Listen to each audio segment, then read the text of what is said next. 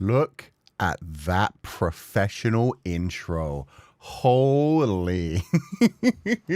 It took us 7 streams of Requiem for Innocence, but I finally got it so that everything changed perfectly. From song to song, the animation was off a little bit. I actually learned how to make the animation end at the right time for the Requiem for Innocence song. Not for the main Fata Morgana song. So unfortunately, we missed the final 20 seconds of the animation. But other than that, that was pretty damn perfect. Good morning, Kuchan. Good morning, everybody. The beginning of the end, yeah. Worst thing is, it didn't even matter. I switched everything perfectly. You heard the music at the tiny bit, and then this scene is silent. So it really didn't matter much. Now we're just sitting in silence, even though I perfectly got rid of all the other clicky sounds, the movement sounds, loaded the game before we switched to this screen. The best laid plans of mice and men often go awry. It is as it is. Today, we're here to finish The House in Fata Morgana, a Requiem for Innocence, a prequel to The House in Fata Morgana, or really just like a retelling from different directions, different perspectives, much deeper. We got to know a lot more about Jacopo, we got to know a lot more about Morgana, and we got to cry all over again throughout their story. We're not in silence, we have Sensei's beautiful voice. Aw, that's a nice way to put it. Thank you. But yeah, if you don't remember where we are, last week we had some nice moments tied in between all the sad moments. We started with Morgana being absolutely destroyed and broken and having just witnessed a massacre. Well, actually, even before that, we started with the Jacopo, like, pondering how much, like, life sucks and everyone sucks and the world sucks and he hates everything. Admitting that he still kind of hoped to see Morgana here or there when he went to see the nun who turned out to be Pauline and not the saintess he was hoping for. Will you stream the side stories too after the ending? Yeah, but not for a while. Next week, I'm going to have a break. When we come back from our break, the Tuesday slot, which is always going to be a... visual novel slot. First, we're going to finish off the demo for Willow Mist, because I'm really interested in that. They've been teasing that, like, fifth love interest that we haven't quite seen yet, the one with the red hair. I saw them post up his character description now, and it's just a whole bunch of question marks mixed in with things. So I was like, okay, I need to understand this. I need to finish this demo. I need to know how hyped I should be for this. But... yeah, after that we're going to do The Hungry Lamb, which is a cute little visual novel full of pain as well, about a man who's been hired, like a mercenary who's been hired to take care of a bunch of little children, traveling them across the Ming Dynasty China, who are possibly going to be sold off for horrific reasons. So that's going to be even more pain. So we have a nice little break. We're going to have the end to Requiem for Innocence this week, cry our eyes out. 1 week off before Christmas. We come back, we do Willow Mist, which will be nice and romantic and cute. And then we're going to dive into more tragedy and angst and pain and suffering. But then we'll come back to, yeah, more side stories. I definitely want to do Reincarnation, which is a fully voiced version of the game after all the characters have been reborn in the modern world. So we'll see if they do actually get a happy ending for once. That would be nice. And we are going to do, like, the side stories. Like, there are some little written stories. I know they have some stories about, like, one of the brothers for sure has a story, like the painter brother, the painting brother. Both, actually, painting and painter brother. And we're going to be doing, like, some of the other, like, there are side stories in Requiem for Innocence as well. Like, when you go back to the main menu, there are 2 more things you can click on. One of them unlocked when we got about halfway through. One of them didn't unlock yet, so it probably unlocks when we finish the full game. So it must be like a post-story kind of thing specifically for Requiem for Innocence. But yeah, we'll be doing all of those. We'll be going through everything that is in the Dreams of the Revenant edition throughout time. I just want to take little breaks here or there just to spread it out a little bit. Play some other visual novels and, yeah, give a break from all the suffering. And yes, we did see that Date with Death is getting a sequel. I talked about that extensively on my last video, so if you want to see me talk about that, you could literally watch the first 20 minutes of the Willow Mist Emporium demo VOD that I did. We played Willow Mist for like 6 hours. The first 20 minutes was just me gushing about how much I love 2.5 Studios, as well as the fact that they just announced a Date with Death sequel. I'm very excited for it. They also, if you're part of the Patreon, you can play the demo already. I don't know how much time they have up on the demo, but yeah, if you're part of the Patreon, they have slowly like updating the demo until it like properly releases publicly for everyone. But they've been releasing like a little bit and a little bit, just like building up the demo for the official release. So if you want to get ahead on that and see what a Date with Death 2 is going to be like, go join their Patreon. You also get a lot of fun, spicy art and a lot of behind-the-scenes stuff. Hello, Kuchan. Have a nice day. Thank you, 60 Leung. I'm going to have a wonderful day. We're going to cry our eyes out. It's going to be emotional, but it's going to be fun. It's going to be fun. You should definitely finish all the side stories before Reincarnation, since some side stories are very important for some characters. I figured. I'm hoping in Reincarnation we get some mentions of some of the extended cast characters as well. Obviously, the main characters, the ones who are trapped in the cycle of the Reincarnation, are most important. But I would like to think that if these characters have been reborn, like, it would be nice to hear that, like, maybe Michelle's family was a bit less toxic in the real world with like modern psychology and understandings of things would be great. Things like that. Things like Yukimasa, we've got other things. Kuchan, the DVR is on. No, it isn't. It was on for like the first 30 seconds of the stream. So if you press refresh, it'll be gone. But it's fine. Honestly, if DVR is ever left on again, people don't need to keep reminding me. It's fine. If people want to rewind, they can. It'll just be their own confusion. And if I notice a bunch of people are out of time on the stream, I'll just be like, huh, I must have left DVR. Because that's the only thing that really worries me about DVR is when there is suddenly a bunch of people talking about things that happened hours and hours ago, and I'm like, wait, what? That's wrong. So yeah, we'll be fine. But thank you guys for always letting me know when it is on. But yeah, I turned it off within 30 seconds of starting the stream, so it's just doing its thing. Oh, good morning, Koo. The AI summary said we're congratulating you for becoming a professional streamer. I haven't seen the AI thing for a long time. I thought they got rid of that. I thought they stopped doing it. It hasn't been appearing for me. But no, it's just because I had a very professional was what came out of my mouth. Professional transition this morning. Anyway, we're going to get into the house in Fata Morgana.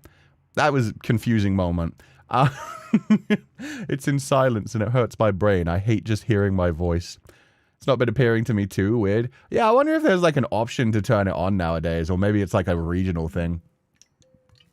But I haven't seen it since I started streaming, so interesting. I'm glad that other people are still getting it. But yeah, we had a professional streamer moment this morning. It was so professional.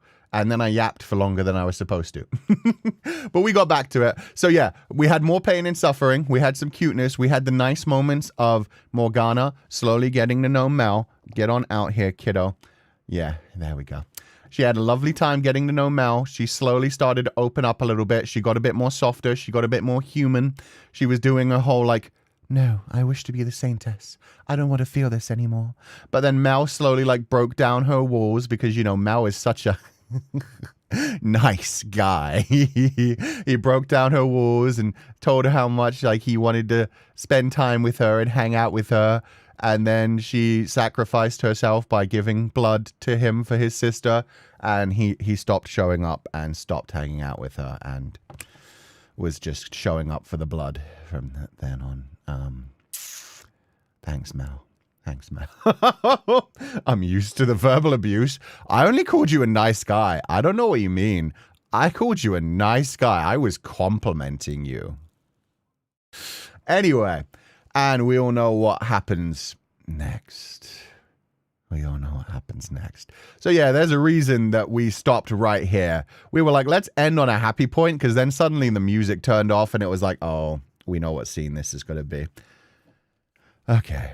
A nice guy, TM. Yeah, a nice guy. With caveats. A nice guy who's doing his best. A nice guy who has flaws. Let's put it that way. He's a nice kid. He's a nice boy. he's genuinely doing his best. Oh, God. Okay. Prepare for pain, everybody. I think it's going to kick off real hard, real quick. Gloomy day after gloomy day passed.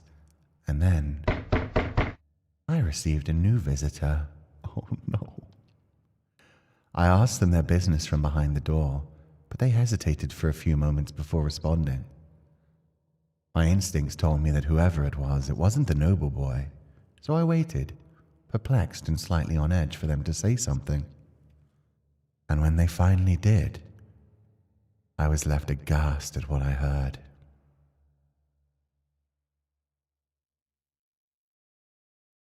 Are you the witch with the miracle blood?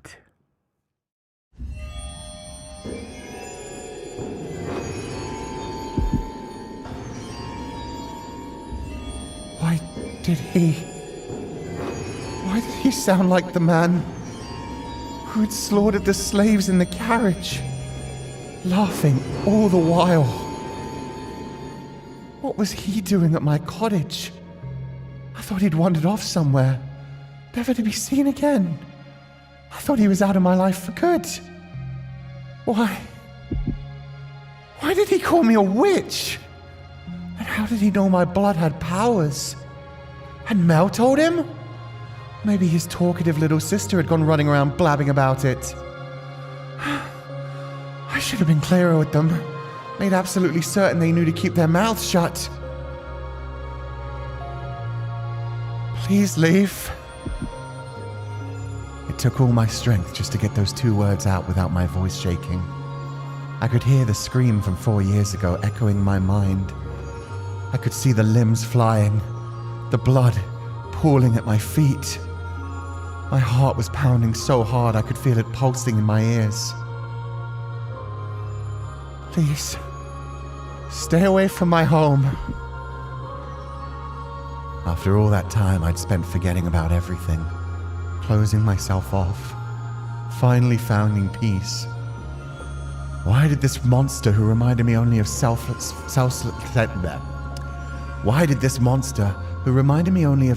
violence and death have to come back into my world? I never wanted to go through anything like that again. I am in need of your blood. Could you not spare a little? I have nothing to spare for a man like you. My blood is only for the sick and needy. So please, go away. Stay away from me. I'm begging you. Get away from this place. You're a murderer. I want nothing to do with you. So please, just go away. As you say.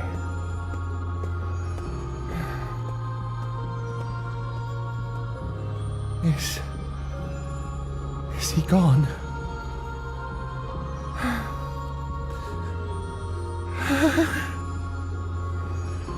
Oh, thank heavens.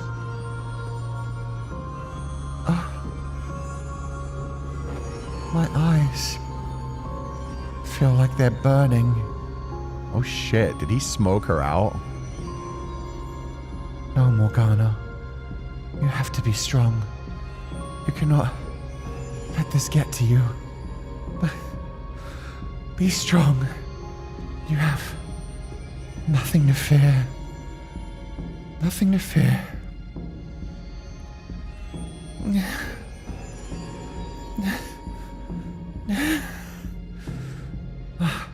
No. Stop. Fight it back.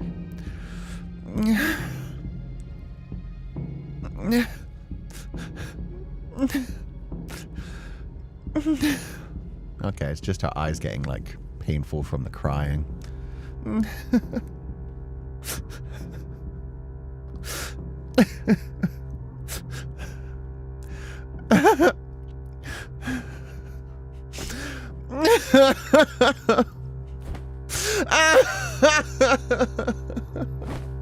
I had sworn never to cry again, but the moment fear released its grip in me, everything that had built up came pouring out in a hot stream. Tears soaked my face.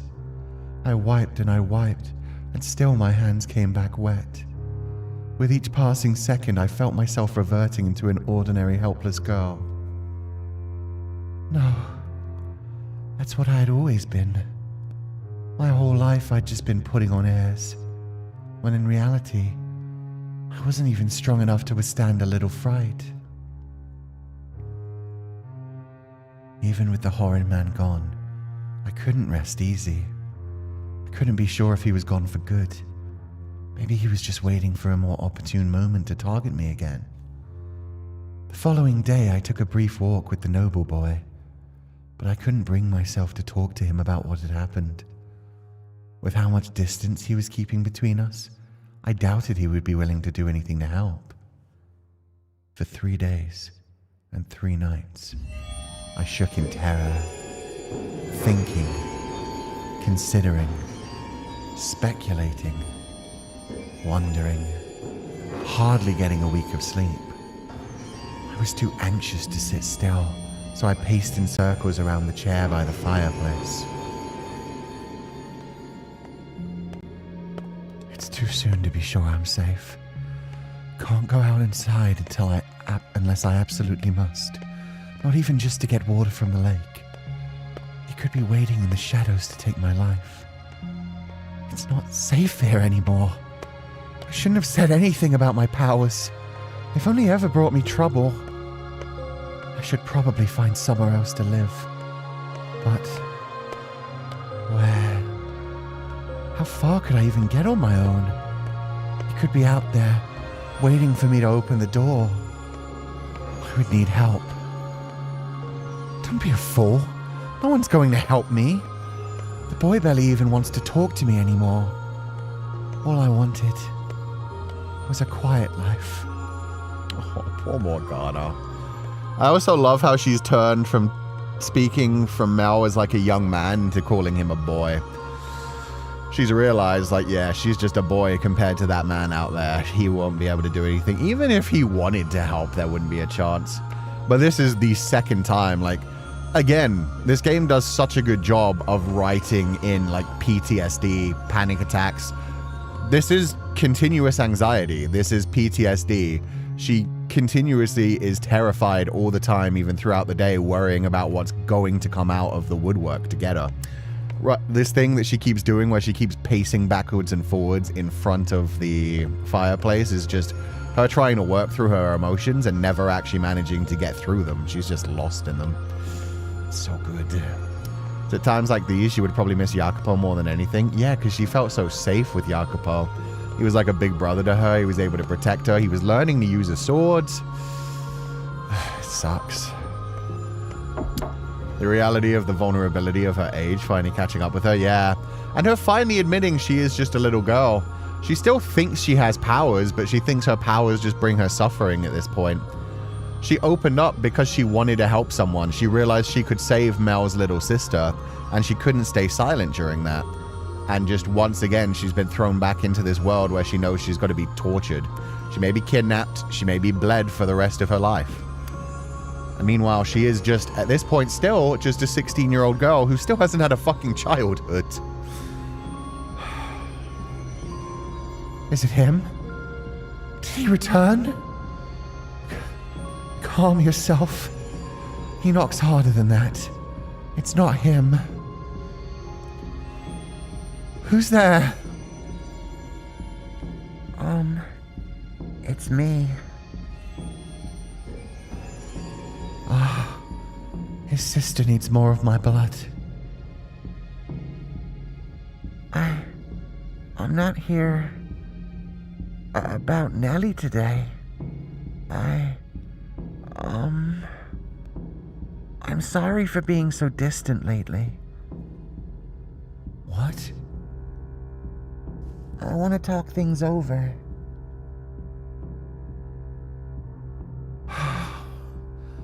He's finally reconsidered. If he can treat me like a friend again, then maybe I could ask him. I want to talk to you too. I opened the door without a second thought. I let my guard drop. Because in my mind, the flaxen-haired boy briefly took the place of the slave man from the brothel.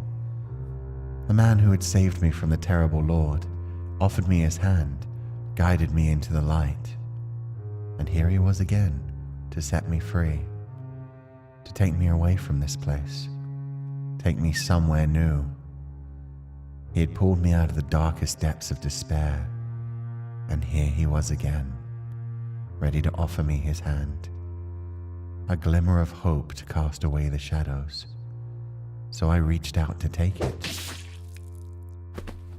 and my arm went tumbling to the ground, my hope following not far behind. What?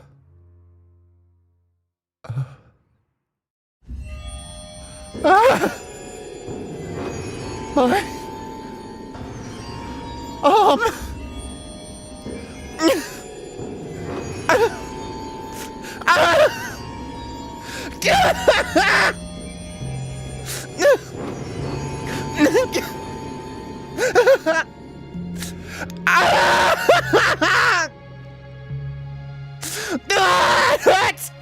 Kill me, please! Oh God, this isn't real! Please make it stop! Please make it stop! Take it. That's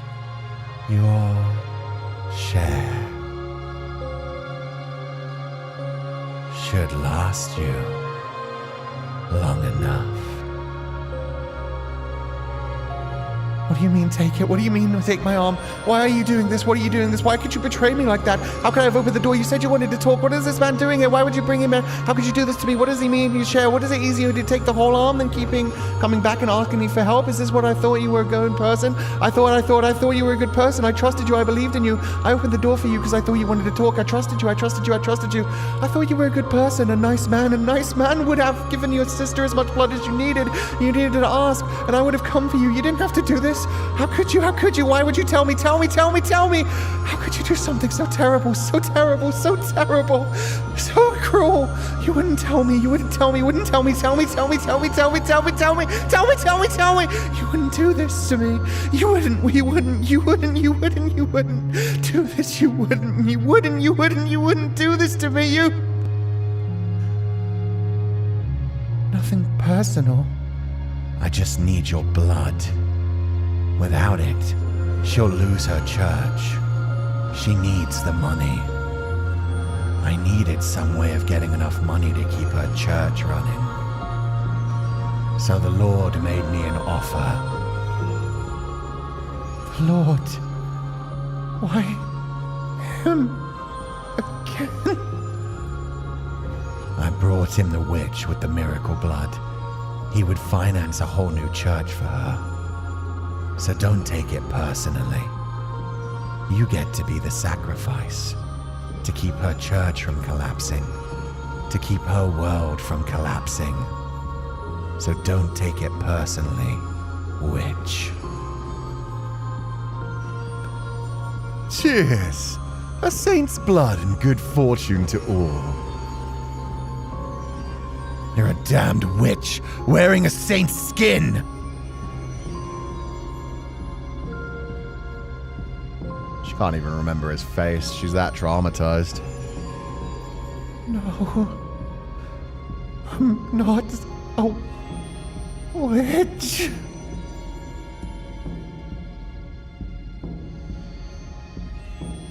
After cutting off my left arm, the strange-looking man stuffed me into a sack and tied me up and threw me over his shoulder and carried me away somewhere. And while he was walking, he muttered at me over his shoulder, explaining where we were going. Apparently a new church run by someone called the Saintess, and she was going to give my blood to patrons of the church, saying it was some kind of miracle elixir. But what was this nameless nun doing calling herself a saintess when I was the real saint? And why did I have to be the witch sacrificed for her sake? It didn't make any sense. Most of all, why was the Lord involved? Why did that vicious, cruel, horrible, miserable man have to come back in my life? Why couldn't he just leave me alone? Was that really so hard? Why? He already had his way with me, had his terrible banquets, his blood sabbats already did more than he needed with my blood. Hadn't he already had enough? Did he found out it had real powers and so he decided to come back for more? Was that it? He could have just called me the Saintess instead of her. He didn't have to make me into a witch. Oh, it's because of my face, isn't it? He wanted a pretty face to put on his brand new church, not an ugly scarred face like mine, but that's all. She's just pretty. I can perform miracles, but I'm here with my arm cut off and stuffed in a bag. Even slaves are treated better than this. All I wanted was a quiet life, but I have this power, so I just wanted to use it to help, that's all. Oh, Father, your try was too great. I cannot bear it any. I wasn't born to spend my whole life suffering. That was, again, a great way to, write out all of that anxiety coming to a crash as well.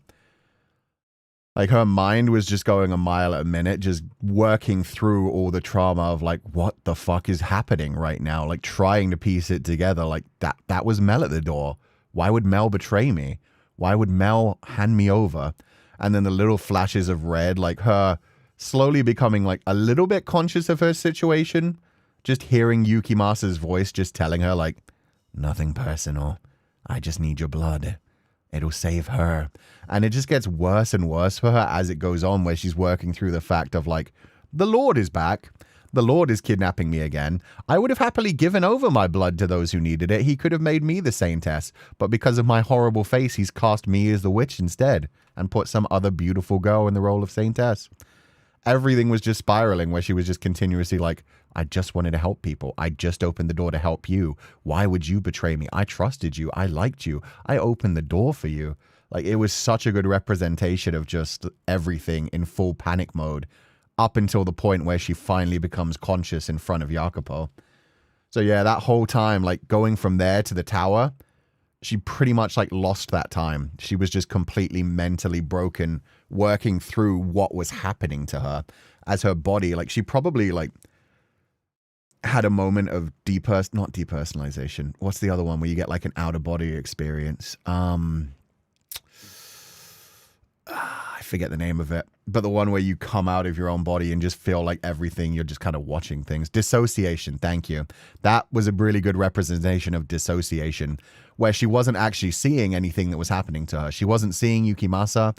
She wasn't feeling herself getting stuffed into the bag. She wasn't feeling anything else. She was just vaguely hearing things and just connecting things in her brain of like, oh, this is what's happening. That's what's happening. So she really has just like given up at this point. She's just suffering. She doesn't even recognize Jacopo anymore in her perspective. It's just the Lord. Yeah, because she can't even remember what the Lord looks like. And they represented that in a really good way as well, where she could remember all of her pain. She could remember all of her suffering.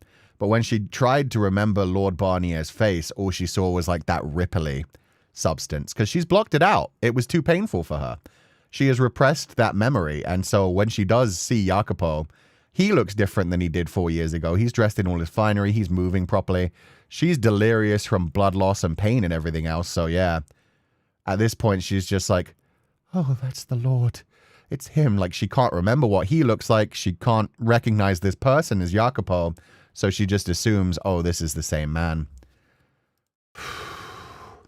I don't know if her not recognizing Jacopo is better or not. I suppose it's got to feel worse if she realizes that Jacopo is the new Lord.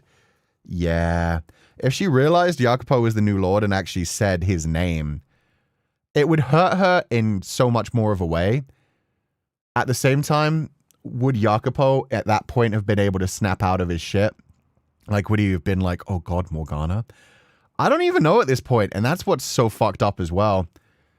Like, her not recognizing him as Jacopo and just calling her Barnier, calling her the Lord, kind of gave him an excuse to slip out of responsibility at that point.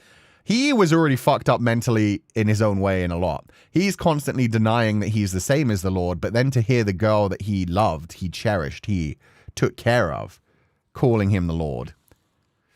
Like, yeah, he's dealing with a lot of his own mental issues, but that really gave him a moment of just being like, that's right, I am just the Lord. This is what I've decided to do. She's practically already dead anyway. We might as well just get the blood we need out of her. It's too late. Whereas if she had actually been like, Jacopo, you're the Lord? You're the one who did this to me? I don't know what his reaction would be there. I don't know if that would like continue the same thing where he'd cloak himself in it and be like, yeah, I did this to you. This was my choice. Or if he'd like actually realize like, oh God, Morgana, I'm so sorry. So I just noticed that Mel was loud in this memory of Door 8 because Morgana's thoughts were so loud. She doesn't know Mel did. Did what? Mel was loud in this memory. He wasn't really loud. He was still quiet. It was only Yukimasa was loud. Yukimasa was like the red text that cut through everything else. Everything else was just her thoughts, like her working through, like, why would you do this to me? And like, I opened the door for you and you wouldn't do that. That's the worst thing. Seeing her try to deny it in her mind as well with the like, you wouldn't do this to me. You're a good person. You wouldn't. Like, oh, it's so fucked up. Yukimasa trying to rationally explain this situation to somebody already losing their mind and terrified shows he has logical sympathy, but zero empathy.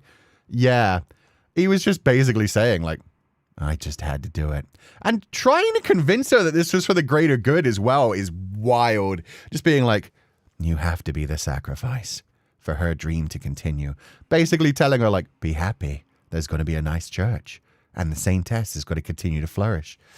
Ugh. Meanwhile, she's sitting there as somebody who's actually been called a Saintess, who actually believes herself the child of God and has done nothing but try to help everybody else, being used as the sacrifice. In a way, it's a blessing. She can't tell Barnier and Jacopo apart. She's already over the edge, realizing it's Jacopo would be even more awful. I don't know what that would do to her at that point. She would probably take any lie at that point just to get out of that situation, which is even sadder. Like, if she recognized him as Jacopo, she probably would have been like, Jacopo, you came for me. Are we getting out of it? Like, that's the saddest thing. Ugh. And then he would have had the option to just be like, yeah, Morgana, I'm here to save you. She would have figured out eventually, but she probably would have if she had seen Jacopo. Because they wrote that so well as well. The fact that she was just desperate for anyone to save her. Her just being like, and I opened the door immediately because I was reminded of the slave boy who had already saved me once. I reached out my arm to that glimmer of hope. Ah, God, it's so good. She wanted Jacopo to come save her. And now she actually sees Jacopo and she can't even recognize him because of what he's doing. Dissociation and her coming back to her body, remembering that she was called a witch. Yeah. Also partly added with like the blood loss. So probably like physically barely able to be there as well. Jimmy is right. You keep trying to really explain it to her and how they will use her blood, and that means that she is like the Saintess, but in hiding. Yeah, and her rationalizing it in her own mind and being like, I am the Saintess. I'm the one with the miracle blood. They're just going to use me.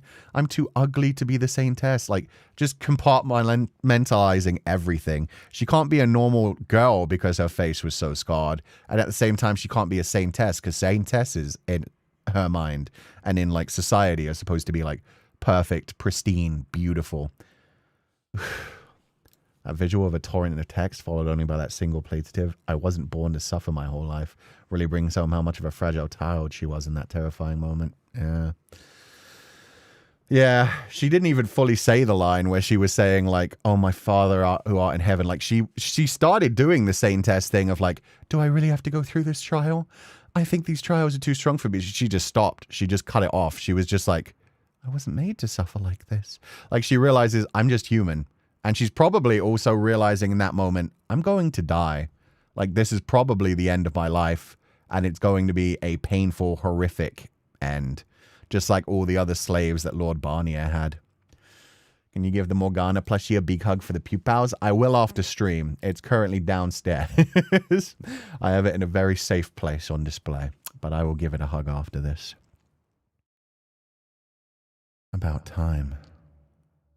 There's your witch. Tell me you didn't harm her, dog. I smell blood. You only instructed me not to kill her. Mistakes were made. Limbs were lost. I cleaned up all the blood I got on me. No one suspected anything. And you were able to immediately recognize it as the smell of blood says quite a bit, Lord. You have killed before then, haven't you? Enough yapping. She is alive, yes. Of course. So this is just the exact opposite side of that. Yukimasa, you blasted. I know, right? Him just being like, mistakes were made, limbs were lost. Meanwhile, there was no mistake made whatsoever. She opened the door and he immediately sliced her arm off. He made that conscious decision. He was like, this is the easiest way to give Mel some blood of the Saintess. And at the same time, it'll make her know that I mean business and take down one of her defenses. Ugh.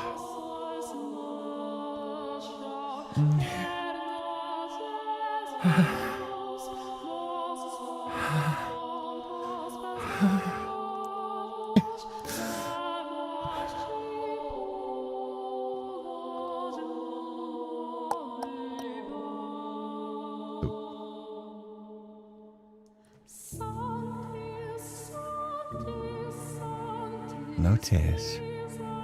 Now that's a good girl. It simply wouldn't be the same if you cried and blubbered like a lowly slave or a whore. Dignified and saintly. That's what I need you to be.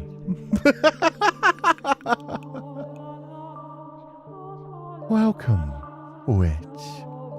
We'll be giving your blood to all my people now, not only me.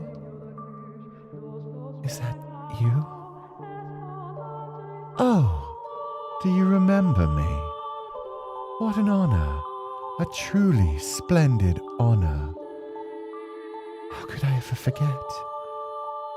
How could I ever forget? All the pain and humiliation you put me through. How could I ever forget the blood sabbats you so loved to hold? Haven't had enough, have you? Leaving scars on every inch of my body wasn't enough for you. You haven't had your fill of my blood. I'm thrilled to know the great saint remembers the lavish parties I threw for her. I take it they left quite an impression then. You're the man who bound me, cut me up, called me a witch, and then tried to kill me. I haven't forgotten you even for a moment. That's splendid to hear. I'm sure you tried so very hard to cast my memory aside, but you never could. Could you? And you know what that means? That the scars I left all over you run deeper than anything else you've ever experienced. Look at that face, so twisted and hideous. I bet you loathe me, but you'll never be able to forgive me. I don't care how much my father preaches forgiveness. That's the one thing you'll never get from me. I promise you with all my soul, I revile you with every fiber of my being. For every scar you gave me, I give you a lifetime of hatred. Never, you'll never have my forgiveness. This man, the Lord, he destroyed me, mind and body. This man ruined my life.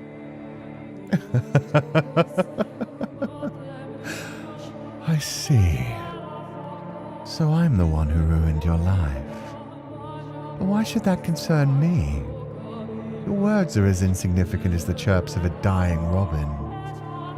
Scream and shout until your throat gets sore.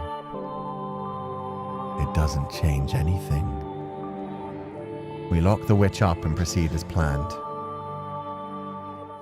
Oh, I love that. The way it finally turned back into Jacopo at the end, we got his actual words.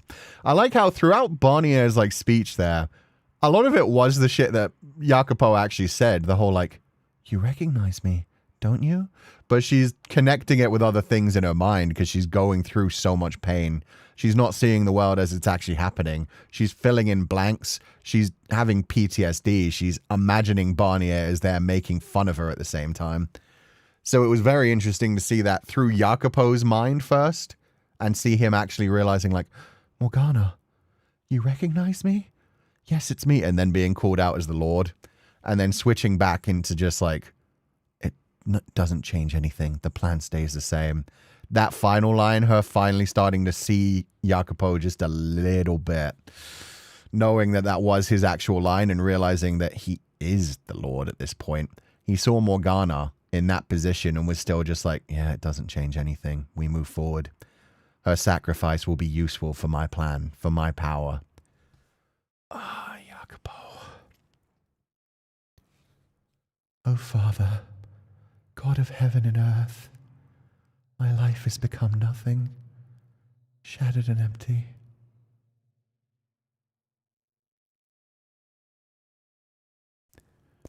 And meanwhile, Jacopo is living it up as the Lord of the Manor. Good day, Lord Barnier. I'm not hungry. I need some time to rest, so don't bother me. Yes, sir. And make sure everyone knows. Let us stay away from my room. By your command, my lord.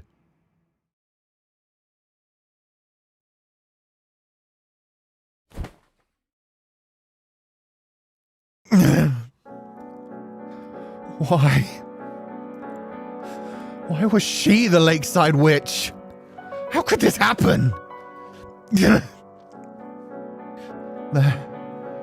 must be something I can do. Some way to fix this. No. Don't fool yourself, you damn buffoon. There's no fixing that. Her arm's been cut off. Her mind broken. If only that Far Eastern dog hadn't been such a damn idiot. And she might be in proper shape. Fucking fuck! I'm the one who gave the order. There you go. Yeah, okay. I was going to wait until the end of this, but yeah, perfect, Jacopo. You are the one who did this. And you could still set her free. You don't have to torture her for the rest of her remaining life. You could try to save her. I'm the one who gave the order. The only one to blame for this is me. I can spend all goddamn day regretting it, but there's no taking back what's already been done. Ugh! God damn it! What the hell am I supposed to do? What can I do? I could set her free. And a doctor. Yes, find a good doctor. There's no getting her arm back, but he could at least patch her up. This is all my fault. So I'll do right by her. Look after her myself. Make sure she's taken care of for the rest of her life. Are you out of your mind, Jacopo? Why would she ever want to stay with you? Ugh, damn it. I can't even stay focused. Gah! What is there to think about, boy? You already know what you must do. Get out of here, spirit! When will you learn your damn lesson and just stay dead, damn it? The last thing I need is a pathetic ghost constantly sticking its nose in my business. Strong words from the man who can't even keep his head in the presence of said pathetic ghost. Gah! The answer's plain as day, boy. You proceed exactly as planned. Make witch's blood into a miracle elixir and distribute it at the church. You'll take in tithes, as well as winning the people's favor for supporting their new, beloved church. It's a fine scheme. I'm impressed you came up with it, boy. Silence! That was before I knew she was the witch. What does it matter? The girl's going to be dead soon regardless. Progress and growth, it always comes at a price. You need simply accept that the price has already been paid. Tell me, is the girl worth throwing the entire venture aside, knowing you'll lose all the goodwill you made to gain from it and more? She's Morgana's. She's my... A child could tell you which has more value. You bear the weight of the entire land, boy. Don't try to cast that aside because you killed one little girl. She isn't dead. She's still... Surely you can't call that living. She's not. She is. And you killed her. I did not! There's no turning back. Why are you so upset about this, boy? Countless slaves have perished at your command. You had the slum rats who tried to bite you slaughtered. And only now are you concerned about another's life?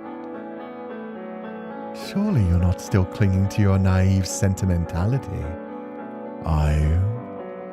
Oh, but she's different from those disposable sacks of flesh. She's dear to me. We have so many wonderful memories together. I love her. Enough! You've come too far to step down from the throne. No matter how much you may have cared for the girl before, it's out of the question now. You cannot have her. When a nobleman marries, it is for political purposes, be it connections, resources, appearances. Always something to gain. Taking a nameless peasant girl will make you the laughingstock of the land. So lock her up and drain her until there's nothing left. Shut your damn mouth, accursed spirit! You don't have any idea what you're talking about. You don't know the first thing about how I feel for her. The things we've shared. Wait a minute. What's going on? How the hell do you know any of that? Took you long enough, boy. How did I not realize? You were never the kind of man To speak of progress and growth. That I wasn't. What the hell? What are you? I've already told you. I am the curse known as the Lord of the Land. Or if you need me to put it in simple terms for your simple mind, I am your sickness. You're out of your mind. I'm not sick. I'm not the one who's out of his mind, boy. This is a world of madness and disease, but not of spirits. The throne drives all who sit upon it to madness. Power or sanity, a man can only have one, and all the faster will his grip on his mind slip when he has no one at his side to shield him from his enemies. I am not Jean-Francois Barnier, and there is no way for you to banish this spirit. Your mind is broken, on the verge of collapse, and there's nothing you can do to stop it. No. No. No, no, no, no, no, no. You're lying! My mind is not broken. I am perfectly sane. There's not a grain of madness in me. Tell me, Jacopo, is this the power you always sought? Is this what you spent your day and night fighting to achieve? What? How are you? I thought you wanted power in order to protect those you cared about most. But here you are, using that power to destroy their lives. Or is power the only thing you care about protecting anymore? Shut up. Is that what I took up the blade for all these years ago? Enough. You don't have any place criticizing me. You're just a stupid child with his head in the clouds, who thinks he can become some kind of hero. If you hadn't been so foolish, I wouldn't be in this place at all. You're right. We chose the wrong path, and there's no way for us to get back on the right one any longer. This wasn't what I'd wanted at all. The future I'd dreamed of.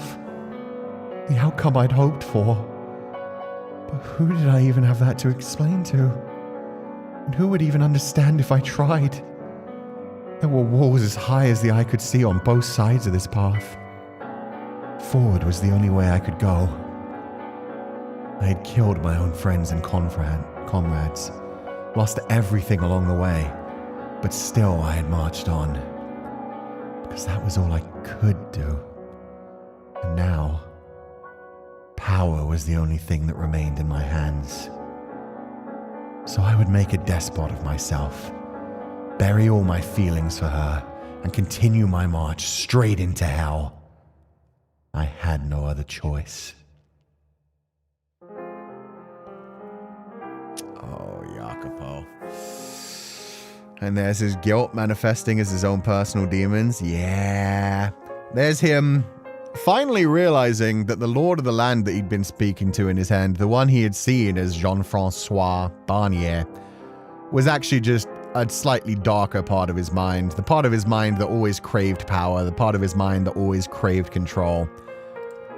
Because of the words that Barnier had said to him, because he had lost Morgana, because he had lost and hurt so much, he invented this new persona and it began to control him. It became him, and he didn't even realize it was a part of himself. He just thought it was a ghost. He just thought it was a spirit haunting him and trying to drive him mad, not realizing the madness was already fucking deep inside him. That's some of the most dangerous words out there. I have no other choice. Yeah. And I love the fact that even Barnier, in his mind, is saying things that he probably shouldn't be fucking thinking about. Because here's the thing. He's not thinking, oh, I've done a horrible thing. I should save her. I should set her free. That's what's crazy here. Even in the best of the best of the best of his intentions at this point, it's not a question of, would I be able to set her free? Would I be able to save her life? That's not what he's thinking. He's thinking, would I be able to marry her? Would I be able to take her as my wife? Barnier is telling him, oh, nobles can't get married for that. You'd never be. Nobles have to marry for this and for that. You could never marry her. Like, that's fucking crazy. That is wild part of his personality, is the fact that he's not thinking, I can save her, I can set her free, I can get her out of here. But rather, I could marry her. I could still have her as mine. I could still have her by my side. I love her after all. Therefore, she should be my wife. She should be beside me. Oof. Just a reflection of himself, his own shadow, if you will, nothing else. Yeah.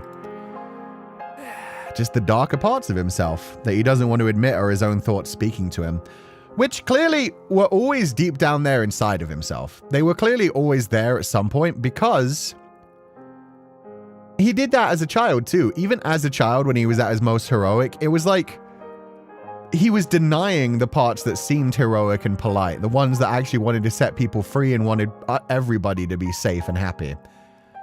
At this point, he's completely smothered those parts of himself, blocked them out, and just decided, I'll become the bad person, but at least it's for the greater good, TM. It's for the greater good of the people so that he stays in power and so that there's no more revolts and so that everybody's happy. Even though he already, like, ransacked the slums, killed everyone, put higher taxes. He's just really securing his own position at this point and keeping a balancing scale to keep his own power and to keep himself alive, essentially. But he's always doing it behind the pretenses and probably behind, like, the belief as well, because he does want everyone to be happy. He just thinks, like, I'm the Lord. I have to do it in this way. I have to stay in power so that I can prevent someone from Lord Barnier taking over. And now he realizes, I'm just like Lord Barnier. He even took his own fucking name and wore his clothes. Wasn't expecting the ghost of his younger self to come in there. I actually got emotional. Yeah, no, that was brilliant. And it was at that point I realized, fuck Kuchan. You fucked yourself by giving Jacopo your own voice. If I'd given him like a more heroic voice, a more like youthful voice for back then, that would have hit so much harder. If it was like, shut up, you don't know a damn thing. Is this really what we wanted, Jacopo? Is this the ending we were going for? That would have been brilliant. But I was like, no, I always had the same voice. Let's just keep it. The ghost of Jaco past. Yes. But yeah, I just love that little moment of realizing, like, even at this point, he's not thinking, I need to set her free. I need her to be happy. He was still thinking of owning Morgana. He was still thinking, I can still get her out of that prison and marry her. I can still set her free into my arms. Like, ugh. It makes me so angry. It makes me so angry. But yeah, I guess it does, like, explain the type of person he is. He is scared of people having free will. He is scared of people, like, part of it is probably also he's scared of losing Morgana. Part of his mind is probably saying, like, if I make her my wife, she'll be safe. Nobody will ever dare touch her again. But then there's already that part. I guess that was his way of saying, like, even if Morgana had stuck around, there would have been other justifications. He probably would have left Morgana in the slums And then when the people went in and attacked the slums, they probably would have wiped Morgana out, just seeing her as in the way and disgusting. And he would have justified that in his own mind as well, as for the greater good, for the sake of like securing his power and making sure that he was in control. Because yeah, he would have just been like, I can't marry her. And she can't just be some random girl living in my palace. Like, oh God. Oof. He wears no mask anymore, no mask at all. It was always just his own face, deforming to a point he only recognized it too late. And wild that both him and Morgana recognize that as well together. Like to imagine the attendant just listening to Jacopo screaming at himself in his room. Oh, 100%. Like rumors are definitely flying by this point. He already like locks himself in his room at the end of every day to eat his food and like screams at ghosts on the daily, so... There's definitely a lot of rumors spreading around this household by now that like, I think the Lord's kind of lost it. Dude is just constantly screaming in his room by himself. Even young Jacopo was quite pragmatic. Yeah. Young Jacopo still had like, there were feelings in him that wanted everyone to be happy, but very much above everything else, it was like, I need myself to be safe. I need my own security. Still very self-centered, even if he thinks he's thinking of how to help her. Exactly. He's thinking of like, oh, maybe I could save her, but she's already lost alarm. That's the thing. He's justifying his actions as in like, it's too far, it's too late. He knows. There's a strong part of him that knows she could still survive. I could get her a doctor. I would not be able to put the arm back on, but she would be able to live. She would be able to continue to survive. But then he's like, well, she'd hate me. Like... she'll never forgive me. I can't keep her by my side. So there's a moment of like, but I've lost her. I've lost her, therefore she's gone. She's expendable. She won't stay by my side when she realizes that I'm the Lord who had her kidnapped and had her arm cut off. Oh, and I love that writing. That writing is fucking incredible. Because it really does, like, it adds like a layer of everything he did while he was young as well. Those moments where we were like, maybe he is just a good boy. Realizing like, well, he always, like, he was scared. He's scared of people having free will. He wouldn't want somebody who, and that was the thing. For him, it was always his dreams. It was always, I'm going to show you the world, Morgana. I'm going to show you everything. Together, we're going to go see places. We're going to look down on people from above. Meanwhile, Morgana was always just thinking to herself, that's not my dream. That's not what I want. Why can't you meet me halfway? Very insecure, very, very insecure. It's somebody who thinks if somebody else has free will, they've got to betray me. And to be fair, he's been betrayed by everybody he saw closest in the world. And it started when he was young. It probably started from, in fact, yeah, no, let's dive into this. That is an attachment issue. That is something that normally forms when you're young, when you can't trust your closest relationships. And he is not certain, but pretty damn sure that he was sold into slavery by his parents. The people who brought him into this world, the people who were supposed to love him and protect him, decided he had a value and his value was a certain number of coins to become a slave. And probably not like a skilled slave either, very much probably just a basic laborer working the fields or something. So he was probably sold for a handful of coppers. And part of him throughout his life has always known that the people who brought me into this world, the people who were supposed to love me, looked at me, saw the value that I had, and deemed me as unworthy. And that set him up for the rest of his life to think, I'm not worthy of love. I'm not worthy of people caring about me. I am not worthy of people actually spending their time with me. The only time I can get people to spend time with me is if I have power. If I can scare away everyone else, and if I can make people want to like me. If I can fool them. Because basically deep down he thinks I'm worthless, I'm a slave, I am useless, I am nothing. And his whole life since that point has been pretending to be a noble, learning how to speak to a noble, wanting to work his way up to becoming a noble, finding his way to becoming Lord, and then still continuously being told by everyone else that he's not good enough. He needs to prove himself. He needs to keep climbing, to keep clawing forward. And that is probably why once he became the Lord, he didn't like try to actually institute change. Well, he did at the beginning, up until Odilon got murdered. He tried a little bit to be like gentle with the people in the slums. but it didn't work out. And then he just saw that as like, oh yeah, no, these people are trash. Because he's also judging himself every time he talks about the people in the slums. He decided these people are trash. They don't deserve anything. I'll just crush them under my heel. If they won't listen to me and understand that I'm trying to do good, just get rid of them. Because they're worthless, just like I was worthless. I was the one who climbed my way out. Therefore, nobody else deserves that. Which happens so much in real life as well when it comes to just like people that grew up poor, that managed to like actually get ahead, that managed to get a decent amount of wealth. They don't like make an easier way for other people to get out of poverty. Instead, they pull up the ladder after them. They secure their own riches. They make sure that they're very secure. And then they're just like, oh, bye guys. Like, I'm good. If you guys were strong enough, you'd be able to do exactly what I did. Perhaps he was just too terrified of Morgana hating him. At least in this way, she keeps hating Barnier.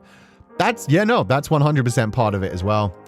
Because, yeah, part of it is definitely like, oh, she would hate me. I can't have her as my wife. I can't have her as my friend. She won't stay around. So, yeah, part of it is like, she's useless to me because I can't control her and she won't stick around. She won't sing with me. She won't bring me joy or happiness anymore.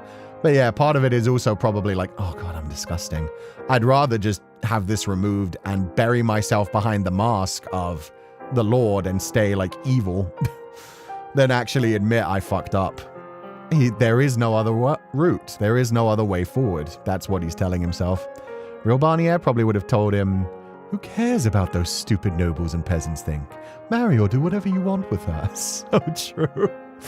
Honestly, maybe not. Maybe he had like some fear of the nobles that are being uprisen against too. Everybody is kind of bound by society. But he liked Jeren. He would have kept Jeren around. But yeah, no, he definitely wouldn't have cared to like keep kicking Jacopo while he was down like this or care about like making sure other people were safe. He's just like, I've got money. The nobles are happy. I'm happy. I just need to find someone like me. Still basically thinking about himself. He wants to be happy with her. Yeah. Here's the kicker. Morgana technically doesn't need him if he set her free and got her help. It's him who can't bear her in his life. It's ultimately out of selfishness. Yeah, and probably because he can't let go of the time they had together, for better or worse. It's both the one thing he uses to justify himself and what ultimately cages Morgana. Yeah. And it makes you wonder, that whole time that he was like... It's so fucking sad. That's the thing. This story shows you characters that want redemption, that want to do good things. In Jacopo, it's like so beautiful. He's constantly spending all of his money to buy these expensive creams to try and fix Morgana's face, to try and make her beautiful again. Deep down, there's part of him that's convincing himself like it's because I want to marry her, and I can't marry a girl who looks like this. Like, it's probably all selfish from the get-go, and at the same time, if she had actually gotten beautiful, would they have gotten married? Would they have been happy? Or, well, we kind of see it in Door 3, don't we? When she is a beautiful young woman with long, beautiful white hair, and he does manage to marry her, and he has all the power that he needs. He's still scrambling for more power. He's still putting her not even like second, third, fourth. Like, she's way down his fucking list of responsibilities. His responsibility is to find a way for him to be secure, rich, affluent, influential. And then it's like, oh, and then I also have my trophy wife over here who I totally want to make happy. It's just, we need to secure our future first. We need more money. We need the railway to be built. We need this and that. And what do you mean she's sneaking out with other men? That's the thing. In that world, she doesn't have the scars. But because she's beautiful, then that adds an extra layer of like, she's so beautiful. She has such a beautiful voice. I love her. Everyone must love her. And therefore, I have to lock her up so nobody else can own her. Ugh, fucking Jacopo. But yeah, throughout it all, there is... Like, this is what I want to say, is there are a lot of people that have issues like this as well, that manage to go to therapy and work through them. So who knows, maybe in the reincarnation world, this will actually work out. But yeah, the man has trust issues. The man has attachment issues. The man has so much. He has confidence issues. He has self-image issues. He does not realize who the fuck he is. And he keeps telling himself like he wants to be this hero and he wants to do this and he wants to make those choices, but does he actually put in the fucking work? Does he actually work in himself to do those things? I don't think it's the idea of Morgana that he likes because of I don't think it's the idea of Morgana that he likes because of everything that comes later. So remember to not jump to hasty conclusions before the story completely ends, guys. Yeah. No, I'm just talking about things from the main game at this point. It's just like, oh, dude. True, they build a stairway out of the corpses and justify it as it's what needed to be done. Yo, what's up, Griffith?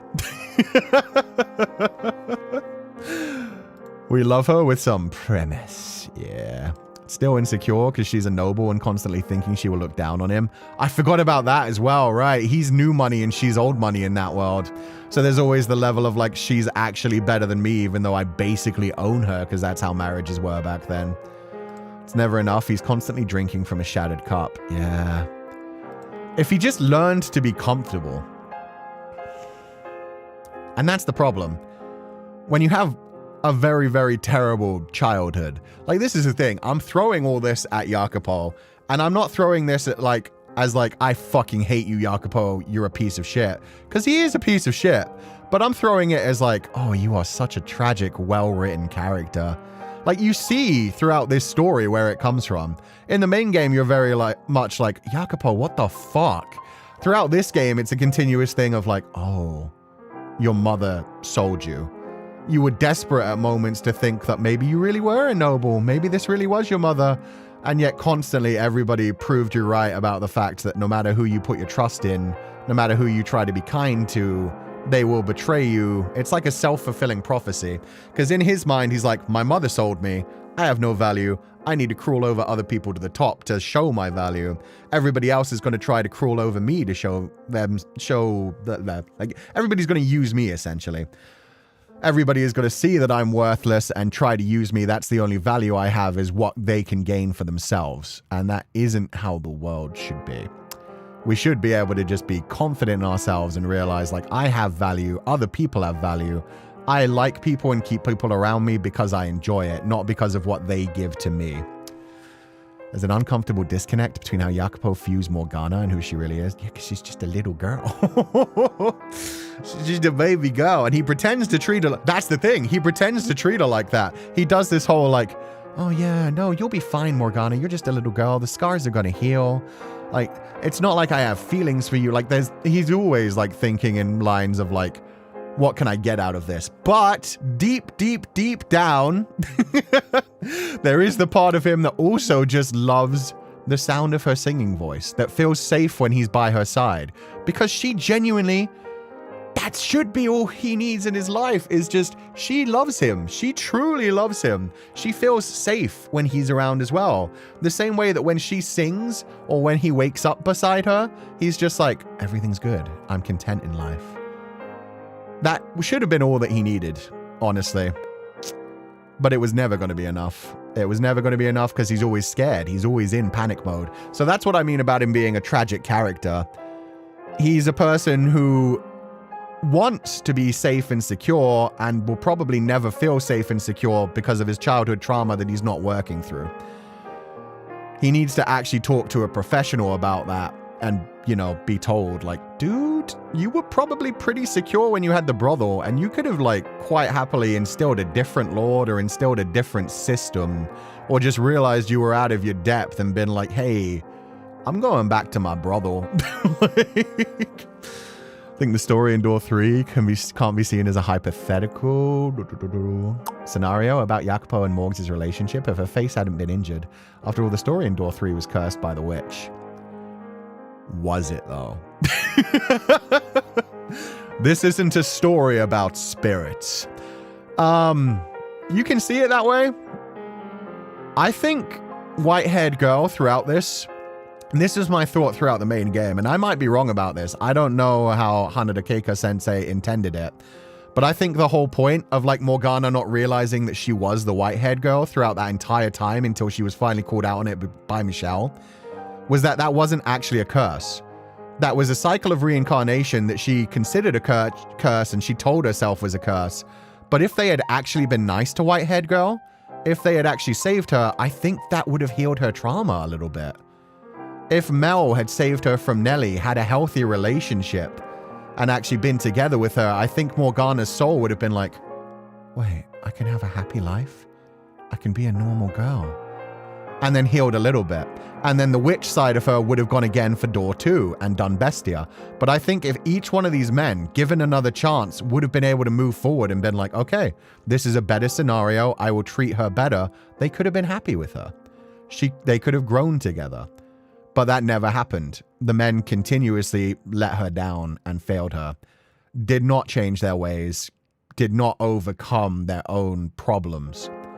And therefore she suffered because of their actions again and again and again. And she saw it as her curse upon them. But deep down, there was a part of her that wanted to believe there could have been a happy ending in a different light. So yeah, I get what you mean about it like being influenced by the witch's curse. But at the same time, I don't think she was influencing it as in actually giving them bad luck. I think it was all their own actions. I think there was a part of her, since she self-inserted herself as the white-haired girl, but was trying to convince herself that, no, that wasn't her. That was Michelle. That was Michelle's soul being reused. No, that was her. That was her self-inserting into fan fiction and being like, maybe it could have been happier. Maybe we could have had a happy life.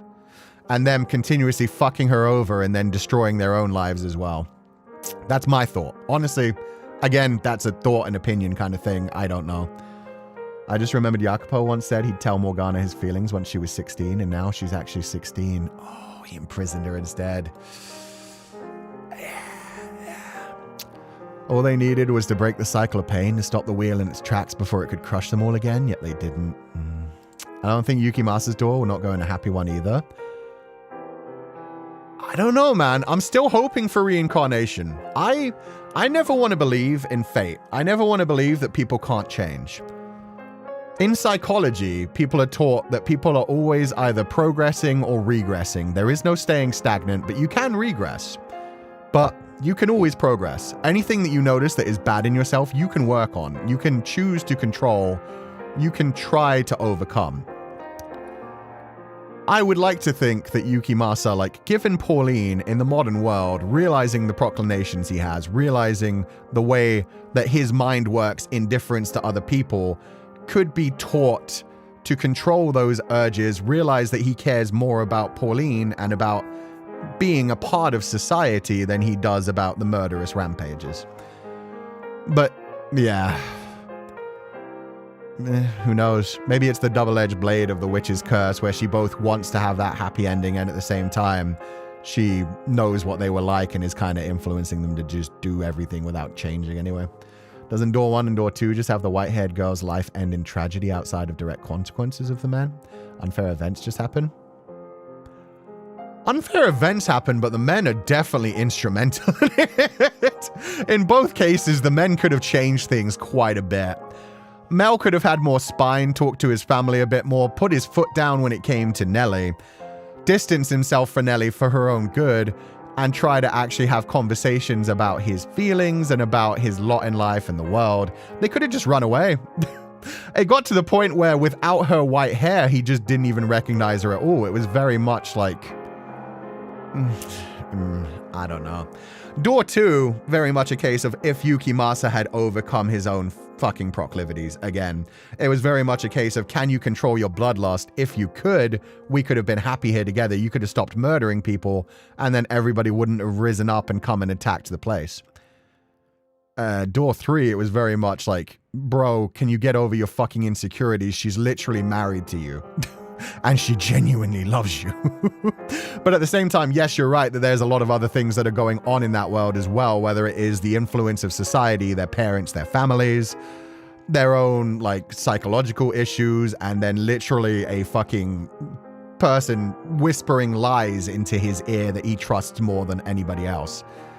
So there's a lot going on in each of those ones, but ultimately it is the fact that they had another chance. And it went pretty much the same. Yukimasa has all the balls. Yeah, Mel has no balls. Yukimasa has all the balls.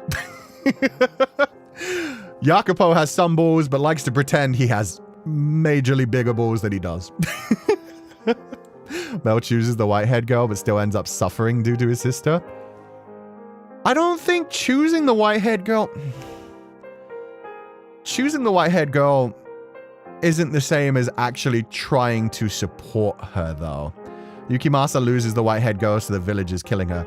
Yeah, but again, that's because even while stuff was going on, he was still murdering people, and he ended up straight up killing somebody that he loved.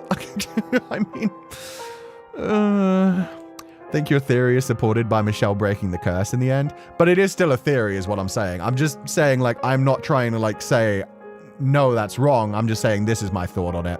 Because, yeah, it's up to each person. But, yeah, with Mel, you know, he needed to have conversations with his sister, too. The whole thing in this timeline is he straight up decides, like, oh, Yukimasa is possibly going to hurt my sister.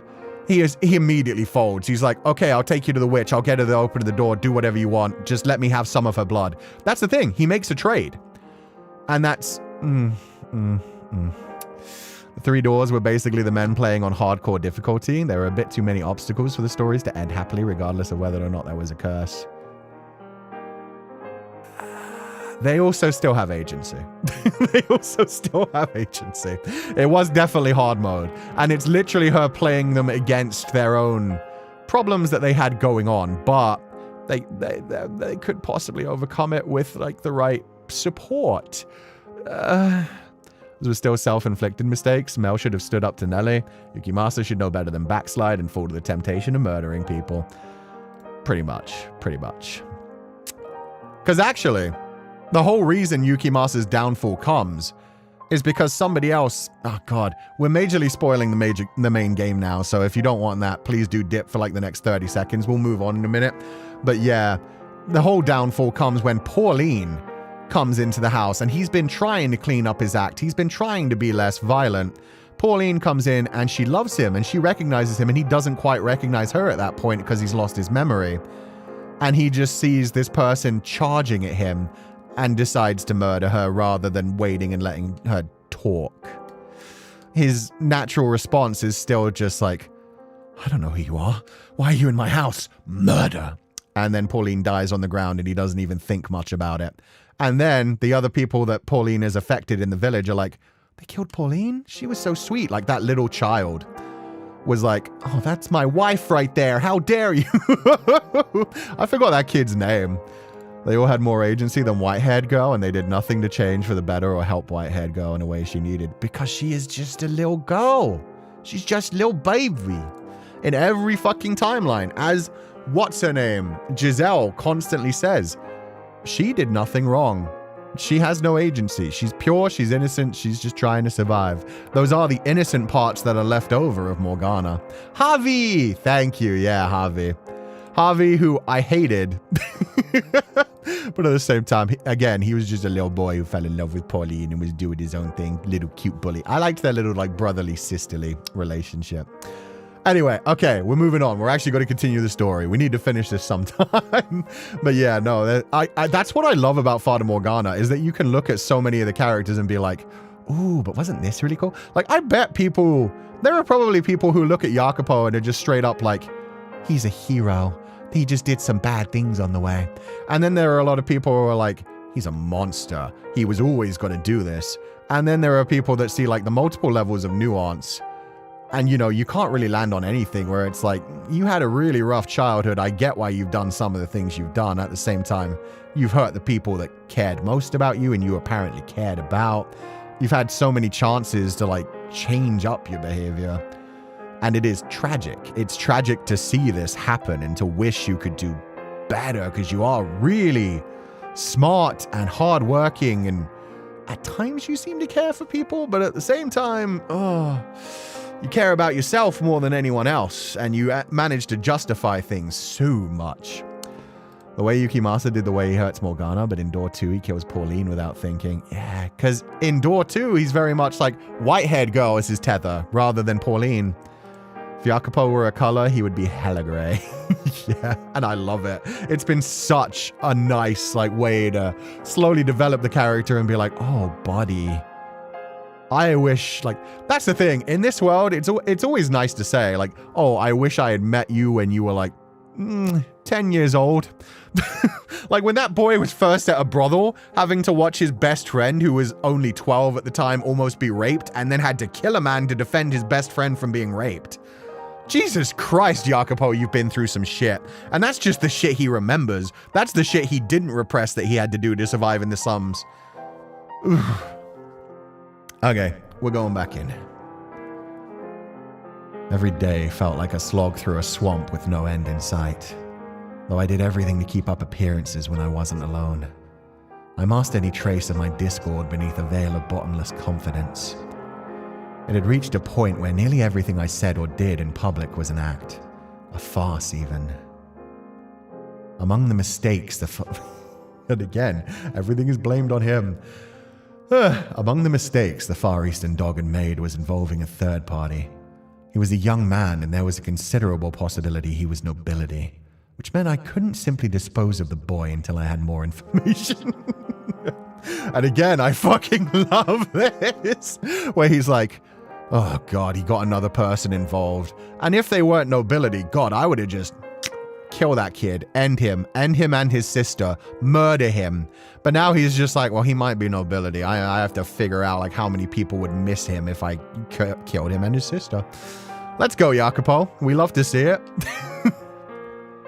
Between that and his decision to cut off Morgana's arm, I was looking like quite a fool for thinking I could tame a beast.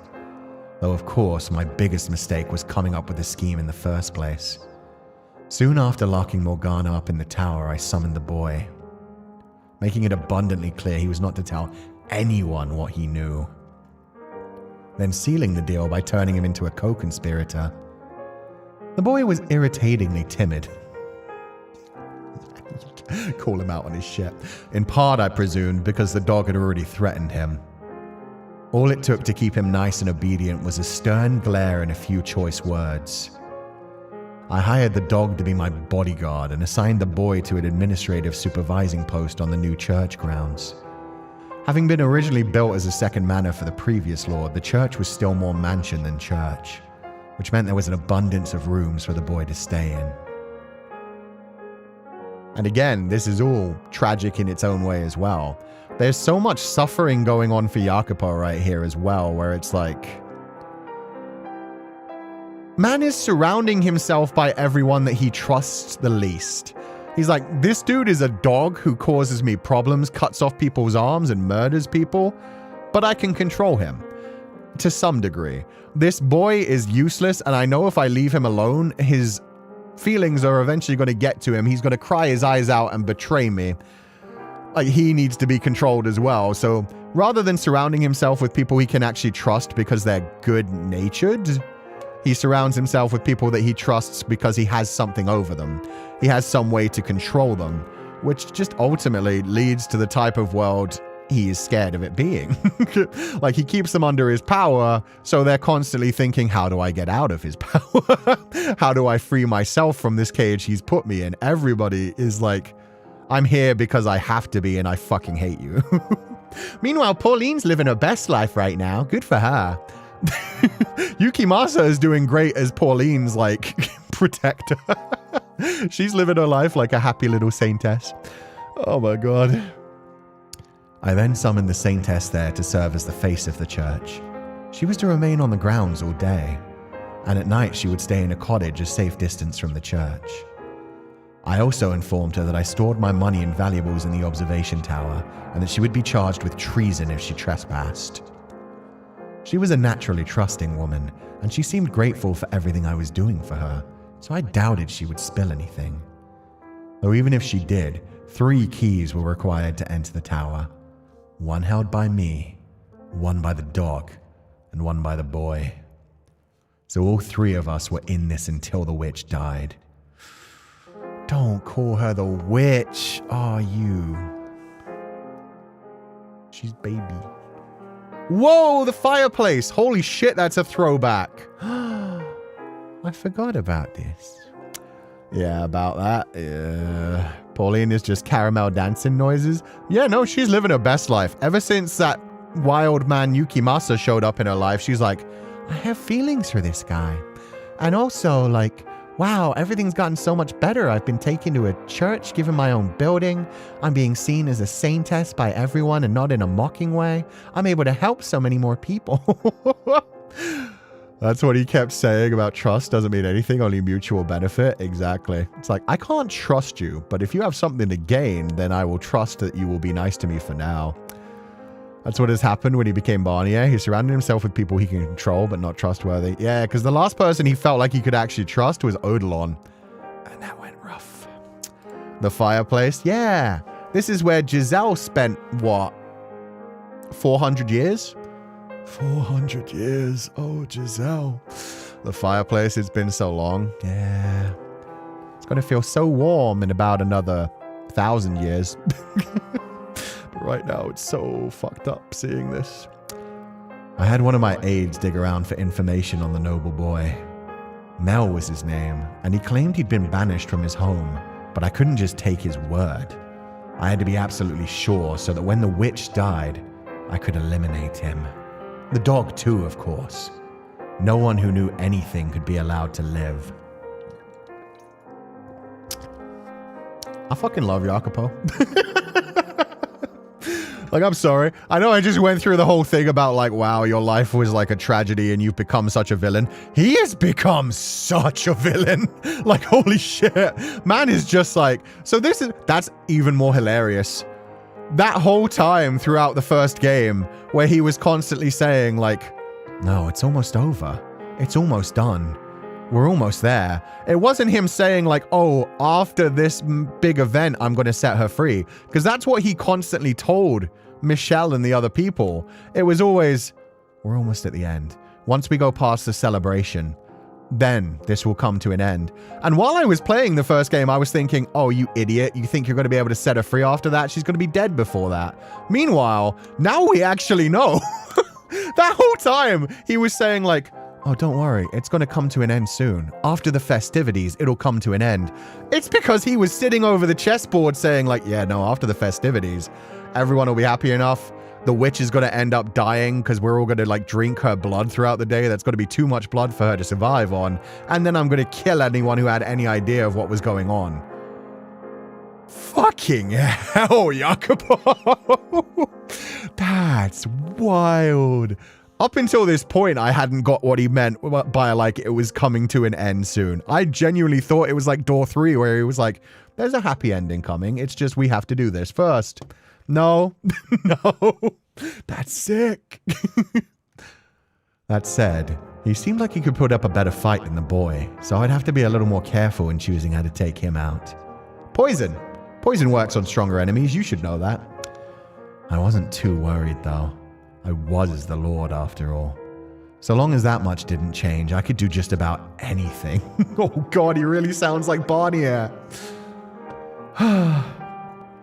Do you think Yukimasa also had a hunch that the Lord would try to kill him when Morgana dies? 100%. That's why that's why Yukimasa is having so much fun with this. Every moment throughout this, Yukimasa is sizing him up. That's why he's grinning at him and being like, oh Lord, you know the smell of blood, do you? You really are a killer, aren't you? Like this whole time, Yukimasa is just finding this entertaining. It's like, he's gonna try and kill me eventually. And when he does, I'll cut his head off. Like, Yukimasa is 100% aware, like, this is good for Pauline now. And when it goes bad for Pauline, I will kill everyone I have to save Pauline. And die if I have to. Like, man doesn't care. Man is just like, this is entertaining. This is a good time. The three men had to be visiting her regularly to get her blood. Jacopo is just 100% blocking it out of his mind. Never partakes in the blood himself, does he? It's like the entire city is the belly. He doesn't drink the blood, though. That's correct. He does not drink the blood himself, for sure. But yeah, he has to be one of the three people to unlock the door. I doubt he even goes upstairs in case she ever did recognize him and that would completely destroy him. I don't know that for sure, but I imagine, like, yeah, he probably gets Mel to do it because that makes Mel a co-conspirator and it, like, puts strain on Mel. Plus, he probably couldn't trust Yukimasa to drain the blood, thinking that he may go too far and kill her. Mel is like the one who would probably be easiest to drain her blood and like make it safe. He probably unlocks the door and stays near the bottom. Yukimasa and Mel go upstairs and Mel is probably the one who actually drains her. I don't know that, but that's as fucked up as it is to say, that's what I would do. Like, that's the logical conclusion in my fucked up part of my brain that's like, how would I do this? It's like, you can't yet Yukimasa take the blood. He may end up slicing off another arm. If anything, Yukimasa considers it an absolute win. Yeah. Sizing him up. There we go again with toxic yaoi roleplay. Yeah, I can see it now. Especially with the dog thing. He's chomping at the bit for an excuse to spill Yakupo's blood. 100%. Seriously, Yukimasa and Barnier would have gotten along so well. Once we started distributing the miracle elixir, the church's following grew far quicker than I had expected.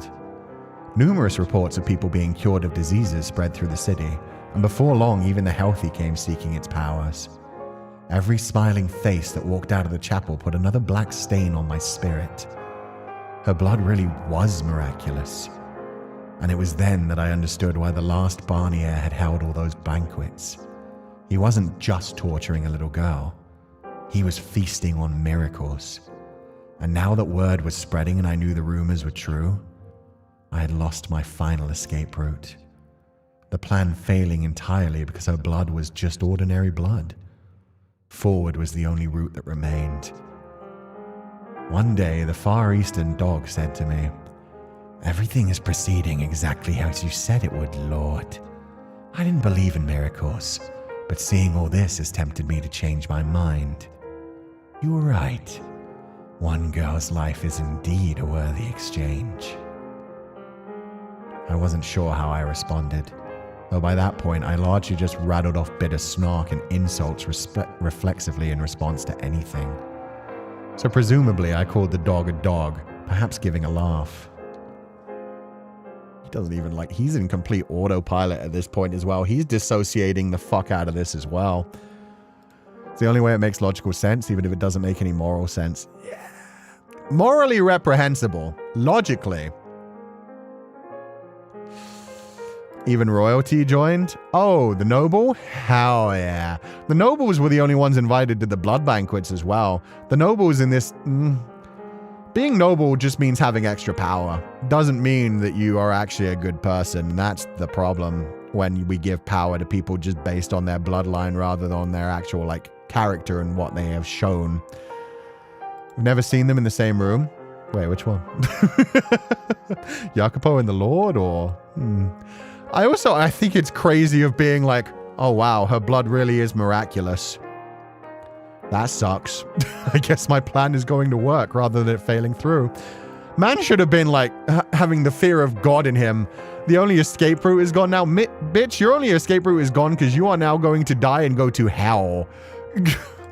Yukimasa try and have a nice sociopathic chat and Jacopo just icing about. I know, right? Play with him properly. Yuki's trying to have some fun here. Meanwhile, Jacopo ain't taking it seriously. It must be boring. It's like when Batman never speaks back to Joker. Most nights, I could no longer sleep without the aid of alcohol. I was pretty sure none of it was poisoned, but I spent a lot of time throwing it back up regardless. Hey, he doesn't make the dog drink the alcohol. Let's go. Oof, and he's getting drunk to the point of throwing up every night. My dude. Barnier's cackling echoed in my chambers. The world twisted and contorted. Quite frankly, I was considering taking my own life, but I wouldn't let myself run away from what I had done, what I was doing to her. If you had taken your own life, she might have been free. I love how he is still spinning it as oh, woe is me. Oh, I wouldn't let myself escape from this, so I kept drinking and living and making her bleed. I couldn't possibly escape by taking my own life and possibly ending this evil fuckery that I'm doing. His lamenting her blood is actually miraculous because he will have to use her. Yeah, I know, right? Rather than being wow, you have miracle blood? Miracles exist? Maybe I should change some things up in my life. Is the dog still around? I think so. Treating the dog better than her at this point? Yeah. Means he doesn't care much about getting poisoned anymore, huh? Yeah, probably kind of like the way that Beowulf was by the end of his life, where it was just I can't die. Come at me. If I die, I'm going to be happy anyway. I want to be freed from this torment. Please, someone poison me. You kind of be heroic if you take me out at this point. Will she? I think they will still keep her because now everyone knows about her blood. Could be. But I think Mel would break pretty easily. But maybe Yukimasa would kill Mel before he could break. I genuinely don't know what would happen if he would die. But the thing is, there's a chance of things changing if he dies. Ugh. I had said I would continue my march straight down to hell, and that was exactly what I planned to do. Again and again, I repeated to myself, I feel nothing for her. I never loved her. She's just another faceless peasant. I have no memories of my past life. Oof. And I love all the ... dots there just to tell you how much he is suffering through this. How the memories of his past life are hurting him so much because he is not like Yukimasa. That's the wild thing about this. Yukimasa is doing all of this and he's just like, huh, miracles do exist. Sick. This is going to be useful for Pauline. Jacopo's like, my God, what am I doing? I'm hurting a girl that I loved. She treated me so nicely. She was so pure. She was innocent. Her blood's really miraculous. Like, he's suffering so much because he actually does feel this pain. Oof.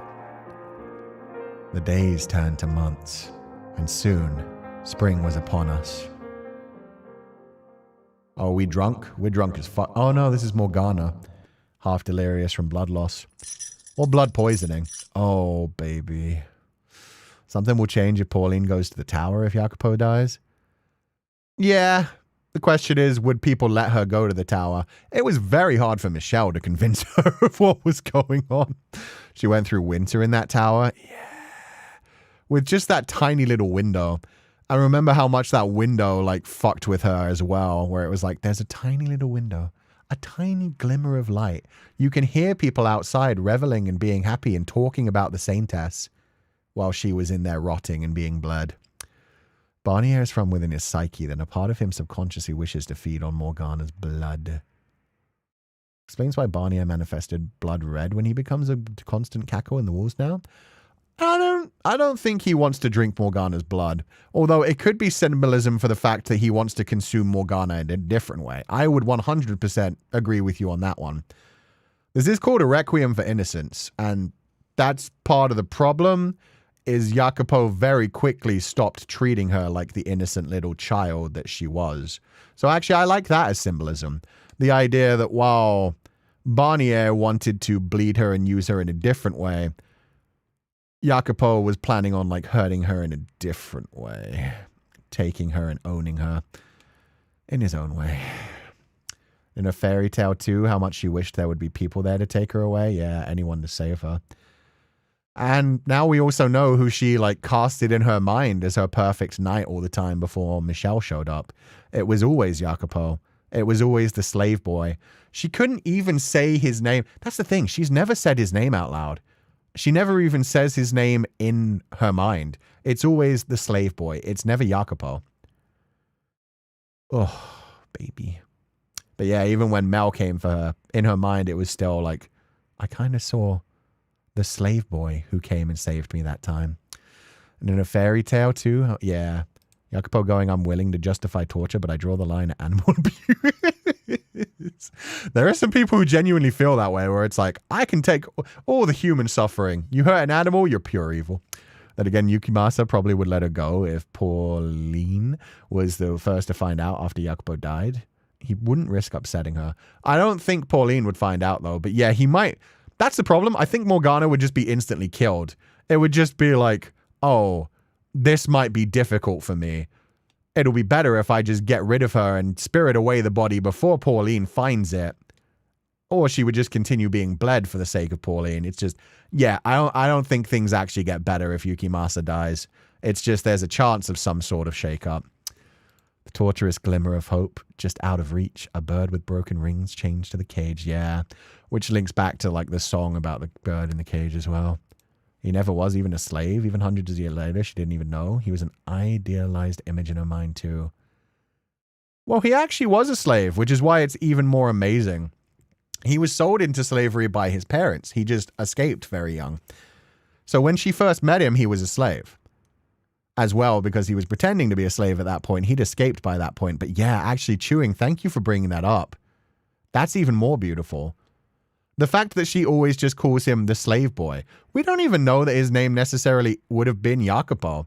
If he was young enough when he was a child that he didn't actually know his name, the slavers might have given him a different name. So maybe that's the reason.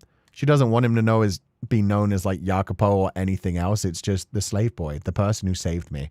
The person who I did not know their name. It was just somebody showing me an act of kindness. That's all she thinks about him as just the boy who was a slave, who saved her, who cared about her, when everybody else already saw her as dead and had given up on her. Oh, and that's so tragic as well.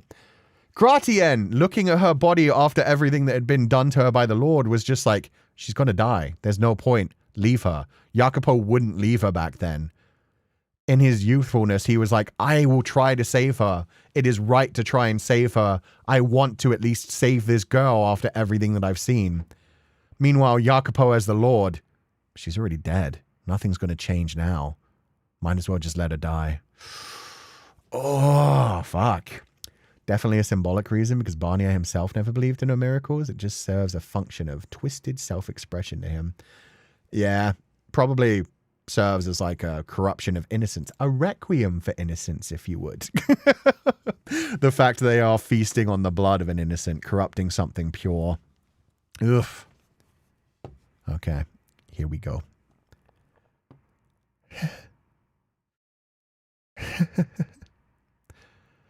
They finally got shackles to put on me. Must have given them quite the scare when I tried to climb the wall. Jesus Christ. With one arm, she tried to climb the wall. Isn't that funny?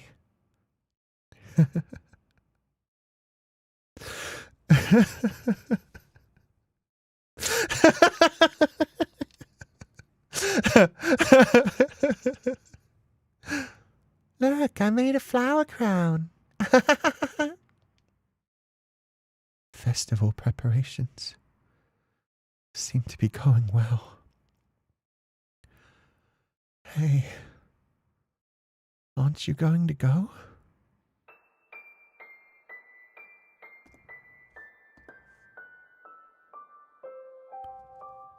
I'm not going anywhere. You're a strange one. It's much nicer out there than it is in here. If anyone is to leave, it will not be me. Say, I've been wondering, who are you anyway? I was created to carry your pain. That doesn't answer the question. I cannot give you another one, though. I carry your pain for you and offer you someone to talk to, so the last remaining flame of hope in your heart doesn't flicker out. How very honorable of you. You sound like a saint. I don't know how you could stand living like that. What?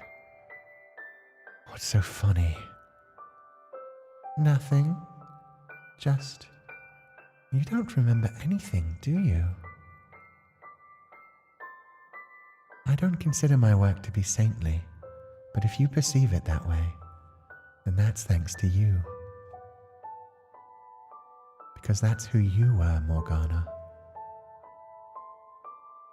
You're not making any sense.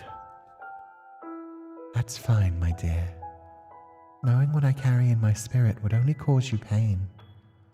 So I just beg you to live on, to not give up hope. Where am I supposed to find hope? Chained up in a tower. You've been with me long enough. You see me here. My body is on the verge of death, and a black cloud fills my spirit. I despise those men, every one of them. Who did this to me? Yeah, guys, that isn't white-haired girl. Keep in mind, which is even more interesting. I want to kill them myself. And I hate that I lack the power to do so. I want to place a curse on them all. Don't talk like that, Morgana. Please, keep your spirit pure. Don't talk about cursing people. There's still hope. Someone will come to save you. Maybe one of the three will have a change of heart. Or maybe someone else will come through the door. Just have a little patience, all right? There's no point. Even if someone does come, I have nowhere to return to. I have nowhere. That's not true. Remember, all those years ago when the Lord had you chained up, someone came and set you free then, and someone will. No one's coming. That was a miracle. A one-time miracle. The flaxen-haired boy. He lied to me. This world is nothing but betrayal.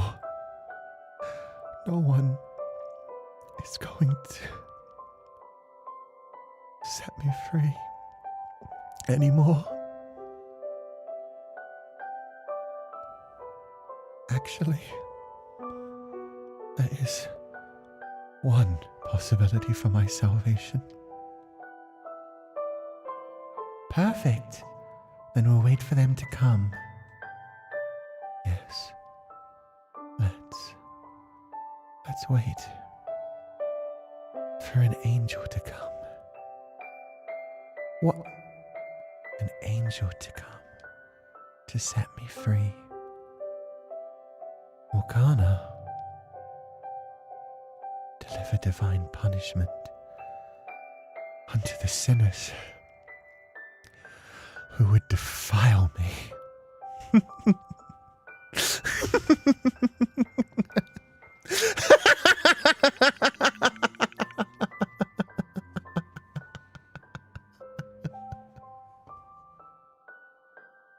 Oh, Morgs. She really did hold on so much. Yeah. Just the white-haired girl is easier? I know, but at this point, it's almost the opposite. Because right now, the spirit who's talking to her, which is just her... Honestly, this is almost a representation. Not quite, because it's not taking control of the body. But it's similar to DID. Because in DID, sometimes you create an altar that is specifically there to protect you from certain things. You make an altar that is there to remember things that are so painful that you can't remember them, and so you bury them in a part of yourself that becomes another personality, another altar. That's kind of what this is, where she's created this version of her that actually remembers the things that she's forgotten, that she's repressed.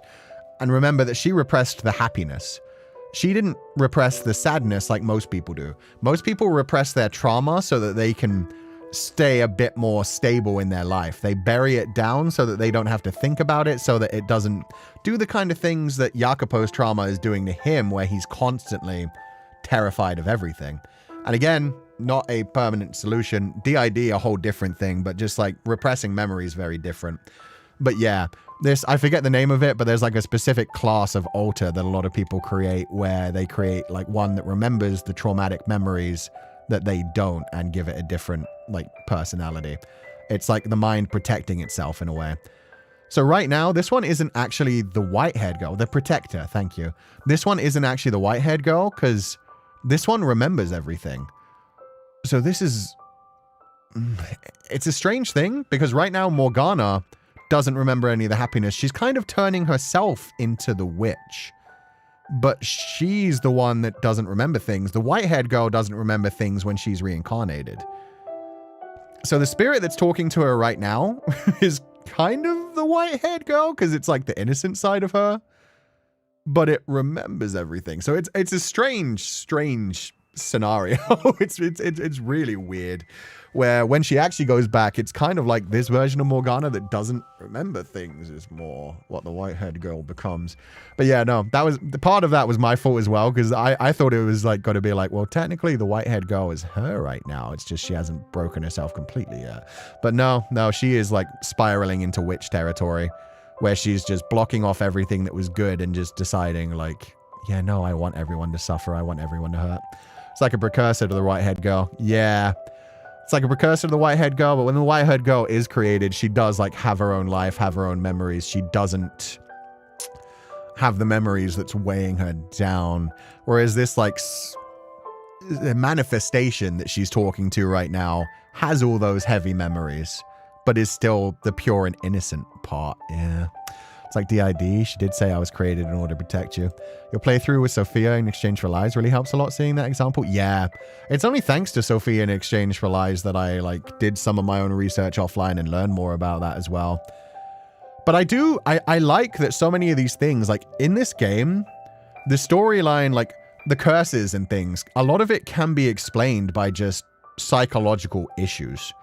Like, obviously, there's the fact that eventually an angel, quote unquote, does come along.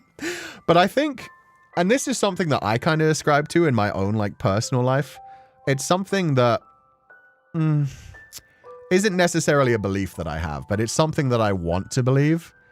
That every, like, soul has its own universe, essentially. That you only, like, really get to the end of your road when you're happy with the end of your road.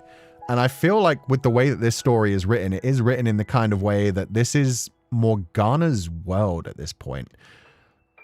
She has all this power of a saintess and is able to like have miracle curing blood because of her belief, and is able to eventually start the cycle of reincarnation because this is essentially her world. And she manages to like manifest Michelle essentially to become her angel, but yeah, it's the whole idea that she goes through so much suffering in this life. And you could almost see it as like a type of heaven as well. Where even though she has to go through hundreds of years of more suffering, she eventually gets what she actually wished for. So you could see this in a number of ways. You could see this as in like, this is like Morgana's universe where everything works out in the way that she needs to finally be able to let go and move on.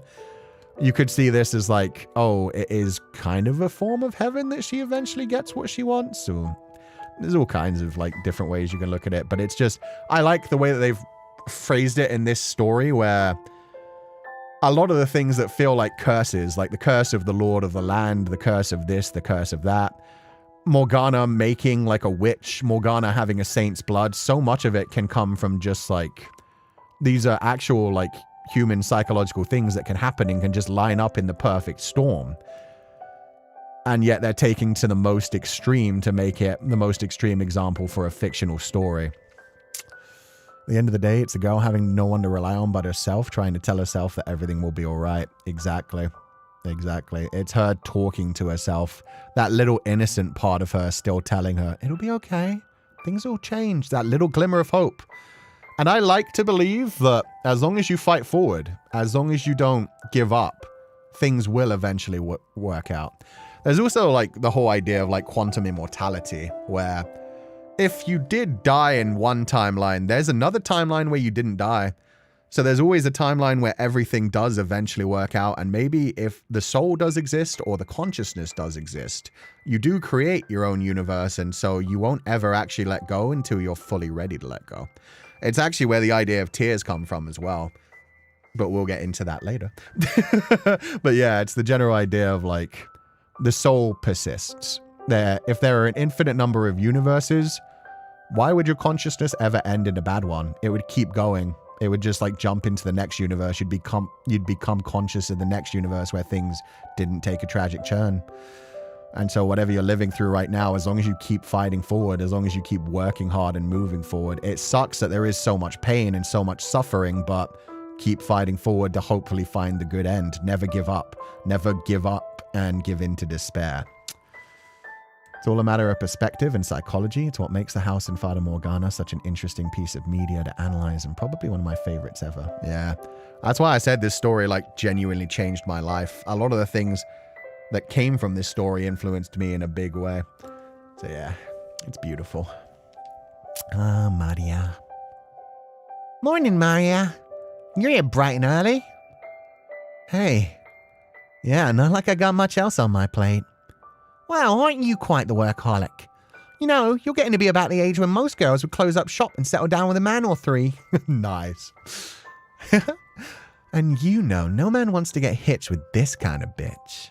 Nice. I love Maria. She's still staying positive on the outside. Despite everything. Oh, Jesus Christ, I don't even want to know what she's been through for the last 4 years. Because Jacopo got so much more hands-on with the slums as well. He, like, destroyed the peacekeepers who were the only ones keeping the peace, and then made things incredibly hard for them to the point that most people ran away. So she's survived that for the last 4 years, also knowing it came from her best friend. Oof. Fair enough. Most girls in this biz are rough enough around the edges, but you're rough all the way through. Like how you got all up in that client's face the other day. Now that was a sight to see.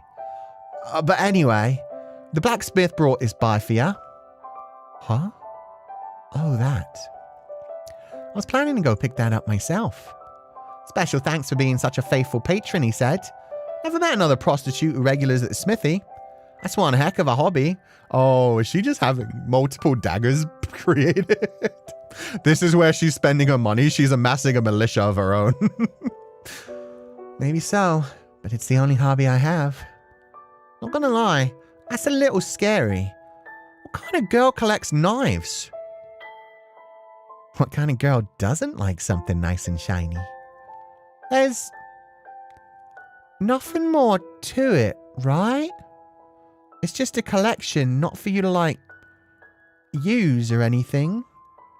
Like I said, they're shiny. When have I ever drawn a knife on any of you? Never, right? Oh no, not to use them on us. The thought never crossed my mind. I know how much you care about us girls.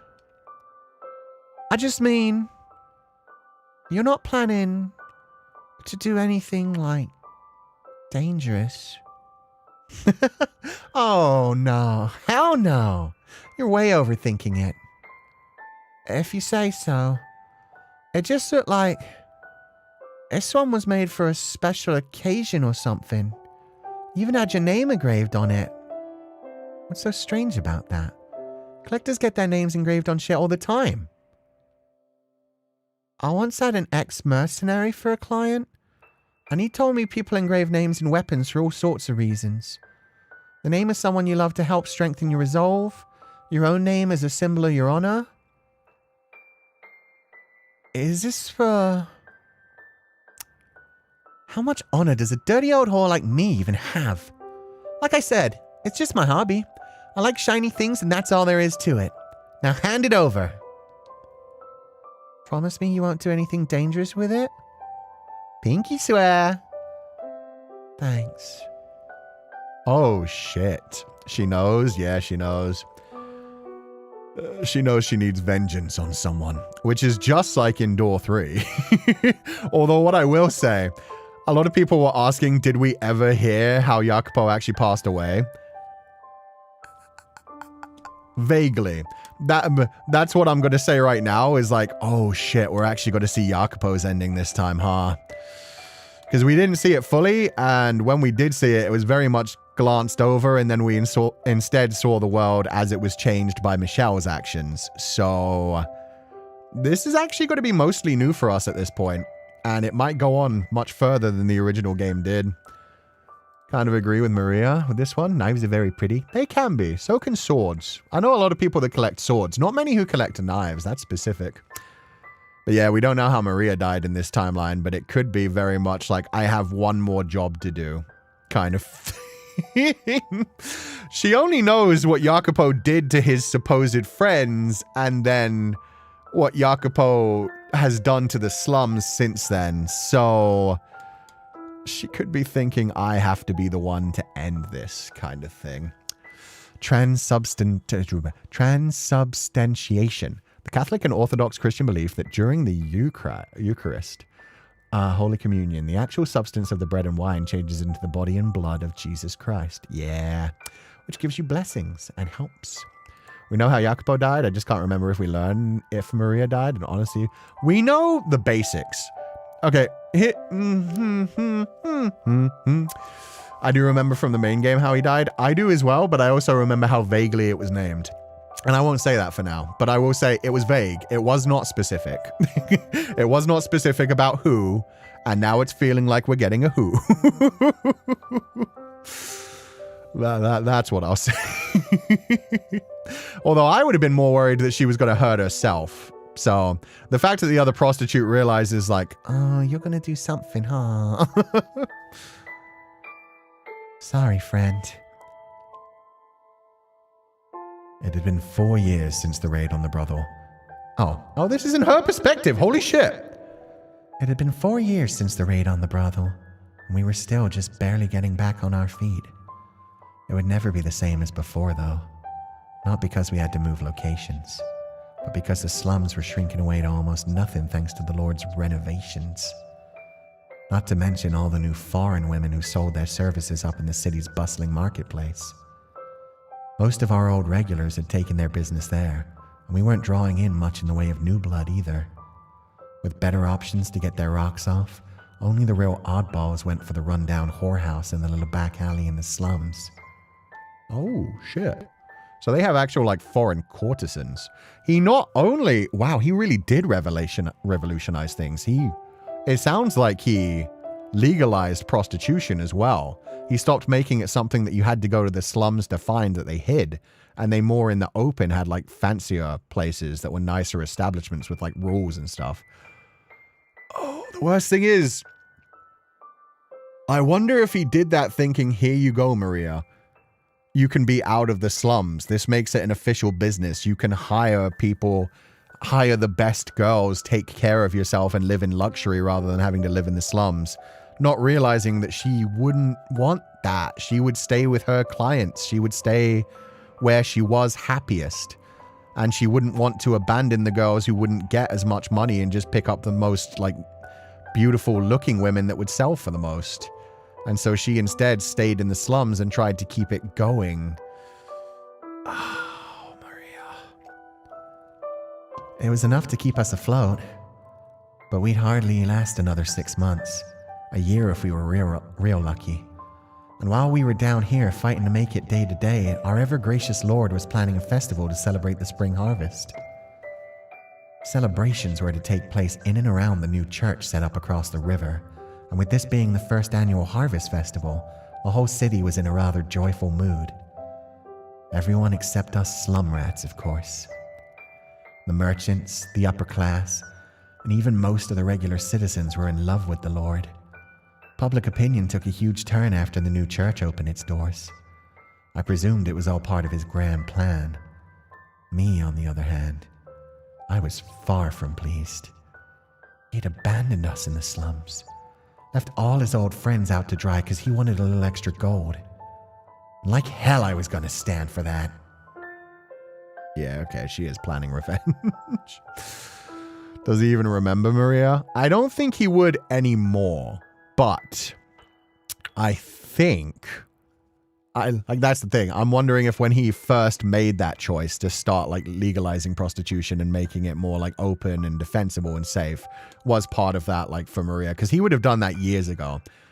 If like it's already like well established at this point, and they have people traveling from all over the world to actually work here as prostitutes. You know, it's been established for a while, so it could have been like one of the first things he did was trying to actually make life more comfortable for prostitutes and people that wanted to go into sex work. So he could have done that back then with the slight hope of like, oh, maybe this will help Maria before everything went too far to shit. Fortunately for everyone, Jacopo can't even consider looking at it from another person's perspective anymore. Maria didn't want anything to change, but now everything is changing. Yeah, she was happy where she was. It was Jacopo who wanted to crawl up and above. She just wanted her people around her to be happy. She liked it when girls came in, they made enough money to retire and moved on, and she was quite happy to do that for the rest of her life. Oof. Word through the grapevine was the Lord and his bodyguard spent a lot of time at the new church. A nun everyone called the Saintess worked there, handing out some kind of miracle elixir. I assumed it was her that he had business with. But his business didn't matter so much as the fact that he was there. There was no way I was getting through the fortifications around his manor on the hill, but the church wouldn't be nearly as well protected. Last night, I snuck onto the grounds to survey the area, and there was no sign of any guards, or people at all. Oh, not in this timeline. That's crazy that we know so much of this as well. So it wouldn't likely be difficult for me to slip into the building and hide there until he showed up. Tonight, I brought everything. I was going all in. These past 4 years, my feelings for him have been, well, mixed, to put it lightly. I knew damn well he wasn't the same man I grew up with, but a part of me deep down wanted to believe that man was still there. That maybe he had some reason I was just not seeing it. That I was misinterpreting him somehow. But if I was right and the old Jacopo was gone, I would settle it once and for all tonight. That's how she met Michelle? Oh yeah. With a knife to his throat, as it should be. Jacopo wouldn't care about the morality of prostitution, would he? Well, he'd worked with prostitutes, so it wasn't a thing about morality for him. It would just be a thing about convincing the nobility to let actual legal establishments be opened. Yeah. What about a fan translation? There's an alternative ending to D3 that's fan translated. Oh, an alternative ending actually written by Hanada Keika? That's fascinating. I would love to read that sometime. How many weapons did she bring? She probably only needs the one knife at this point. This would be Maria's first scene in the main game version of this timeline, right? Yeah, where she was interrupted by somebody else. It's quiet in there. Doors locked tight. Figures. Now, with all that out of the way, how do I want to get in? Could break a window. I'd rather not make that much noise, though.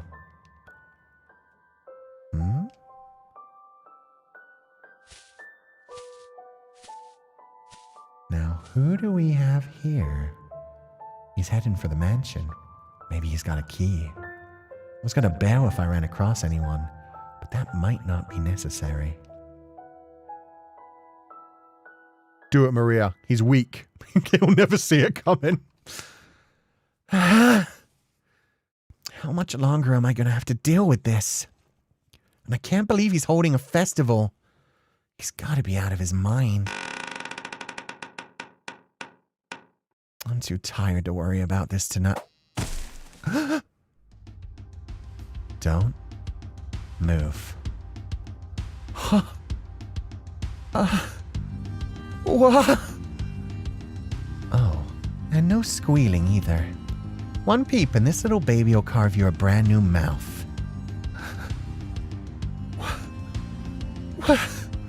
What? Who are you a thief? I don't want your shit. I just want you to answer a couple of questions. If you can do that for me, you get to keep your throat in one piece. What do you want from me? What are you doing here? The Lord comes by here pretty often, right? I want to have a little chat with him. What? Are you out of your mind?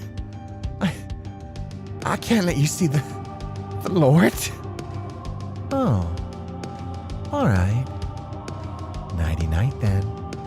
Wait! I'm not fucking around. I don't care who you are. If you're gonna cover for him, then say your prayers and curse your bad luck. What's it gonna be, little man? Don't hurt me. Please.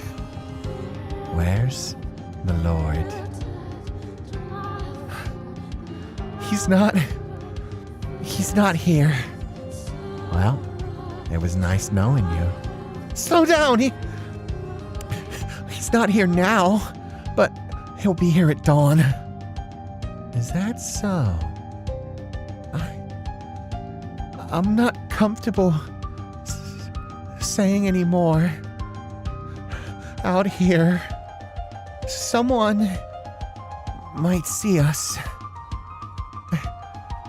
It'll be safer if we go to my room. We can talk more there. And how do I know you're not going to split the second I let go? I swear. I don't know you either. You're not here just to talk to the Lord, are you? I'm doing what he says, but not because I agree with him. So if anything, I'm on your side. You're better at sucking dick than most of the prostitutes I know. I mean it. At the very least, we can't have a productive conversation if we're both at the edge like this. Huh. Got a decent head on your shoulders for someone who was within seconds of losing it. Alright, you convinced me. Lead the way, little man. But if you so much as breathe suspiciously, your head will roll. I get it. On your feet. I fucking love her. You've got a better skill at sucking dick than most of the prostitutes I know. And yeah, this is what I mean about Mel. Easy to get under your thumb, but also crumples like a fucking sheet of paper with a little pressure. To be fair, if Maria had a knife to my throat, I would crumple too. But yeah, zero loyalty. Zero fucking loyalty. Like, it didn't have to be Maria. It could have been anyone. Anyone could have choked him and he'd be like, I'll tell you everything. As long as it doesn't hurt Nelly, it's like, oh, okay. I mean, I don't like him anyway. It's fine. Glad I ran into someone without a spine. I'd definitely have trouble sleeping after this if I had to kill a complete stranger. So you could just take me off a bit so hard, yeah. Well, nice looking room you got for yourself, little man. God damn it, right back to the middle. So, the Lord's gonna be here bright and early, you said. But why? Well,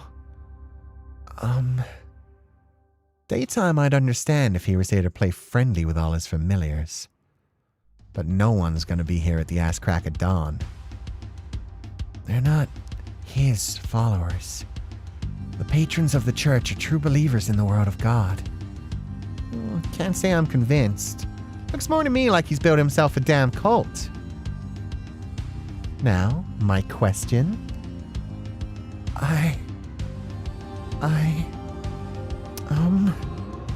The Lord has important business to attend to in the mornings. I'm not stupid. I'm asking what his business is.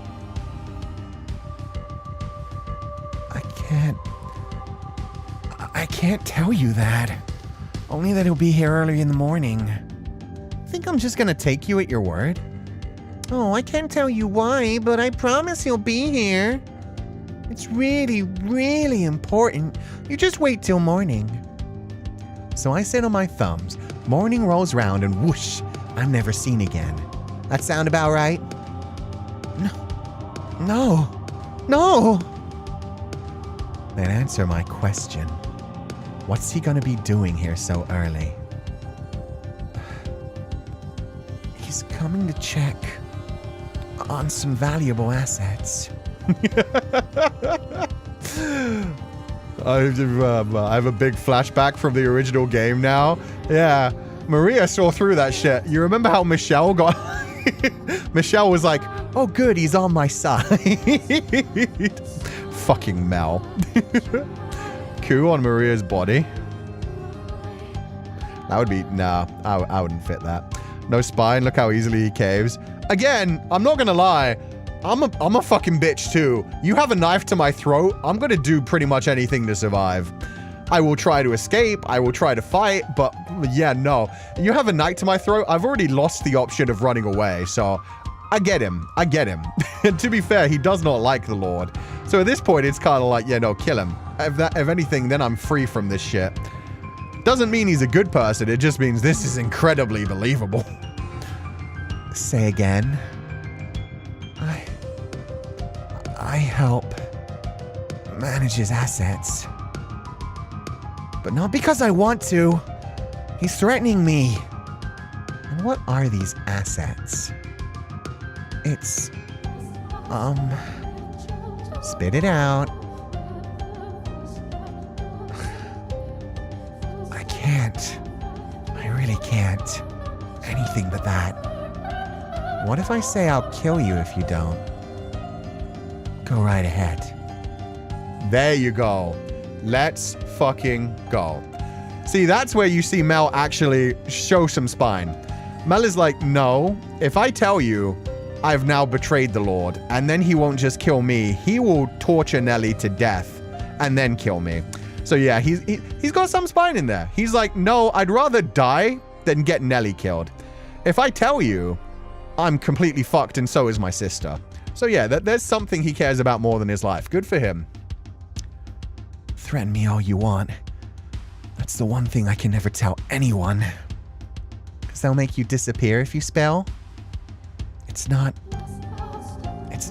my safety I care about. It's my sister. They'll kill my sister if I tell anyone. So I can't say anything. You have a sister? She's my only family. I see. So the Lord's blackmailing you to help manage his assets. And as part of that, he's also holding your sister hostage. Not directly, but essentially, yes. That sick, rotten fuck. I don't have any family myself, but a few years back, there was this girl who was like a sister to me.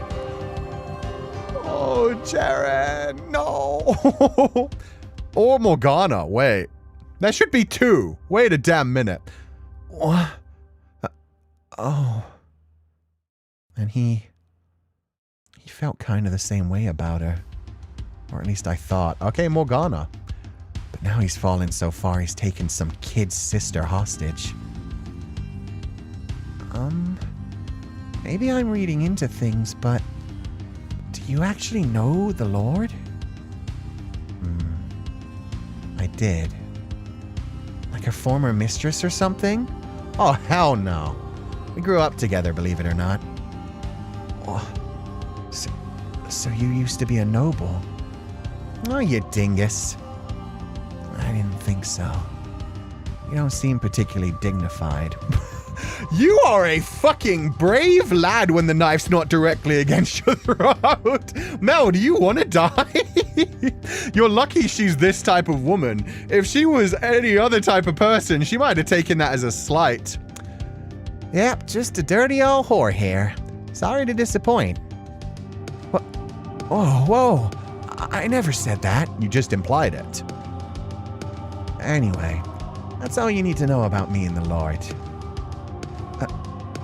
All right. Now what about you? You known him for long? About 6 months, maybe. So no, you've been in regular contact with him the whole time. Tell me, what's he like these days? And don't worry, the knife's taken a nap. Just tell me whatever you can. I'm curious. I don't know much, but all right. The only time I really see the Lord is when we meet up to check in on his assets. But we don't chat or anything like that. And he always seems to be in a foul mood, and he gives me dirty looks whenever he sees me. Even though you're working together? Like I said, I'm not doing it because I want to. I just wound up in this position. Go on. I can tell you this, though. He's a monster. He's a cruel, evil, heartless man. No one with a conscience could do the things he doesn't care how much pain he causes. And anyone who doesn't fall in line is eliminated. His reputation's improving because he's got the same test vouching for him. But it's all a load of crap. He's a villain and a tyrant. Sounds just like the previous Lord. Huh? Previous Lord? You're not from around here, little man? No. I lived somewhere far away. Just sorta ended up here recently. Well, that explains it. There was a different guy on the throne up until about 4 years ago. He was a vicious, barbaric fuck who treated people like his playthings. He would murder slaves by the dozens just for shits. And he did some very bad things to a little girl. Yeah, about that. It's the same little girl that's still being tortured. The new Lord is exactly the same. People are just another commodity to him. Man or woman or child. He doesn't care as long as they're useful. He'll hurt people. He'll kill them. Anything to get what he wants. I got that impression. After everything I've seen and heard, I was honestly hoping. Was I honestly hoping he'd tell me that he wasn't as bad as the previous Lord? I've heard enough. He's gone over the edge, and there's no bringing him back. I was originally planning to talk to him, but that was never going to work. He's a lost cause. So, what are you going to do? I'm going to make sure he can't shame himself any more than he has. By putting an end to his miserable life.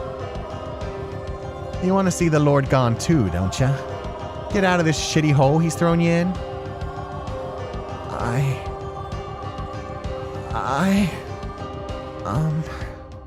Because if you do, then stick your neck out and give me a hand.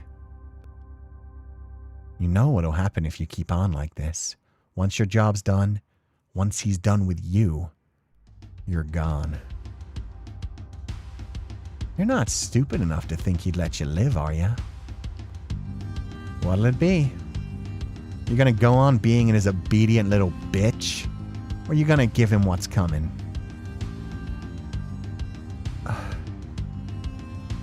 Alright. I'll help. Excellent. Your tailor must be damn skilled to accommodate balls that big.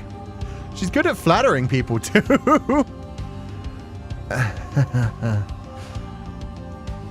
Honestly, I've been waiting 6 months for this. For someone to show up and give me a way out. Will Mel finally grow a pair? No, see, this doesn't count as growing a pair. Don't give him more credit than he deserves. Maria is buttering him up. If anything, she's teasing him. This is a man who has been sitting here for 6 months, constantly wishing and hoping. Somebody please kill him. God, I'm so weak and helpless. It couldn't be that I could choose to stop this at any moment. It couldn't be that I could run away with my sister. Oh no. It's so fascinating. I love this dynamic. I know, right? Hey, I'm growing a pair. They haven't dropped yet. They haven't dropped yet, Mel. We'll need another couple lifetimes, but you'll get there. But yeah, I do love how quick he was ready to just be like, okay, if you're gonna kill him. The problem is, how much you want to bet? Jacopo, she could kill. Jacopo, she may be able to kill. The Lord has seen some of his closest friends stab him in the back. She gets one shot at this. I don't think it's going to work. I think Yukimasa is going to cut her down. Mel is going to be able to talk his way out of this, though. So, poor Maria. I don't think this goes well. If anything, Mel might end up, like, scared when he sees Yukimasa coming along with him and just be like,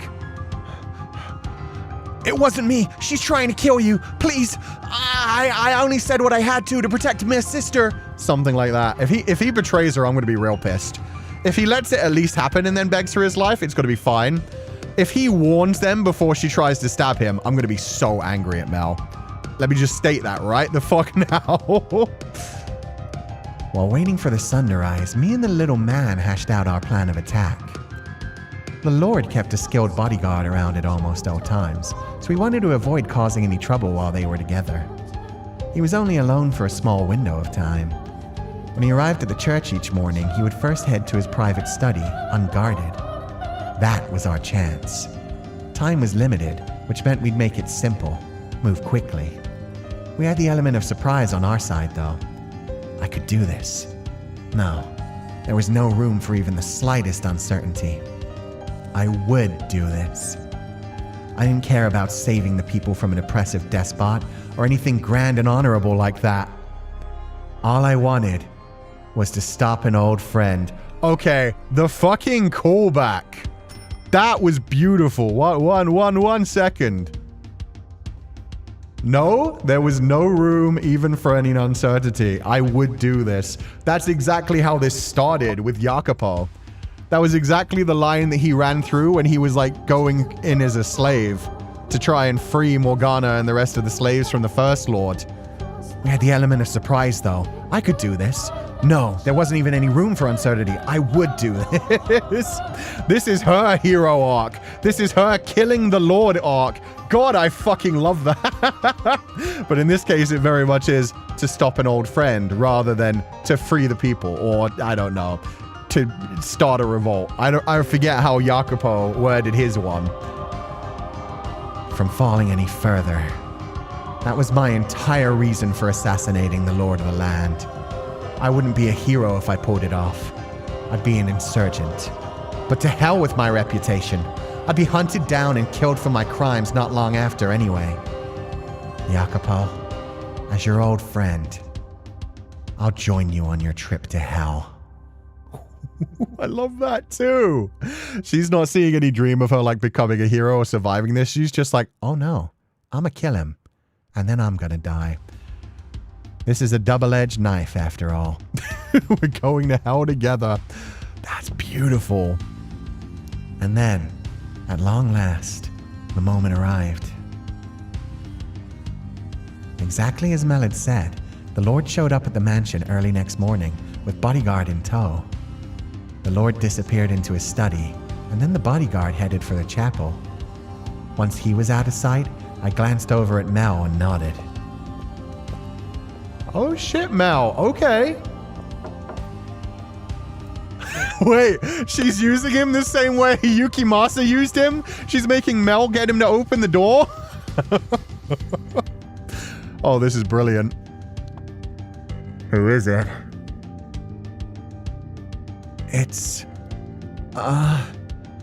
It's me. There's something I need to talk to you about. We'll be seeing each other shortly anyway. Whoever it is, you can tell me then. It can't wait. It's important. And I don't want anyone to overhear.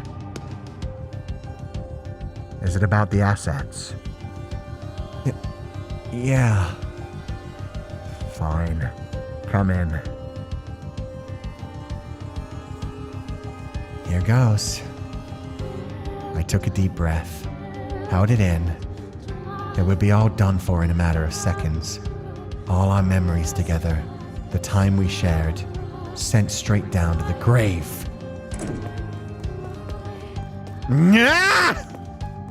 What? So long, Jacopo. I'll see you down in hell!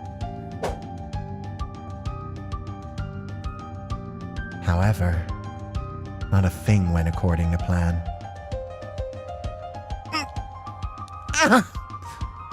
My resolve rendered null in an instant.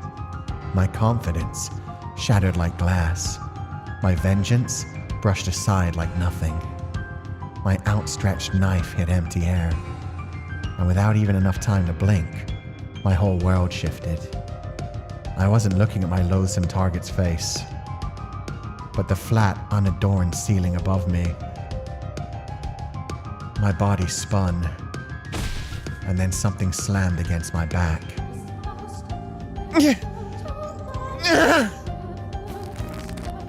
With barely enough time to even gasp, I crashed into the floor. It all happened faster than the blink of an eye. He had me on the ground, knee pressed into my back. My arm twisted up into the air,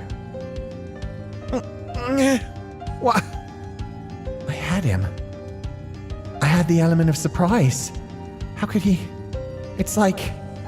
He knew exactly what was coming. How could he react so quickly?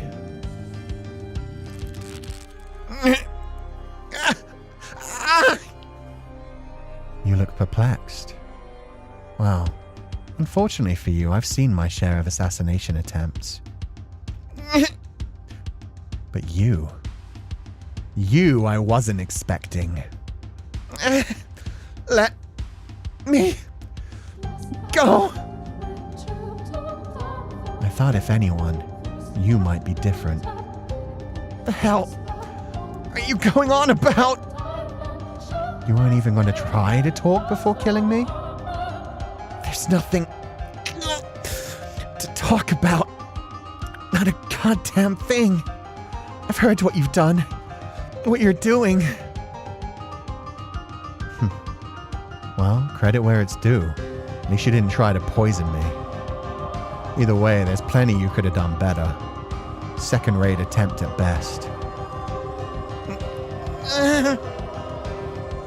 You rushed, knowing you didn't have much time, but you still could have used the fact that we've known each other for most of our lives to get a little closer before pulling the knife.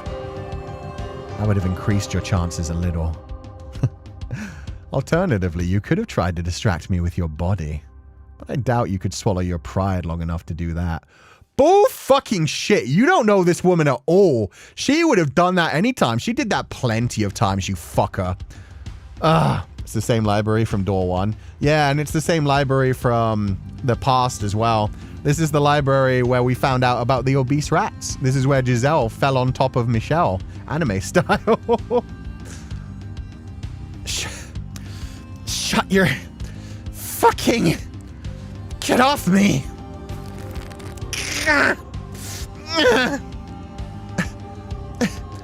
Are you trying to break my arm? You would break an old friend's arm? Don't take me for a fool. You just tried to kill me, you conniving harlot.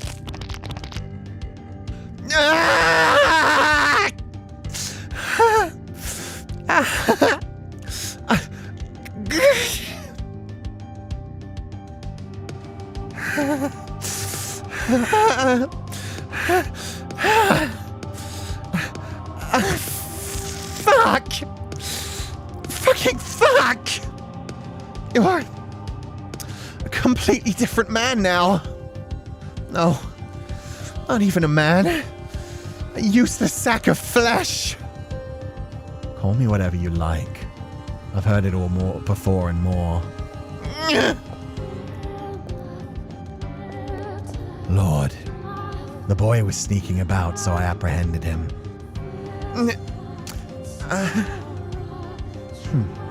Running away at the first sign of your grand plan going south. I see you still haven't grown a spine yet, have you, boy?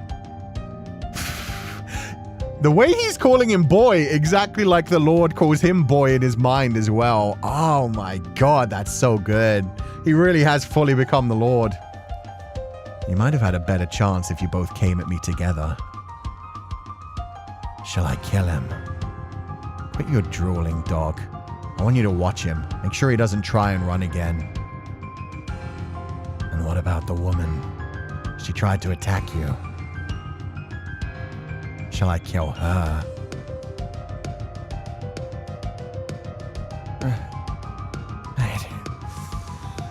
Head.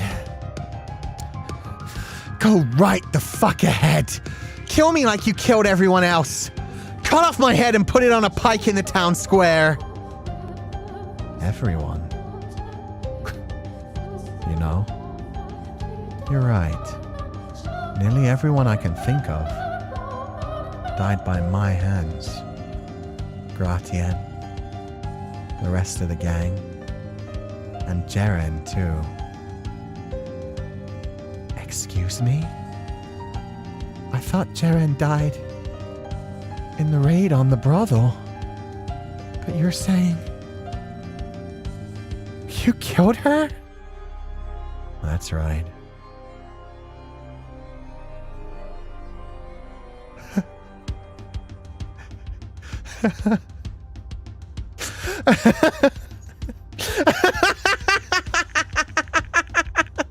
It wasn't becoming the Lord that fucked you up. You were always on the other side. From the day we first met. I should have never trusted you. Fuck! So it was all bullshit, was it? Every last minute of it! Throw her somewhere I can see her. I can't see her, dog.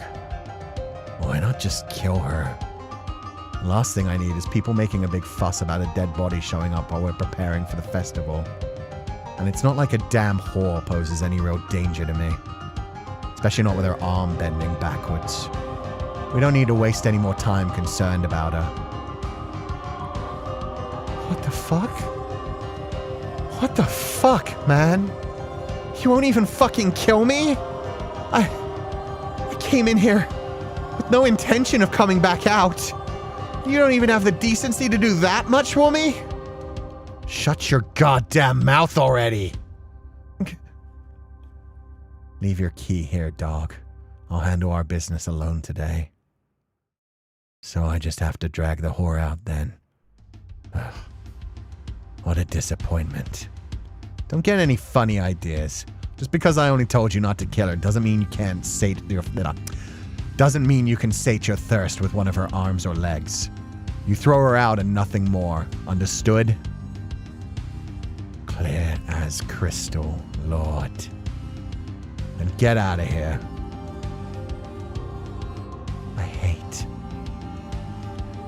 I hate myself for ever thinking you were a good guy. Enjoy an eternity in hell, asshole! Jesus. Still so pissed about the arm, no wonder. And if he hadn't said that, Yukimasa probably would have tortured her a bit. It's honestly good he didn't say to, like, lock her in a dungeon or something and just said to get rid of her. If he had said lock her in a dungeon, we've seen what Yukimasa does with prisoners.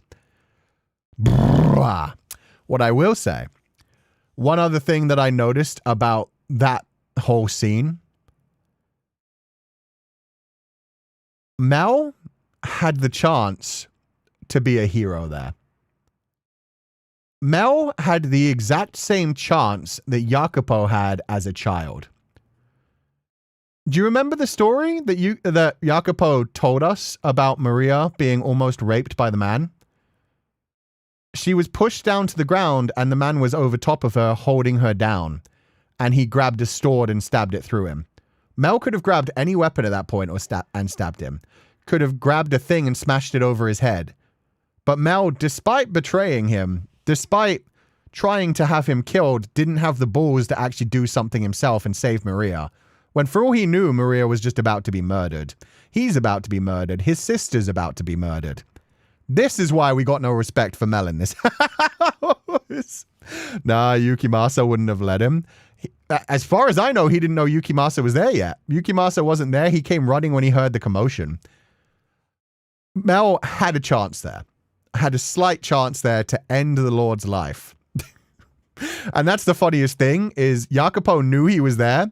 Jacopo, who's so scared of everyone, still had, like, the absolute understanding. Either that or he didn't care about his life enough. Had at least the understanding of, like, well, he's not going to stab me in the back. He's too much of a pussy. Somebody who was so worried about being betrayed that he's always on edge and carries his own weapon was just like, Mel? Nah, that's fine. I don't need to worry about him. Balls shrunk 10 times faster. Yeah. Maybe we'll hear about it now, though. Maybe he already told them. Maybe he met them outside and had warned them about this. They did say it's like he expected it. The way I read that in my mind was that he's always expecting he's got to be assassinated. Good at posturing, but he never acts. Yeah. Yukimasa would have killed his sister. He might have been thinking that, but here's the thing. He already betrayed Jacopo. My mind would have been like, oh, I've betrayed Jacopo. I've betrayed the Lord. I don't get out of this alive. Like, that's Maria's conviction. Maria's conviction is, I'm going into this knowing I either win or I die. Jacopo's conviction when he went into the Lord's house was, I either win or I die. Mel's conviction is just like, I've betrayed someone. Need to run away. It's never like, I need to see this through. It's never, I will get my hands dirty myself. It's, Yukimasa would have killed his sister. I don't think Yukimasa would, for one thing. I think Yukimasa would have just been like, well, now I need to find some other way to protect her, to protect Pauline. Like, with the Lord gone, he's no longer on the Lord's leash, so he finds some other way to satiate his bloodlust, but he also has to find some way to protect Pauline and his happiness, his tether. But Mel doesn't know that. Mel never thinks about much other than himself and his sister. Yukimasa wouldn't have cared enough to kill Nelly if Jacopo was already dead. Yeah, and to be fair, I do get what they're saying with like, well, he's probably scared for his sister with Yukimasa. But that's what I'm saying. If you're really scared for your sister, you just betrayed the man. Your only option at this point is to see this through to the fucking end. Stab that man in the back while you have the chance. Did the exact same thing to Michelle in the Michelle timeline. Yeah. With the Michelle timeline, Michelle wasn't... Like, Michelle let him get away as well. With Maria, she was smart enough to stay by his side until dawn. With Michelle, he was just like, okay, I trust you, Mel. And then Mel had enough time to warn them. Mel wanted to get Yukimasa the second. Maria got shoved down, from what I can see. Possibly, yeah. Probably also so that he could get on Yukimasa's good side, actually. That might have been. It might have been that he immediately ran thinking, okay, I'll get Yukimasa, and then Yukimasa will kill her, and then all the loose ends are tied up. I run away while he's killing her, and then I'm free with my sister. But I look like the good guy. It just looks like there was an assassin here somehow, and I had nothing to do with it. Because Yukimasa wouldn't know that I knocked on the door and got him to open it. Oh my God. Mal. But I just wanted to call attention to that, because that is literally... the same thing that happened to Maria when she was a child, where Jacopo saved her by stabbing the man who was trying to rape her. Mel had this same opportunity to save her. And it is so disgusting as well that when they were children, Jacopo saw his friend being assaulted and saved her. And now he's the one assaulting her. He's the one on top of her, breaking her arm. And Mel had the chance to be the hero. Mel had the chance to step into young Jacopo's shoes. So it's so disgusting. It's not just comparing him to the Lord. It's also comparing him to the rapist. It's comparing him to everything that he hated. Everything that he's ever said he would not be and that he hated and that shaped him into like being a better person. He's now succumbing to. Mel doesn't know, but if he thought or paid attention to Yukimasa for even 2 seconds before this happened, we could see that Yukimasa doesn't care much besides Pauline and his bloodshed. And to be fair, Yukimasa may just go on a bloody rampage after this. If he thinks like, oh, that's it, my time here is limited, he may be like, what's the most fun way to play with my prey? Ooh, I'm going to cut up that kid's sister in front of that kid. I don't know, man. It may be true. Maybe he'll just like kill the Lord and be like, well, my time's here limited. I'm going to go have some fun. Who knows? Maybe he would have like dragged Mel back to his sister and had a nice long slow torture session and then been like, well, I guess I'll see what happened back at the church now that there's a body there. Everything happened so fast. I can't react, you know, too fast. No, I genuinely feel that too, Mel. Like, I completely understand the whole thing of, like, being at knife point and being like, oh, God, I have to save myself. And I can understand, like, I love the fact, this is the thing. We just had that whole moment of being like, yo, the fact that he was willing to die to keep that secret with him just to protect his sister is good. Like, if he had completely sold out everything, for one thing, Morgana would have been saved. Can you imagine the timeline where he says, like, there's a girl with red hair and scars all over his face, locked upstairs in the tower that he keeps bleeding every day. And Maria's just suddenly like, he has Morgana locked in that tower? Oh, things would have been so different. I mean, probably not. She probably still wouldn't have managed to kill him, but she would have like known Morgana was up there, possibly like been beating on the door and trying to scream up to her like, Morgana, I'm coming. I'll get the keys. But yeah, oof. I believed this scene to be good, showcasing some goodness still being left in Jacopo. He defended himself from Maria and left her alive despite acting so nonchalant and aloof. I can see that as well. He does, like, there's one person that he still wouldn't kill. Yeah, I can see that as well a bit, but in my mind, it's somehow even crueler. Like, she came here wanting to die. So yeah, it is a sign of like, oh, I can't kill this person. At the same time, like, that makes it worse for her. She'd rather die. Like, she would have rather died here rather than being dragged out. Being called nothing but a useless whore and then thrown out. just spits on everything at this point. So yeah, at least he didn't kill her. At least he didn't have it in him to kill her so far, at least. And he even said specifically, like, don't harm her, just throw her out. But it's not much better, is it? He twisted the knife a whole bunch. He reduced her to something so small, so little. Oof.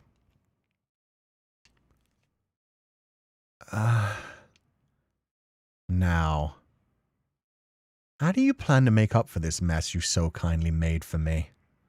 You know damn well how busy I am right now. I had no choice. She threatened me. Yes, you had no choice but to hole up with her until morning, and you had no choice but to lie about having business with me.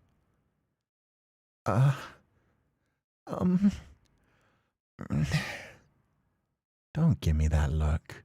Like I told the dog, I have no interest in creating any bodies during festival prep. So I'll let you off the hook for this one. Oh. And you'll swear you'll never do anything like this again. Yes, sir. I swear on my life. Excellent. Next.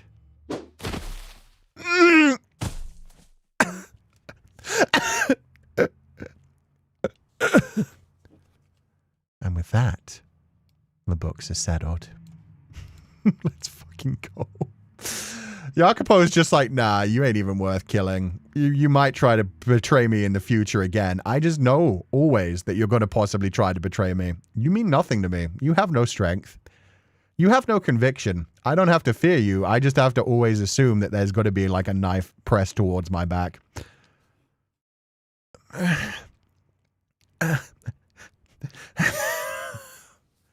The only reason I didn't hit you in the face is because your damn sister would throw a fit.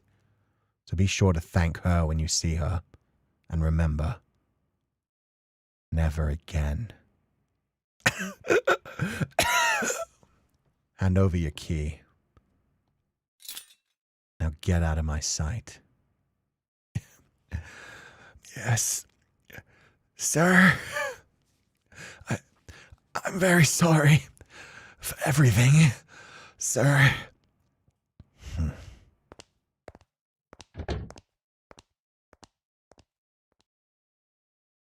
Was it all bullshit, Maria? I'm beginning to wonder myself. Not even a word before coming at me with a knife. Not even a sliver of faith in me. I've been at this long enough, and I still haven't learned my lesson. Naive enough to think that maybe she would be different, that she would understand, no matter what anyone else said about me. Believe me when I really said I was trying to help, that I gave everything else up in the hopes of improving their lives. God, I'm such a fool. How many times do I need to be reminded that no one's on my side anymore? She was right about me. I am just a useless sack of human flesh. I should head up to the tower. What's that? A necklace? Maria must have dropped it in the struggle. So, what'd you get her? As your big sister, I'd be happy to check the present out before you give it to her. Make sure you don't make too big of an ass out of yourself. Today's the day, right?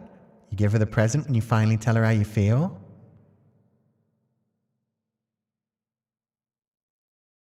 When she comes back, give her the necklace and tell her how you feel. And if she turns you down, we can all have a good laugh about it.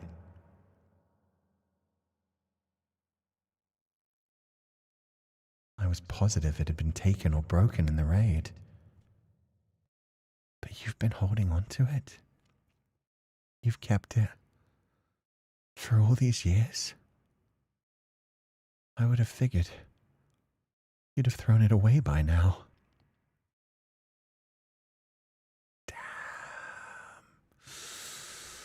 The fucking tragedy.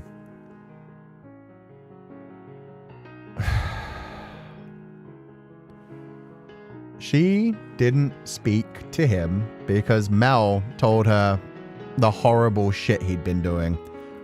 So she logicalized it in her mind as like, yeah, he's gone. I just don't want him to fall any further. I don't want to think about it anymore. This hurts me too much. I need to kill this repugnant creature that wears my friend's face. He's not Jacopo anymore. He's just the Lord. He's been dead forever. I will end him, and then my life will end, and we'll be able to move on. Meanwhile, she still had the necklace. She came there hoping to talk before she talked to Mel. Once again, Mel ruins everything. Sorry, I'm kidding about Mel ruining everything, but... oh, God. She actually wanted to have a conversation, and he would have tried to explain it, and it still wouldn't have worked. Let's be completely fair here. He could explain as much as he wants, but, you know, she'd be like, oh, you were trying to help everyone. Gratien tried to kill you? Jaren was working for the old lord? There would have been a lot of things there where she was like, oh, Jacopo, I'm so sorry. You've been through so much. And then it would have gotten to, yeah. And then I sent out this dude to collect this witch, and it turned out to be Morgana. And she'd already lost her arm, so I mean, she's dying upstairs, and I'm just doing my best right now. And he's just like, she's just like, huh? You have Morgana locked in the tower, missing an arm, slowly being bled. Just like Barnier did. Huh? Like, this is the whole thing. Him being like, maybe she would have understood me. Nobody would have understood you for a long time, my dude. You could have communicated back in the past, and possibly people could have actually, like, helped you and reached out and tried to be nice and understanding. But you just kept pushing people away. You was way too far and too gone. But yeah, her still having the necklace up to that point, she really did consider Morgana a sister. When she said that sister thing, I wasn't sure if she meant Morgana or Jaren. But I guess it makes sense. She wouldn't keep around anyone that was useless just because of Jacopo. So on some level, she came to love her little grumpy cat. Oh, that makes it even sadder. The Archangel Michael watches on. Yeah, Michael's watching on, judging everything. Not doing anything, but Morgana is praying for an angel. So maybe she'll have that angel someday. He's too broken to explain everything. Yeah, and if anything, he used it as a torture thing instead. He didn't explain the circumstances for which he killed Jaren. He didn't explain, oh, by the way, she betrayed us and then I cut straight through her to kill the Lord. No, he instead went ahead and just said like, yeah, and I killed Jaren. It was a twist of the knife. It was him like putting on an extra layer of armor, of making himself even more hated at that point. He was just straight up like, yeah, and I killed Jaren too. Zero context, zero explanation, just like, yeah, fuck you. And I killed your friend. Suffer even more. Hate me even more. It's like, I hate myself, so I want you to hate me. I'm not even going to explain why. Ugh. Thought Ku was going to go on another Mel hate train for a second there. Nah. At this point, we already know Mel's character. We already understand Mel's character. He is a very weak little man-child who is doing his best to survive and is trying to protect his sister. The fact that we got this moment of him just straight up being like, I'd rather die than tell you, because if I tell you, they'll kill my sister rather than just torture me. Yeah, no, that's fair. That was a strong moment. Why the heck did you say anything earlier? What do you mean you have more? Yeah, exactly. It's like, why didn't you tell me? All of that happened? God, Gratien tried to kill you? No wonder you were so serious about people. You could have come and spoke to me. And then they're just finding out Morgana's upstairs like, excusez-moi? Nani the fuck? You did what now? To the girl you apparently loved? I've had this necklace the whole... And then just immediately, oh, happy knife comes back out. To be fair, Jacopo had nothing good to say to Maria, even if they spoke. His decisions are too deep in the trenches. Exactly. There was no point in him defending himself. At that point, like he said, and I love that, the fact that there was still some bit of him holding on hope to like, well, she would listen to me. Maybe she would be able to understand. Maybe she would see that I'm a victim in this too. It's been a long time since he's been a victim in this. He is a tragic character, but being a tragic character does not make you a victim. Being a tragic character does not make your actions justified. A moment of self-reflection, Maria pointing out the parallels would have probably killed him. Yeah. And maybe part of him wanted that. Maybe part of him wanted to be reminded you're the Lord. At this point, it's all he's got at this point. Is just like, I am evil, I am wicked, I am the Lord, I am torturing the girl that I once loved to death, but I'm doing all of this because the Lord has to. Joanne was already stabbed by Obania anyway, she wasn't going to live through that. Probably not. Probably not. Maybe part of him wants someone to be successful in an assassination attempt. I think so, Midnight Guard.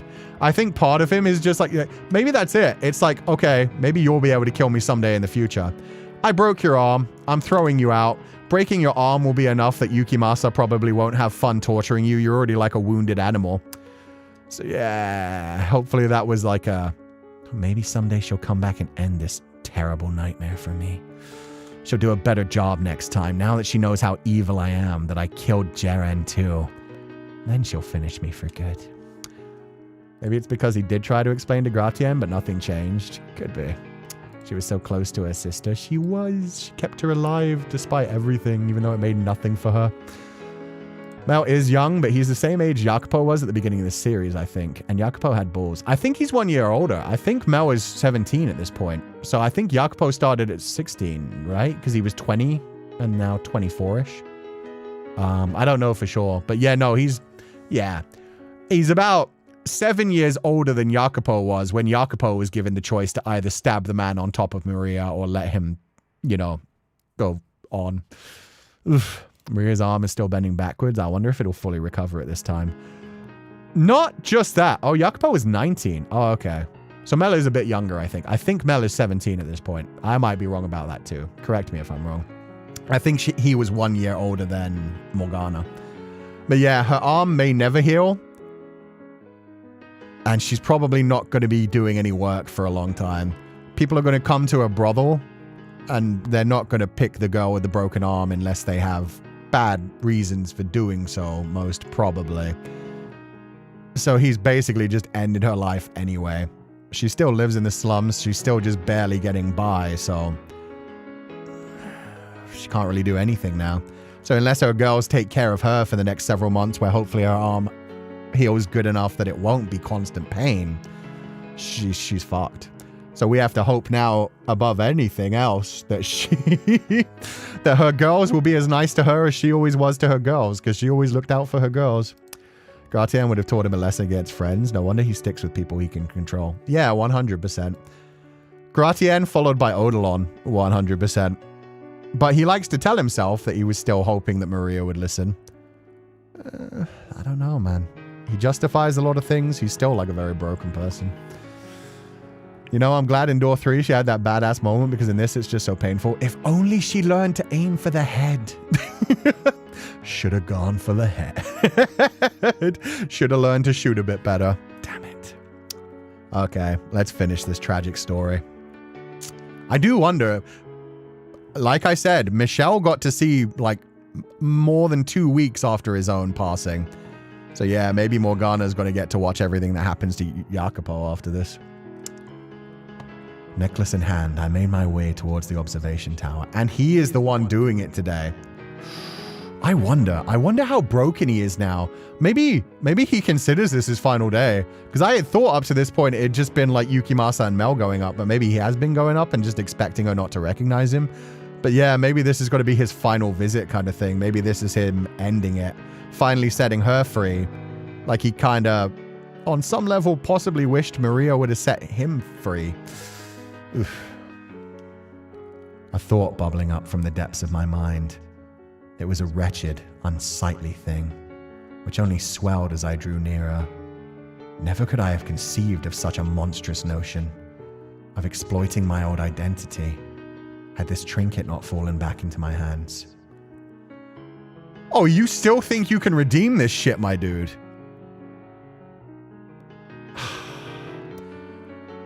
No. Fuck you. On so many levels. If anything, you can just set her free. This doesn't have to end with you being her rescuer. You can just get her the fuck out of her and get her medical attention. Oh, the PTSD stairs. Yeah, nothing good happens on those stairs.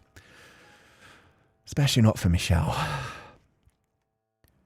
I knew Morgana wasn't of sound mind, that the world she saw was a twisted falsehood. And though I couldn't see what delusions her mind was producing, it was evident that the man I was now and the boy she once knew were two distinct entities in it. So maybe if the old Jacopo was still good in her mind, if she still remembered him fondly, then perhaps I could assume that role. Much like I assumed the role of the Lord, the thought sent a chill down my spine. By putting on that mask, I would be disregarding every horrible thing I had done to her. Yeah, that's not redemption. That's not making amends. That's not trying to do good. That's just burying the evil. Every time I had come up here these past months to draw her blood, in that moment there was no one in this whole wide world who had fallen so close to hell as I. And in that moment I could no longer deny the madness that had taken root in my heart. Madness that had given rise to such a fancy. So he did do it himself, yeah. She just hadn't recognized. Oh my God! Oh, the CG. He's got the necklace! He's got the cheap little necklace, the only thing he could afford, back as Jacopo in his hand. He looks so sad, so broken. She can't even open her eyes at this point. She doesn't even have that strength.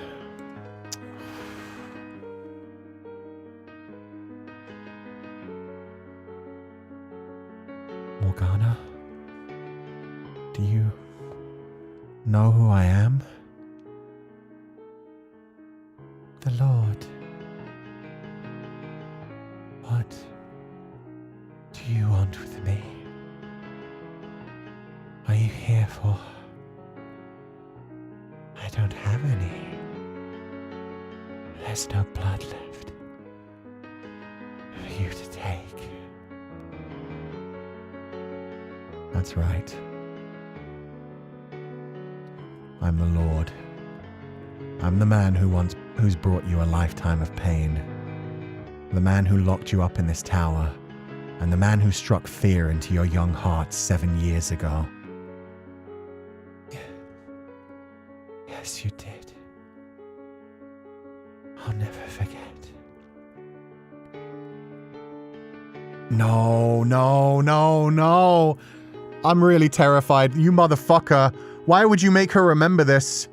Just to see that she still loved Jacopo? You are absolutely the most fucked up, vile piece of shit. He's going to use this and it's going to torture her, and it's just so that he can see the glimmer of like, oh, the boy, he brought me that necklace? You mother...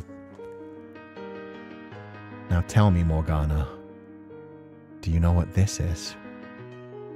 On your birthday 4 years ago, a young man was going to give you this necklace as a present.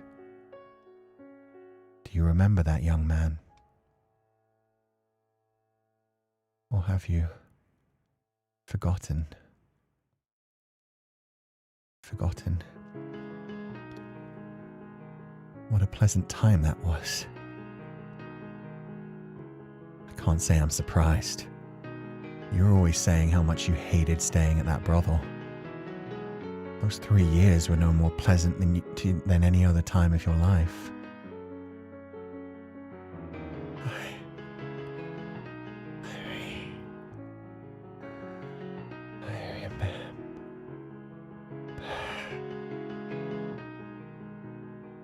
I remember him. And I remember those days. And do you remember them fondly? Yes. Well, that's great to hear.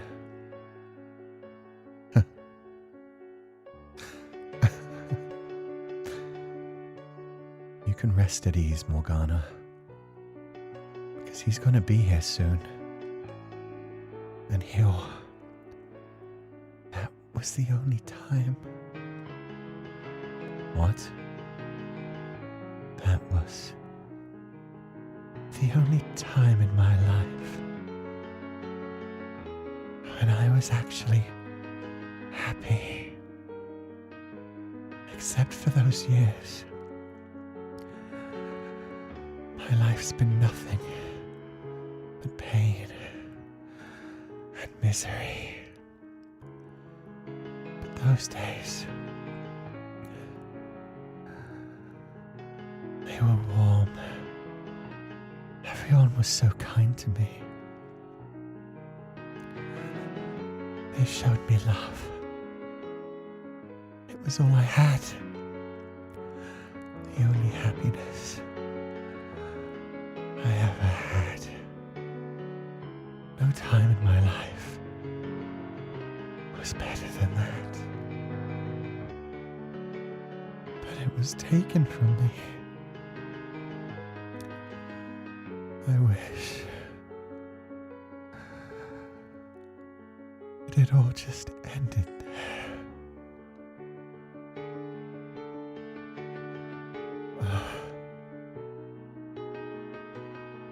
Her words were like I'd plunged through thin ice. I could put on the best forged mask in all the world, but I would never again be the man in her memories. I could act exactly like him, but I would never be him. My hands were permanently stained with blood. The sharp smell of death hung around me like a cloud. I was a heartless killer, and anyone could see that. Never would I be able to smile like him, and never would I be able to share his dreams.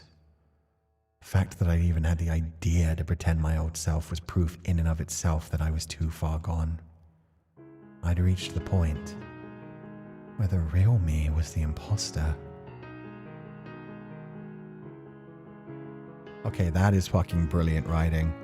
Oh my god, talk about the level of pain and suffering in that. Because that's the whole thing. When he was formulating the idea, I know what he was formulating. I saw other people like thinking that I had it wrong. I knew that he was trying to slip into the old role to give her some final comfort before she died, because he knew this was going to be the end. But at the same time, oh man, that's so fucked up. To try and still have that catharsis for yourself. To still try and like grasp onto that past identity. And at least he has the realization of that. At least he realizes like, oh God. Like, that isn't helping anyone. That isn't helping her. I've done this to her. How dare I try to besmirch that memory? How dare I try to step back into those roles after everything I've done? That just ruins everything. Fuck, man. And he kind of knew it was fucked up when he first came up with it, but he was still trying to convince himself, I can still be that man. I can still slip into that role. I can see her smile as she passes away, and that'll make it easier on me. Oof. He's dead. And so is everyone else. Why do you have that necklace? Lord, did you kill him? Was that your doing too? So the best thing I could do was let Morgana have her pleasant memories unmolested. I'd ruined enough for her already. She'd said those 3 years were the happiest time of her life. I couldn't tell her the truth now, and there were no possible lies or justifications that would ever allow me to stand by her side again. You did, didn't you? He's gonna say he did, and he did. He had to kill him. He killed the young, idealistic, hopeful version of him that had any happiness. Fuck, that's... I did. I killed the young man. I killed all of them. I killed, and I killed, until there wasn't a soul remaining.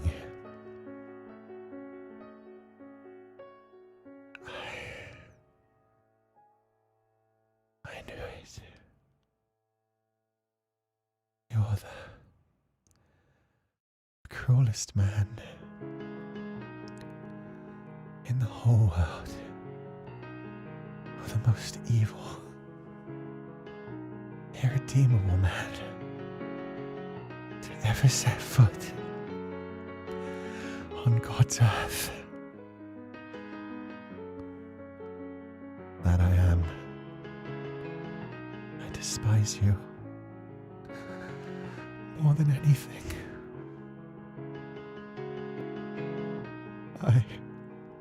I hate you.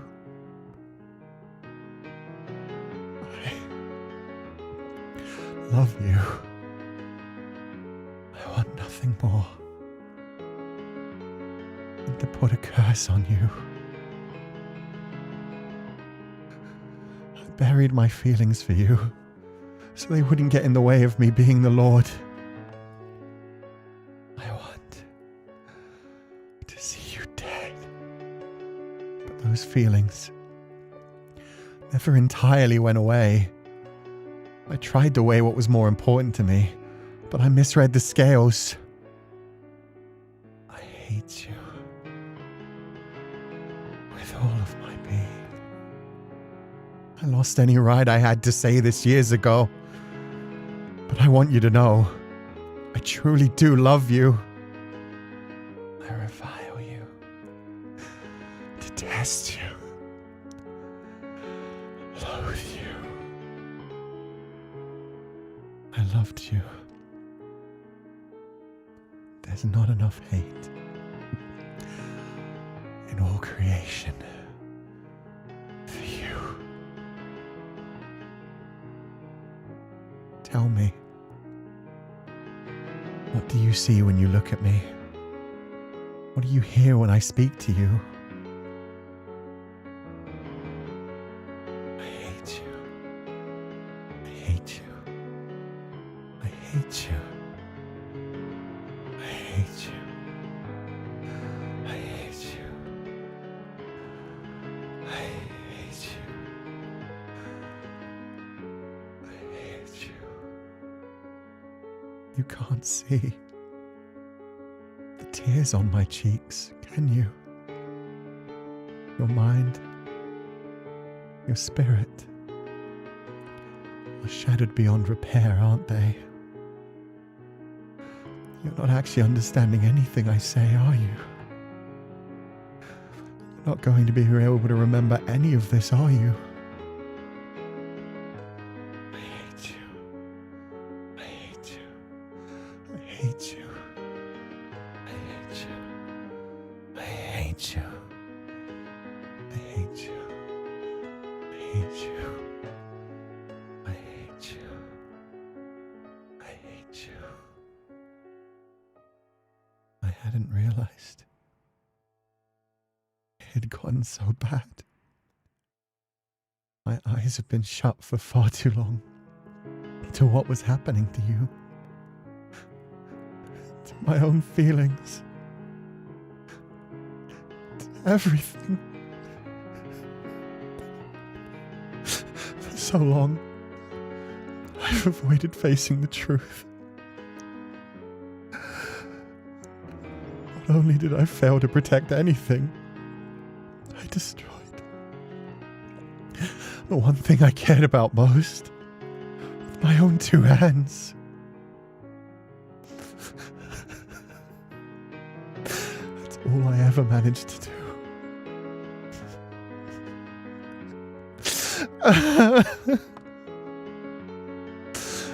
I wonder, what was the point of no return exactly? This isn't...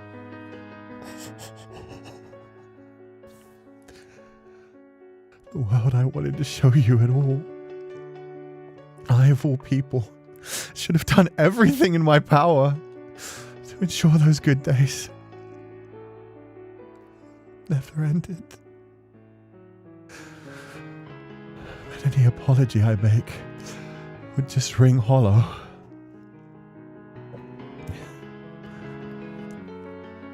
I hate you. I hate you. I hate you. I hate you. I hate you. I hate you. I hate you. I hate you. I hate. Hate. Hate. Hate. Hate. Hate.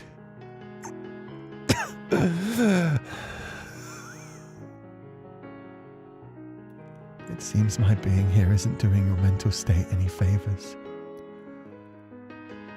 So I'll leave your food here and get out. I hate you. I hate you. I hate you. I hate you. I hate you. I would like to tell you this, though. Even if I'm fairly certain you don't understand what I'm saying. Tomorrow is the first day of the Harvest Festival. And when it comes, I'm going to finally do something I've been considering for a long time. Fuck. I'm going to set you free. I'm going to put an end to all this.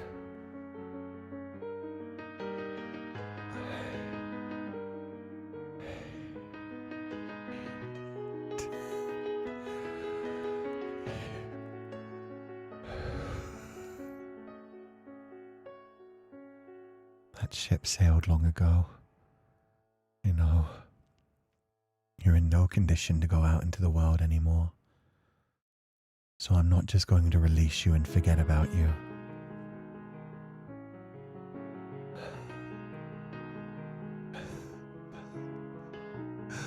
My father decided an angel sent me back to heaven. That's the plan. Yes. We'll go out and find some place to die together.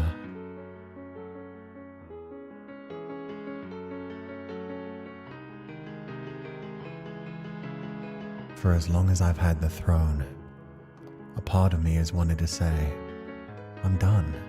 I have no need of this anymore. But every time the thought rose to my mind, it was pushed back down by a refrain of, so you'd let all that work go to waste? Everything you sacrificed to get here? Back and forth the voices would go, day in and day out. In reality, it wasn't pride or a desire to hold on to my power that stopped me from doing this sooner, but the fear that everything I had worked so hard for would be for naught. But now that I saw death looming over her, it was clear that only greater, more crushing despair awaited me. It would break me utterly, and I would end up abusing my people even worse than Barnier had. The best thing I could do, for everyone, was to end it all here, to step down off the stage. Go absolutely fuck yourself right down into the depths of hell. The torture you received was still not enough for what you deserve.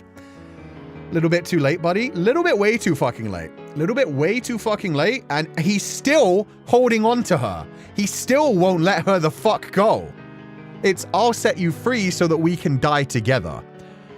He still, even after saying, this is the most horrific thing I could have ever fucking done. I can't believe I even imagined of trying to step into that mantle again. Still did it. He still was like, this is the most horrific thing I could ever do. I can't believe I would almost like besmirch her memory and try to take that from her. And then did it. Did it fucking anyway. And I love that. I hate it. I love the writing. I love the fact that Jacopo is this fucking far gone. He has nothing anymore. He's willing to die. But, oh my God, he's still like, I'll set you free first, as if he's doing her a favor. There is a chance she could have survived a while ago. There is a chance that when she had her arm cut off, he could have been like, oh, I fucked up. Get her the best medical treatment she can and get her the hell away from me. When she was living as the witch by the lake, she was slowly starting to move on. And if it weren't for him deciding to bring the witch in, she might have been able to move on and live happily. She started to close herself off again when Mel got all like quiet again. But yeah, there was a moment when she was like, I want someone to protect me. She could have someday healed from that. And just continuously, it was like, no. She stays here. She stays here with me.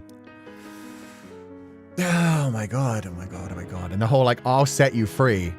You're setting her free from yourself and you're still killing her. And then you're going to run away from that and just take your own life. God damn. Morgana wanted release from her agony, and death was the only path she would find it down. My sickness was worsening by the day, and death the only thing that could cure me. I chose the Harvest Festival in part because it seemed like a fitting end, but more because with everyone distracted by festivities, they weren't as likely to notice the Lord had gone missing. As my final act of penance, I would find her somewhere with a gorgeous view to gaze upon as I took her life. Somewhere you could see almost over the horizon. Somewhere the sun shone bright and proud. Somewhere that felt like you could see the world. And carrying the full weight of her enmity on my shoulders, the Lord too would meet his end, finding someplace beautiful for her to depart this life from. Was all I could do to ease her pain. All I could do to provide her a peaceful response. All I could do to pay for all I'd done. Is he at least going to take her back to the grave site? The site that she ran? Because that's where she'd actually want to be. That's the worst thing, is he's still seeing this as like looking out over the horizon, showing her the world. She never fucking wanted that. She would have been happy with you. Is this the fucking church ground? She just wanted to go back to where she was happy with all the other dead people.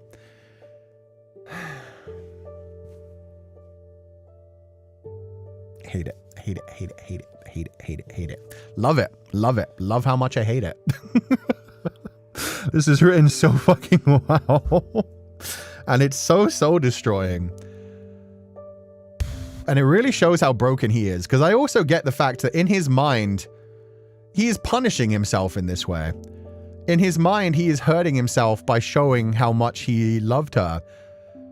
But it's also being like, oh yeah, no, a part of that good boy still lives. A part of that good boy still lives. You don't get to do that. No, fuck you. You don't get redemption. You don't get a happy ending. You don't get to take your life while surrounded by the girl that you loved and a nice, beautiful sight that you see. You're writing this as if you're trying to do this for her. It's never anything of what she wanted, and she's still not having any agency and choices for herself. Right now, what she wants is fucking revenge. If you wanted to give her what she wanted, and if you actually listened to her words, she wants an angel to take her to heaven and smite every fucking other person around her. So you could kill Yukimasa, and then Mel, and then slit your own throat, and like, let other people find her. Let fucking Pauline find her and hopefully try to save her. Give her an actual like goodbye. He's showing he never really cared about her. He cared more about how she made him feel. Yeah. There's definitely feelings in that, but it's definitely... It's a possessive kind of love. It's a possessive kind of love that shows he never really listened to her that deeply. It was always, I will show you the world. I will show you this. This is my dream. Don't you want to be a part of it? I'll make myself the Lord. I'll make you my lady. She never wanted to be the lady. She never wanted to be married to a lord. She never wanted to see distant sights. She just wanted to be a normal little girl, living a normal life. It's very self-destructive, which he got the one he loved, hurts, or killed. Yeah. And it's funny because I know this character. And this is why I know in the real world he could get better from this. I didn't go this far down that route, but what he has done to himself is he has created a very fucked up attachment style caused by, we talked about it a lot, how fucked up like his life was from the beginning with his mother, how little he sees of himself, how much he poisons everything around him. A lot of the people that get into this kind of mindset, they push people away. It becomes an anxious or an avoidant attachment style. If it's an avoidant attachment style, you go out of your way to say, nobody's ever going to care about me. I don't even care about myself. I know I'm useless. I know nobody would ever like me. So you push people away. If they like you, you tell yourself, well, they just don't know the real me yet. I'm a monster. I'm a piece of shit. He's got like an extreme level of that, where he tells himself he's a monster. He's this horrific lord who rules over everyone and only wants things for himself. But then he also bounces back into the anxious attachment style where it's like, but I love her. She makes me feel happy. She makes me feel joy. She makes me feel content. Oh, I was so wrong. I would have been happy staying by her side. And that's what people with an anxious, is it anxious or nervous avoidant? They bounce between the two where it's like they'll push people away and then they do their best to show how much they care. So it bounces between like love bombing and being like, I love you so much. You're my everything. You're all that I want in my life. And then still going back to the avoidant side and being like, no, I'm a monster. You just don't know the true me. You wouldn't love me if you actually knew the real me. He's bouncing between those two on the most extreme possible scale he could. Oh, God. And it's so realistic because so many people would do the same in his shoes. Yeah, and you could even see like what he was trying to do, where he was like, oh, I'll pretend to be the young boy again just so that she can die with a smile on her face. But he wasn't really doing that for her. That's the thing. He wasn't trying to show up to be like, oh, I'll be the young Jacopo she knew. I'll say like, this necklace, it's me, Morgana, and let her pass away with a smile on her face. It wasn't going to be for her. It was going to be for him. It was going to be so that he could have like one last look at her smile, so that he could feel again as a moment of that young little boy. He could feel like a good person when he passes away. That's what it's for. It's not for her in this case. Like Michelle, when he showed up, did the whole like, yes, I am the angel, just to let her pass on with a smile on her face and be like, yes, all your dreams have come true. It didn't have any benefit for Michelle. Meanwhile, for Jacopo, the benefit is 100% like, I'll see her smile again. I'll remember how much she loved me. I'll remember that that love was true. And it's like, that love is gone, my dude, because you are this now. It could be both, to be honest. In his mind, it's both. In his mind, it's both, but he is the monster as well as he is the boy. That's the thing. He's able to justify it in his mind, but he is Jacopo and the Lord right now. He is the one who has hurt her. So to step back into those shoes, it doesn't actually do her any good. Still wants to be with Morgana despite everything he did. His sense of shame is dilapidated at this point. Well, he's thinking about taking his own life at this point. So yeah, at this point, he's not even thinking about... It's just not, even thinking about like what to do after or how to justify things or how to make things work out. It's just like, oh, it's too far gone. I've broken her. To the point where even when he's straight up telling her, like, I love you, and finally saying the feelings he could have said forever ago... She can't even hear him. She's just so far gone. Requiem is a mass of the Catholic Church offered for the repose of the souls of the deceased. And everyone's about to die. He's clearly is on personalities disorder spectrum and with the high intensity. Yeah, and I forget the name of it, but it's an extended version of derealization. There's an extended version of derealization you can get, and I forget what it's called, but so don't quote me on this. But derealization can eventually lead into a thing where you basically just, not quite DID, but like a different kind of identity disorder where you just like have different versions in yourself, but you know they're there. And again, I don't know the name of this, but yeah, he's dealing with a lot of shit. He is broken, is the only thing I can say as somebody who is like not knowing in the field of psychology. Is like, he's so far fucking gone. He sees himself as Jacopo and the Lord at the same time, and he doesn't know how to work that out because he reviles the Lord. He reviles the things that he's done. A part of him still wants to cling on to that Jacopo identity, but he's done so much and he doesn't try to make up for it. Instead of trying to make up for it, make amends and do better in the future, he tries to just think, well, They don't understand the things that I went through. Like, if I could just slip back into that Jacopo identity, I'd be so good. But I have so much like weight and responsibility on my shoulders, and I had to do this for people. Has Jacopo even looked at himself in the mirror recently? A single glance might have helped him realize what he was becoming. Well, he was seeing it as a different thing. Notice that every time he shouted and like smashed things in his bedroom while he was talking to the Lord, it sounded like a mirror smashing. At times he was like throwing glasses and things as well, but he probably was seeing his reflection, whether in the reflection of the alcohol he was drinking, whether in the reflection of the cutlery, or in an actual mirror in his room. He was looking at himself probably while he was speaking to the Lord in his mind. Requiem is what made Jacopo my favorite character. He's so messed up, but I love how complex he's written. Yeah, because you see the person who has like closed himself off to the world, the person who has had a traumatic as fuck childhood.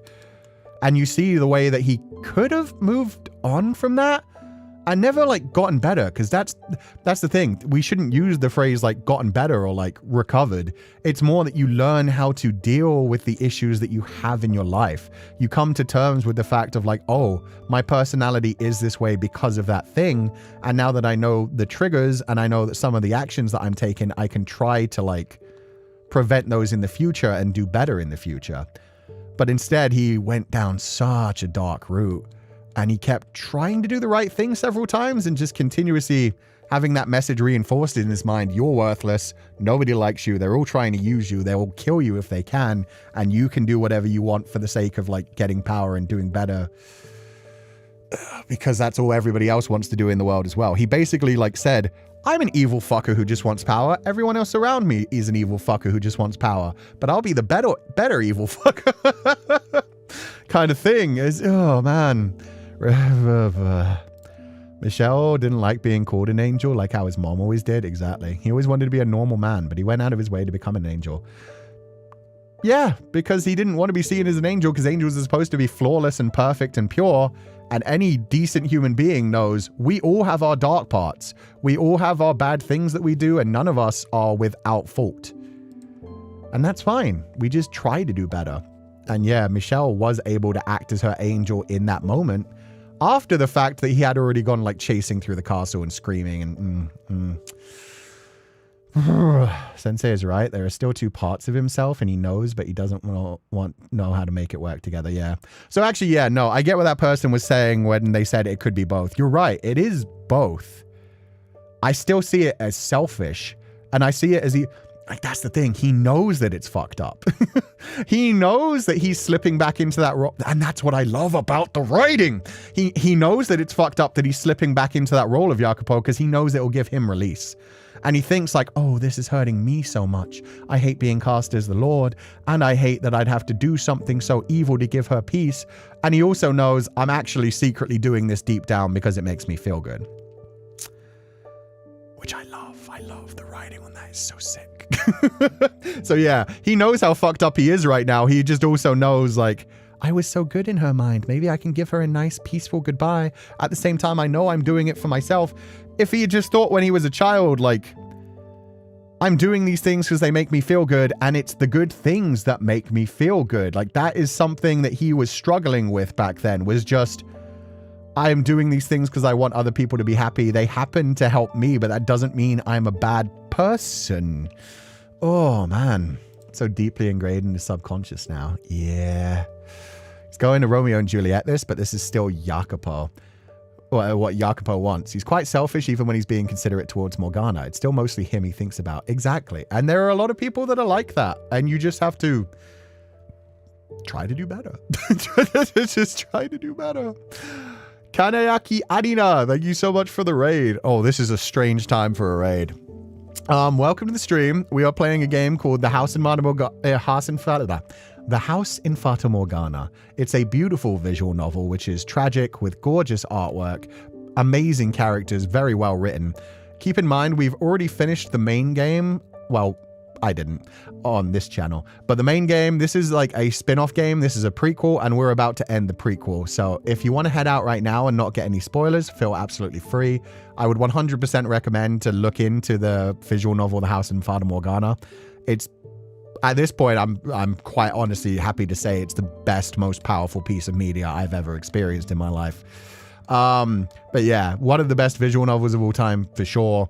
Just so worth going into it. I wouldn't want to spoil you now because we're going into the final act of the prequel story, which kind of spoils the main game as well. But thank you guys so much for the raid. I hope you guys were having fun, whatever you were doing. When you live long enough that the choices you start making take down a villain's path. I love this type of literature. Yeah. And the way he justified it the whole way up to this point. And that's the problem. He's gone to that point where it's like, oh, hey, I'm the bad guy. The best thing I can do is take myself out. And yet he's still like, but I'll do these things first. Like he's like, I'll take myself out, but first I'll do this thing that'll give me kind of a happy ending for myself as well. It's totally painful for me as well. But yeah, you see the small justifications all the way down, and then it's not, I'll try to fix it. I'll try to make things right. It's just, I'll kill myself. I'm sorry. Actual putting in the work would be trying to redeem the things you've done.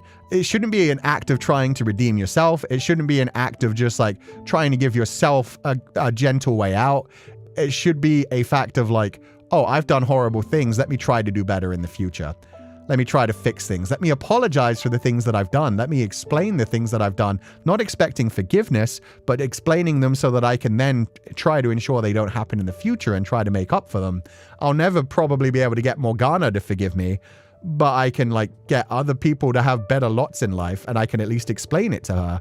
But instead of that, it's like, nah, she'd never understand. So we'll just die together.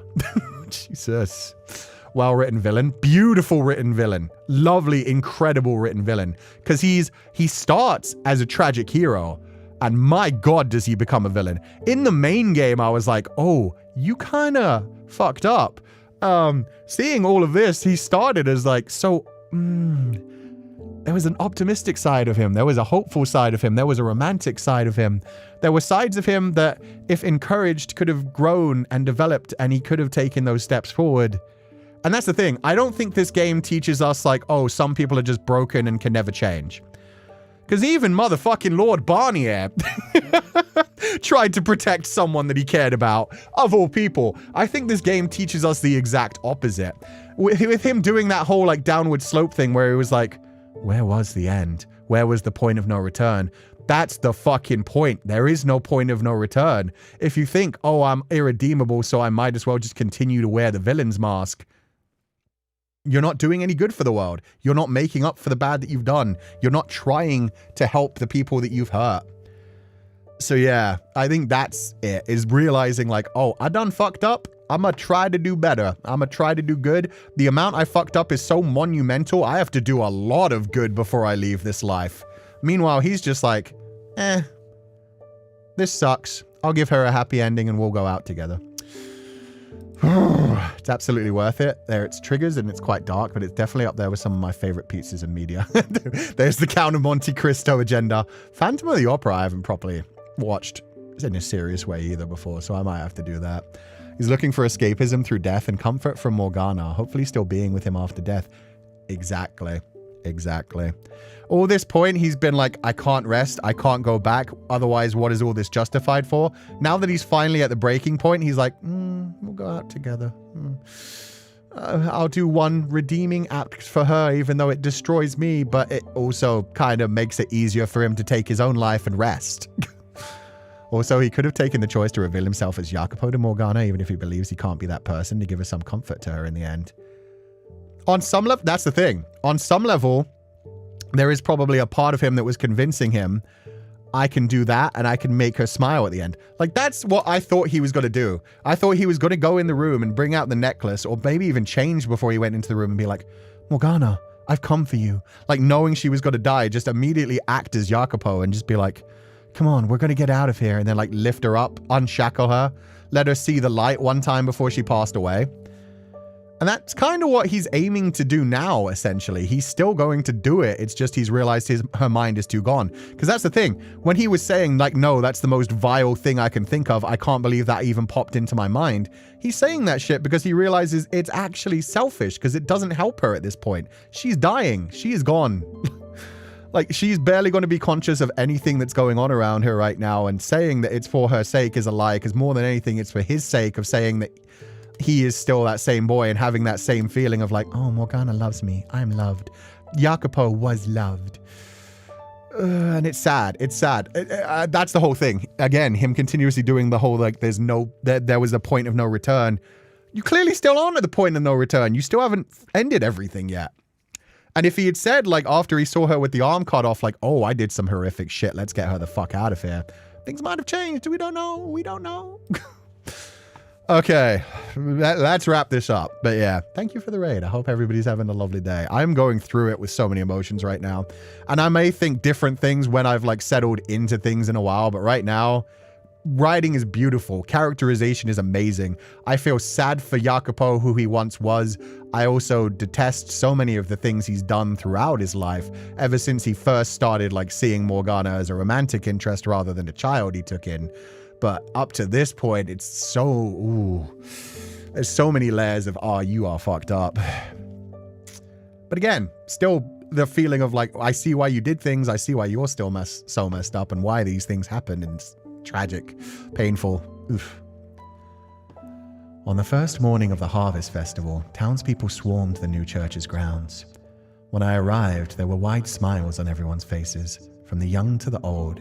From those here to partake of the church's charity to well-off churchgoers, everyone was in good spirits. Whee, it's a festival! Look, everything's got flowers on it. Oh, Jacopo, do you remember? Just what, 5 years ago? No, 4.5 years ago at this point. Morgana didn't show it, but she was so happy to go to the festival, to be given that flower by you. Quite the impressive event you put together. The decorations are a bit on the thin side, perhaps, but for a church anymore and it starts looking garish. They can go ham all they want. Oh, they can go ham all they want down in the square. You don't seem very enthusiastic. Why would I be? You spent so much time preparing for it. I assumed you'd be more excited. Well, it is his final day. As if. This is all politics, not fun and games. An effort to bring unity in my people, you could say. I don't understand you at all. How can you spend so much time doing something you don't enjoy? I don't give a rat's ass if you understand me. Fair enough. When I first met you, I thought money and power were all you desired. But I've come to realize that's not the case. I'm beginning to think you're hardly a bad man after all. I knew you were an idiot, but I didn't realize you were that foolish. How can you possibly say I'm not a bad man knowing all I've done? That's also fair. I love that conversation too. Yukimasa. Pot calling the kettle black, my dude. Yeah, it was pot and kettle. Exactly what I was just thinking. Man is like, how can you possibly do these things you don't enjoy for so long? And it's like, I'm sorry, have you not been like constantly like taking care of the church, going out of your way to be kind to the parishioners, bringing them money? Because of Pauline. Somebody has a tether too, my man. That's the whole thing, though. He did the whole, like, I'm starting to think you're not a bad man at all, like I am.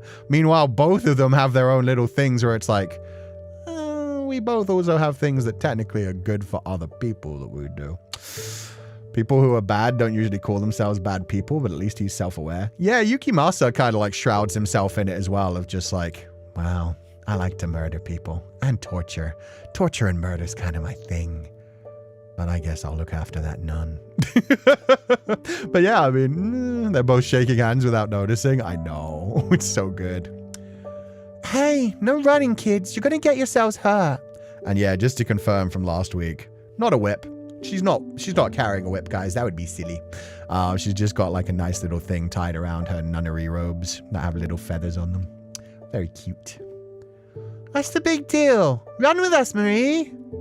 You shouldn't pull people. That hurts. Ah. Good morning, Lord Barnier.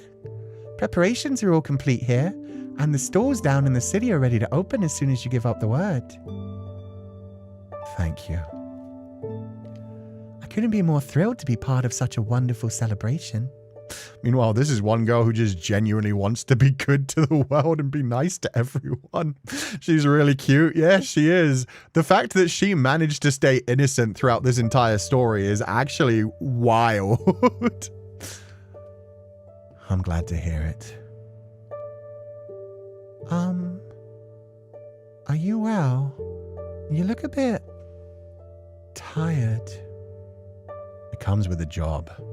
There's hardly a day I'm not exhausted. Wow. Don't work yourself too hard, Lord Barnier. It's important to get your rest. I'll keep that in mind. Oh, I almost forgot. Would you like a flower, my lord? A flower? We made all sorts of flower accessories, and we're giving them out to anyone who wants one. They do the same sort of thing. I kept reading the some sort of thing. They do the same sort of thing at the Midsummer Festival, and I liked the idea so much I borrowed it. Oh, here we go. He's got a flower again. Who are you going to give it to, buddy? What do you say? I think this one would look lovely in your hair. I'll pass. That's a shame. And what say you, Mr. Bodyguard? Care for a flower? No. Go on. Take it. Don't let their efforts go to waste. Yeah, take it. Well, what's wrong, bro? You scared of a flower? You scared of something gentle, something beautiful, something innocent and pure? Very well. I'll take one then. May God smile upon you. Thank you. And look at that genuine smile. Oh, he's so happy. She's happy. Yuki Meow Meow with flowers. I know. Well, see you later. And Lord Barnier, if you need anything, please don't hesitate to ask.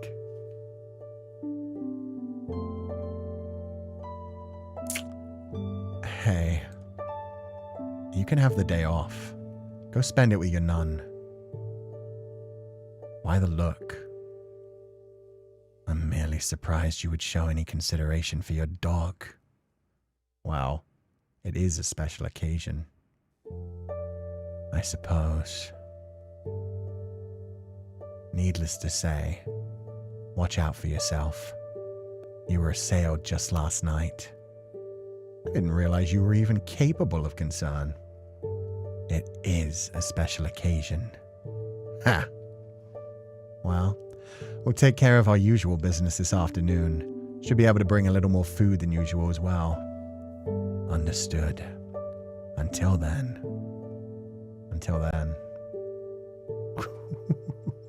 The parallels between the two of them is crazy. Pauline out here living a shoujo manga life while Morgana is deep in the trenches of the horror genre. I know. She's out here living in luxury. She's like, oh, I'm a nun, but I'm having feelings for that bodyguard. Oh, what do I ever do with these feelings? Meanwhile, at the top of the tower, Pauline, one of the only good people in this timeline. And Nelly. Nelly didn't do nothing. And I would say Maria too. I would say what she tried to do still doesn't rule her out of being a good person. Us and Sensei just squished in the middle of these two men. For a reason. Throughout this whole tragedy, the life of a middle-class civilians, merchants, and people not in the slums has genuinely been improving. True. The poor people are getting fucked over even more, but everybody else in the city is like, wow, that new lord's been great.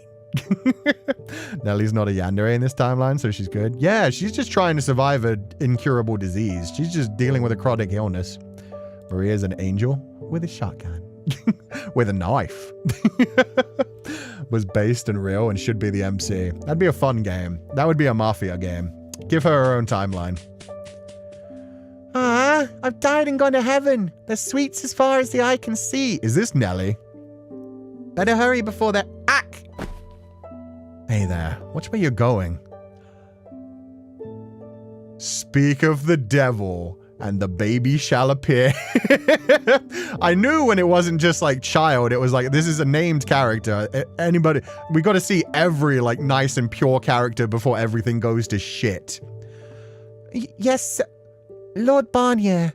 I'm so very sorry. Well, if it isn't Mel's sister... Someone's a bit too wound up, it seems. I've never been to a festival before, so I'm terribly sorry for running into you. Please don't get upset at me.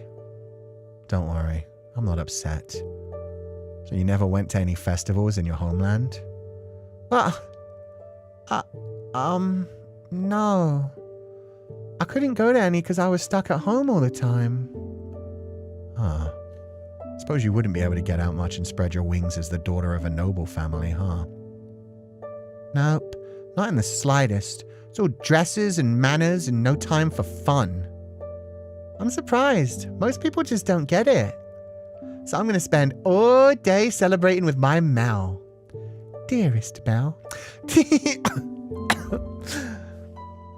That's what the festival's for, but don't go too crazy. I'm told you're not in the best of health. Yeah, but I'm feeling wonderful today, so I'll be fine. You look anything but, girl. Festival isn't just for one day, so if you find yourself feeling unwell, let someone know right away and then get some rest, understood? Yes, sir. Nelly, where'd you run off to? The way he got between them. Mel, I respect you. A tiny, tiny, tiny bit.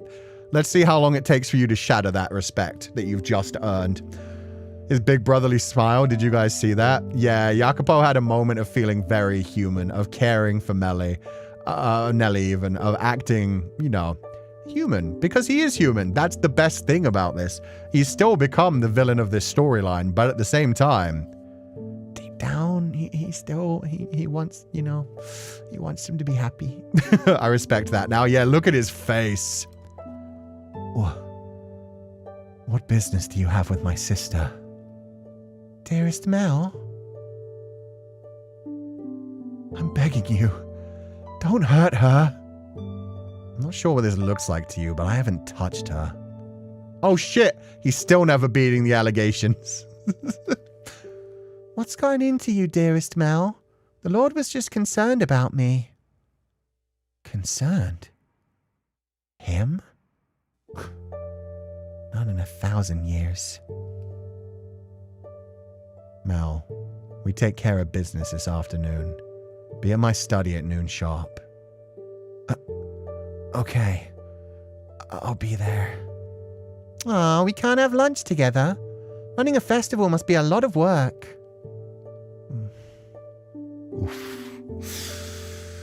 Got there just before me, Sensei? Yeah. Let's hope that concern about a young girl didn't turn the same way his lost concern about a young girl would turn. Mel grew a tiny pair, but let's see how fast it'll shrink again. It's fine. He protects his sister. He protect, but he also coward. He will protect his sister with his life. It doesn't amount to much, but he will give up his life for his sister, so good for him. I could hear the sounds of countless people making merry outside, but my mind was elsewhere. Envisioning the place I would take her to die, somewhere far away, somewhere with a majestic view. I wanted nothing more than to run off right then and there, but there were things I had to sort out before I could disappear. I delegated several days' worth of work to my attendants so the festival wouldn't fall apart without me. My mind may have already been made up, but it was still my responsibility as Lord to ensure everything ran smoothly so long as I remained on the throne. But all I could do after was pray that someone much more qualified, someone of actual royal descent, stepped in to take my place. About that. Vive la Revolution. France does not have capable leaders for a long, long time. And before I knew it, noon was upon me. As the bell chimed 12, the three of us climbed the observation tower. The plan was to deliver Morgana her food, then send the other two back outside, so I could take her somewhere far, far away. That door creaks so loud. It scared the shit out of me, I'm not even gonna lie. But when we opened the door, her spirit had already left her body.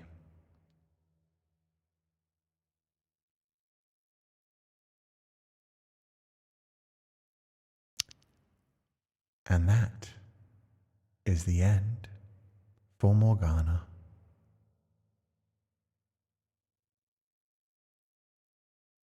The witch killed her? Wait, what the fuck just happened there? Okay. The witch killed her. The blood of the witch killed my sister. That wine you're drinking is no medicine.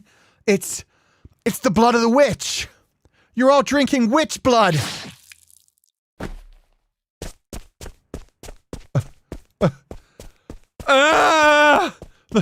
There goes another one. What's going on? We were told it was a miracle elixir. You're saying we've been drinking a witch's blood? Please, everyone, don't panic. This must be some kind of mistake. A mistake? A girl is dead because of this mistake. No, this whole thing was a sham from the very beginning. You and the Lord were working together, buying our favor with this rubbish. Please, calm down, everyone. Death to all the devil's deceitful minions. Death! Death! Death! Death! Death!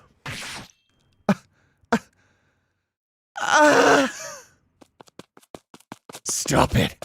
Stay away from her! Get back! Death to him, too! That's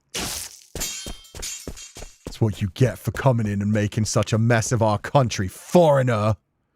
Why are all these damn outsiders getting better treatment than the rest of us anyway? The Lord's a traitor to his own land. He doesn't deserve to be on the throne. We'll take this city back. Free it from his corrupted grasp. Death to the traitor! Damn. So, that's what went on when Jacopo was up just staring at Morgana's dead body. Mel's sister, Nellie, died. Mel accused the blood of the witch, even though the blood of the witch was apparently what was bringing her back. They attacked the nun, thinking that she was blasphemous and trying to corrupt all their souls, killing poor Pauline, who never did anything fucking wrong. Yukimasa died trying to protect her and then trying to avenge her. Everybody dead but Jacopo. A lot of people that didn't deserve it. And there's little Swallow, just to crush us even more. Morgana's death set off a chain reaction of hell and suffering. Perhaps it was fate, or her intense animosity made manifest. All I knew for sure was what I could see, that the world was crumbling around me, and I watched through the observation tower's window. The first to go was Mel's sister, who had regularly partaken of the miracle elixir. She started vomiting blood, and shortly thereafter she was dead. Mel then broke down, revealing the truth about the elixir before stabbing himself in the throat. Fear and panic spread like a plague, breeding a desperate rage that found an outlet in the saintess, the face of the church. The Far Eastern man dashed in to protect her from the mob, and soon a full-on battle broke out between supporters and opponents of the Lord. Actually, no. A battle would imply one side stood a fighting chance. It was closer to a riot, with anyone perceived to be on the Lord's side ruthlessly slaughtered. It was as though I was peering into a nightmare. There was no question who would come out victorious. It was a scene I had witnessed once before, but this time I was on the receiving end. The illusory faith I had instilled in the people to distract them from their dissatisfaction disappeared in a wisp. And upon discovering it was all based on a lie, that dissatisfaction came flooding back stronger than ever. I could tell myself I always had the people's best interest in mind until I went blue in the face. But it didn't matter. I was a tyrant in their eyes. Yeah. The person who saw you as a fucking hero, you have chained up in a tower. I turned away, and there lay Morgana's limp body. For a split second, I considered going over, leaning against the wall beside her, and taking my own life. With my foot hovering in the air, I swung my leg around, making my way towards the stairs. I'd done enough to torment her in life, failing to even allow her to pass on peacefully. It would be cruel and disrespectful to force her to be with me, the man she despised more than any in the world, in death as well. And as I was still the Lord, having not yet stepped off the throne, the right thing to do would be facing the wrath that I had wrought. For a second I wondered if maybe Lord Barnier had greeted us thinking the same thing. The revolution 4 years ago was also a foregone conclusion, but he didn't run. He stayed and waited for us to arrive. Perhaps it was partially pride, and partially that it was the only way out. We had lived as lords. We had ruled as lords. When the time came to harvest the seeds we had sown, we would die as we had lived.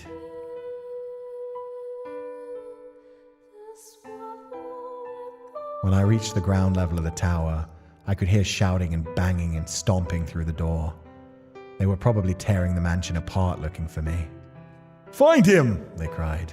"Dethrone him!" they cried. "Burn him!" they cried. The felt slight pang of nostalgia as I listened to them, remembering when I had been in their position. All I had to do was open the door and I would be dead in seconds. They didn't just have me vastly outnumbered. I had no intention of fighting. My life amounted to nothing. My people are all dying. Soon I'll be stripped of my title of Lord of the Land, and not a thing will be left. It was all utterly meaningless. I killed everyone I ever cared about, even Morgana. There's not a single person. No, I didn't end up killing Maria. I guess that's something to be thankful for. I pray you'll live on. By all means, spend the rest of your life hating me, just so long as you live. Now, off I go.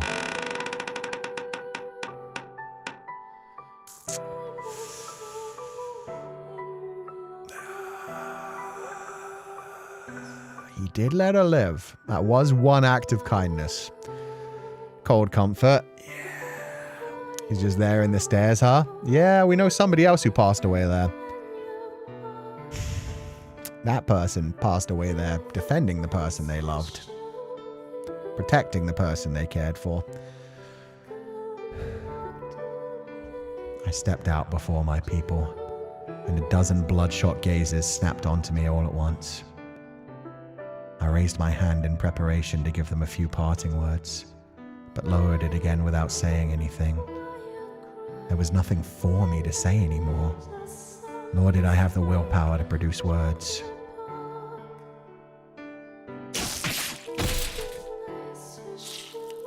Oh, the pitchfork. That's a proper farmer uprising. Oh, he's still so beautiful, even in death. He looks so accepting of it as well. They impaled me from head to toe with sickles and pitchforks and all manner of deadly implements. Oh shit!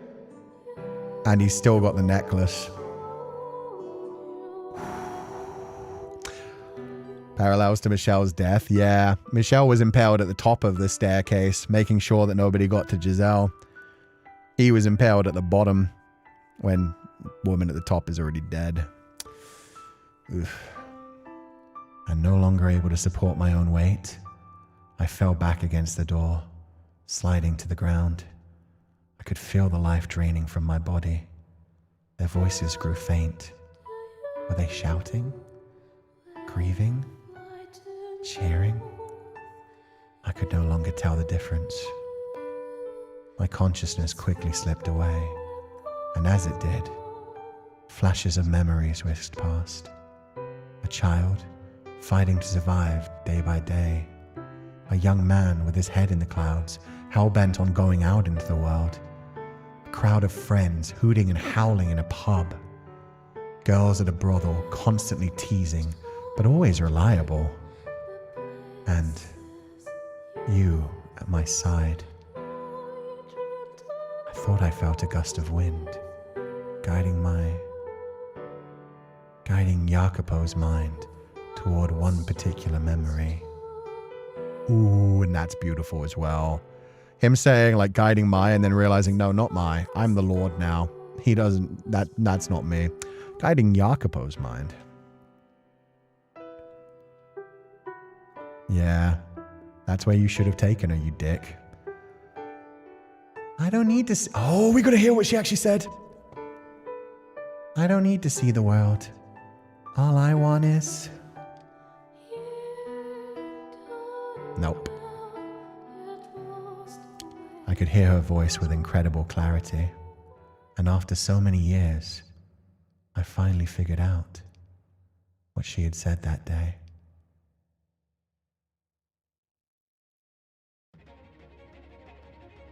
I don't need to see the world. All I want is to find our home. Oh, you mother... Not long after we met, I told her that I thought we might come from the same region, and that perhaps if you went back far enough, you might find we even shared a bloodline. And she remembered. Nearly 3 years later, she still remembered that insignificant conversation, which was why she didn't want to see the world. She was more than happy just to find the land from which we came. I never needed to reign supreme. I never needed... You're still misunderstanding it. We'll get to that in a second. I never needed the favor of the masses. All I needed to do was go looking for that little pocket of tranquility.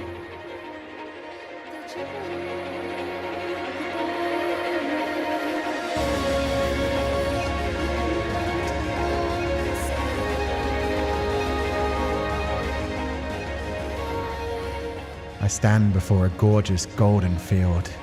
Flowers bloom all around, swaying in the warm breeze. Vaguely familiar faces smile and laugh. After a long, hard journey, we finally made it. There was no big, bustling city, no one dressed in extravagant clothing, but they would welcome us warmly, welcome us as kin. It's a quiet land, not a trace of strife. They bask in harmony, smiles on everyone's faces. Nevertheless, she's still afraid of how they might treat her, so I offer her my hand. This is it. This is our home. As we draw closer to our home, her tense nerves seem to loosen, and she lets out a barely audible sigh. She slowly draws back the hood covering her.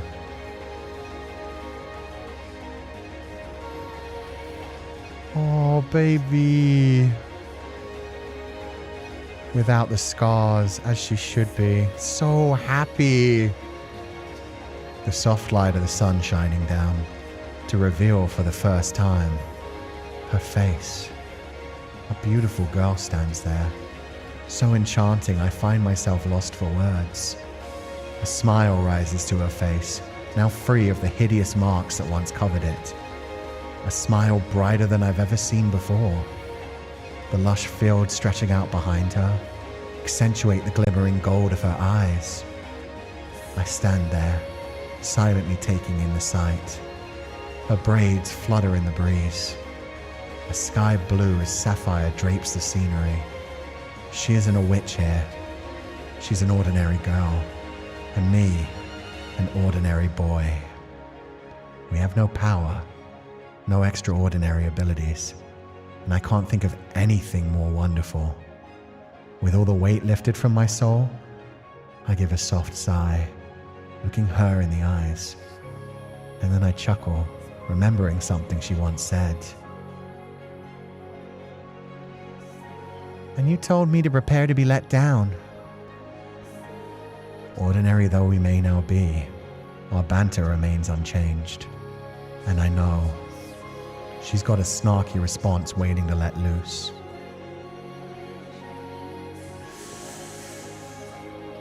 This is what I could have had if I'd made the right choices. What I wanted more than anything in the world.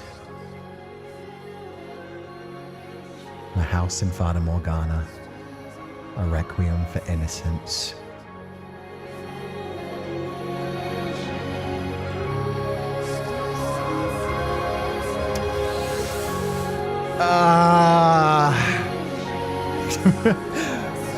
Okay, Haruno Sensei. Made me cry my eyes out again.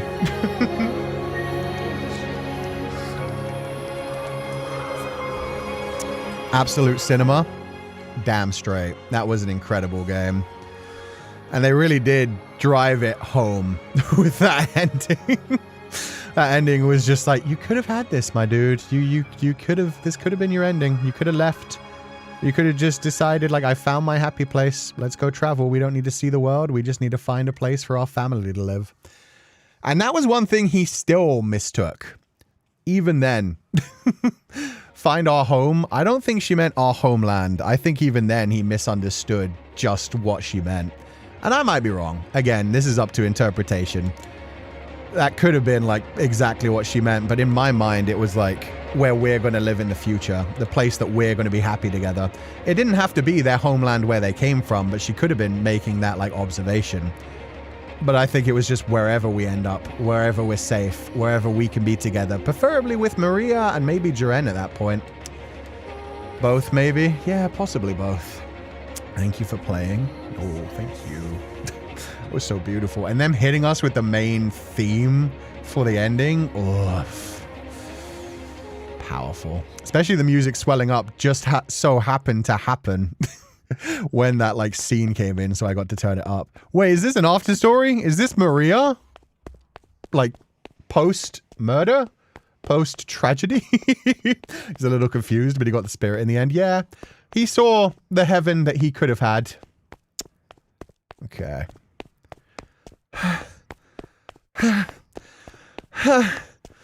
God damn! Everyone's lost their fucking minds!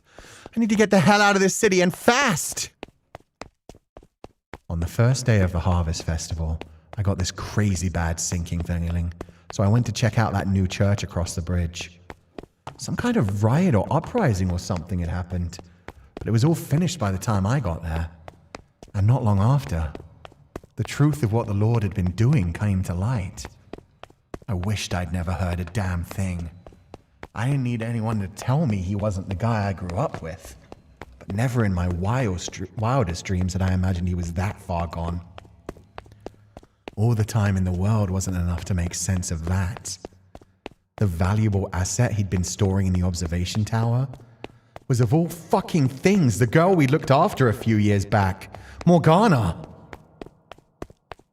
She knew it was Morgana too? I thought she'd just hear about the person in the tower. Oh my god, Maria! The shit you had to live through! But the madness didn't end there. The witch with the miracle blood everyone had been talking about, that was her too. My mind was so scrambled I wasn't sure what to be most stunned by. But I had far less time to organize my thoughts or vent my frustrations than I could have imagined. If I was smart, I would have left town the instant I learned the truth.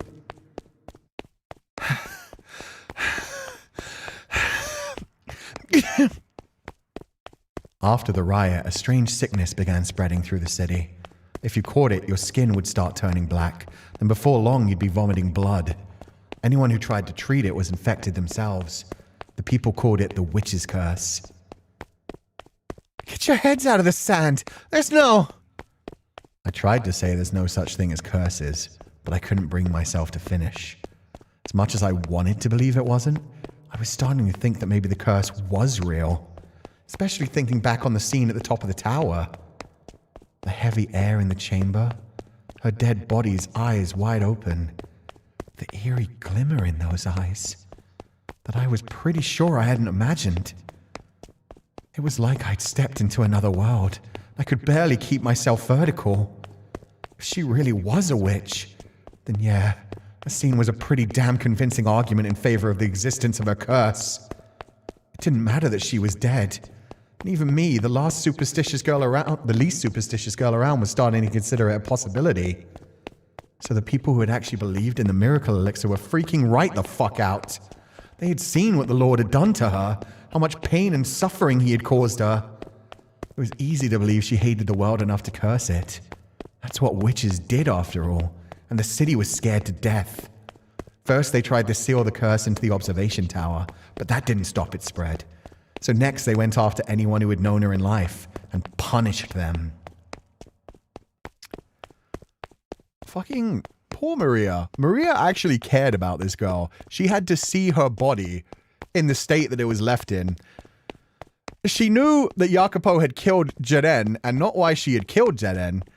She knew that he had put all of her friends' heads on spikes and put them on display. So for all she knows, whatever the fuck Jacopo was doing in that tower was even more hellish than actually happened. God damn. And now she's being hunted through the city because she used to know her as well.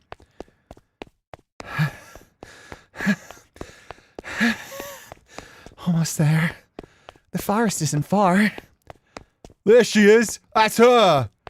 Shit! They discovered that the witch had taken refuge at a brothel a few years back. Low battery. And it wasn't long before they linked me to it, making me their next target.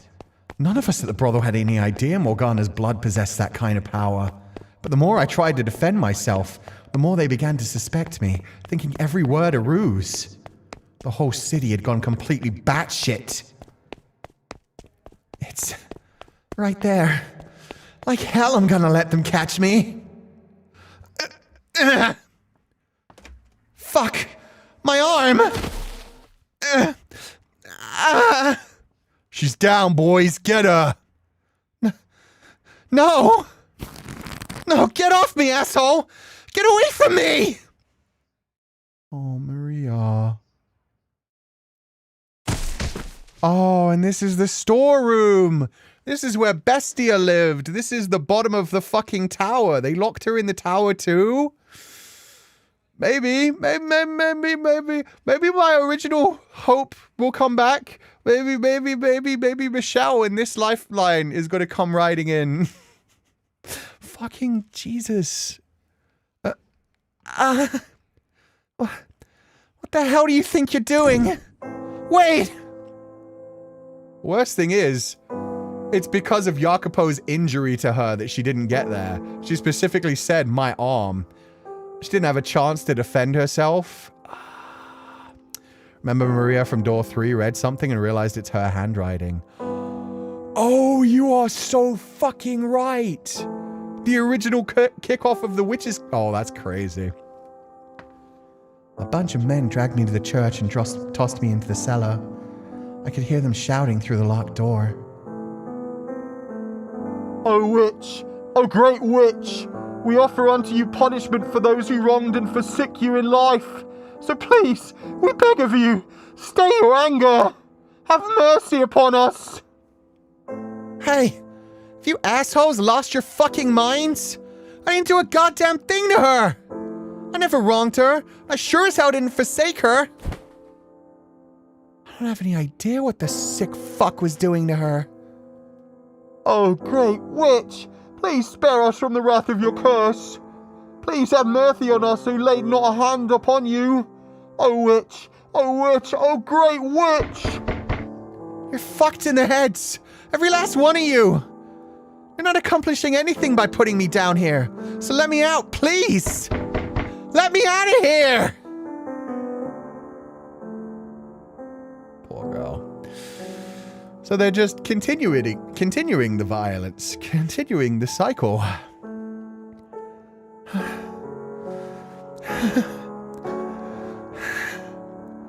Damn it. They really did. Just leave me here. The door's locked tight. I'm not pounding my way through this. Damn thing won't even budge. Fuck. Fucking... Fuck! Something. There has to be something I can do. Hey! Is anyone out there?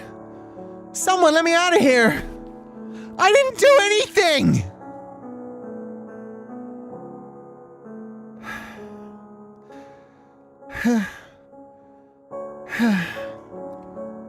How long have I been in here? I'm so fucking thirsty. Food.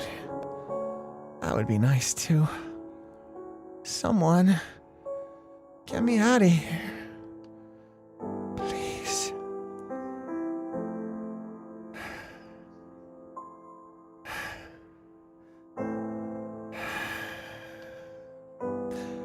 I feel like my body's made of stone. I'm going to starve to death in here. You've got to be kidding.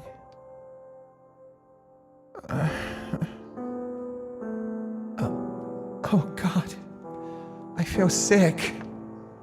My everything hurts.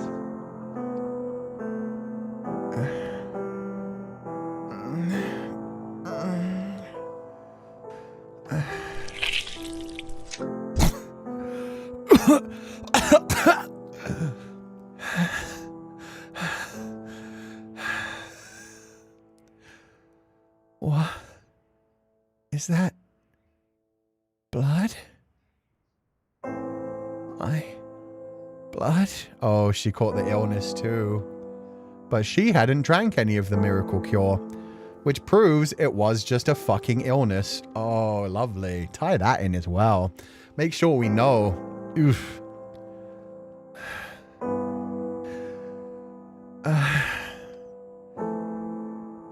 It's so dark. I never noticed. All the black patches on my skin. Why? The curse? But I never did anything to you. Why? Why would you curse me? Why? Morgana? What did I do?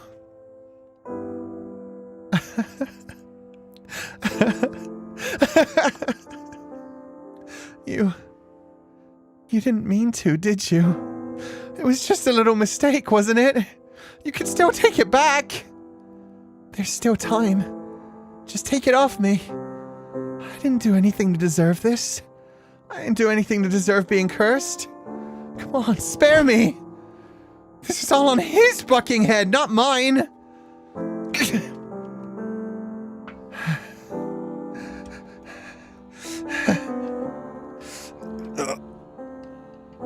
Is it because I didn't do anything? Is that it? Are you saying I'm to blame too? Oh damn, we got a second raid. Hello Féileacán and everybody's viewers. Welcome. We're in the middle of a visual novel, so I'm going to keep going for now. But thank you guys so much for joining. I hope you're having a lovely time. We are not. We are watching a character die at the end of a game. So major spoilers for a beautiful visual novel called The House in Fata Morgana. If you don't want to be spoiled, please head out. But thank you so much for the raid. Hey, Féileacán. Hello, Kuchan. Hello. I hope you're having a lovely time. I hope you guys' stream went well. I'm going to lock in for now just to like finish the stream before we talk. But yeah, we're deep emotional damage right now. And we thought we were free of the pain, and we were not. But thank you so much for the raid. I hope you all had a lovely day. Are you saying that I'm to blame too?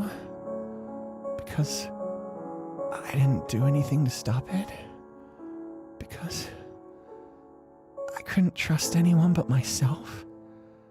That's asking way too much. How was I even supposed to know what was going on? I was up to my own neck in my own shit already. Come on, Morgana. Give me a little sympathy. Spare me from your curse.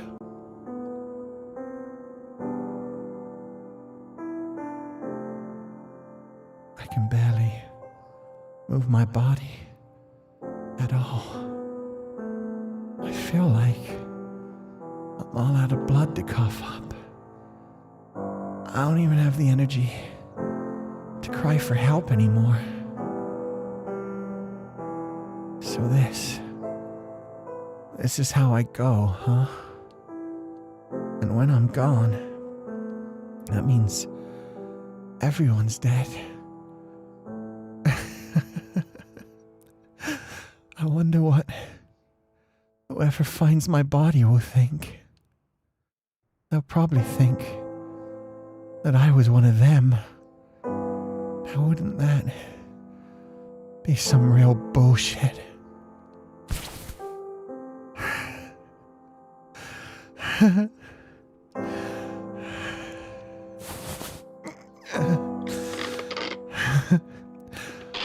Look at me.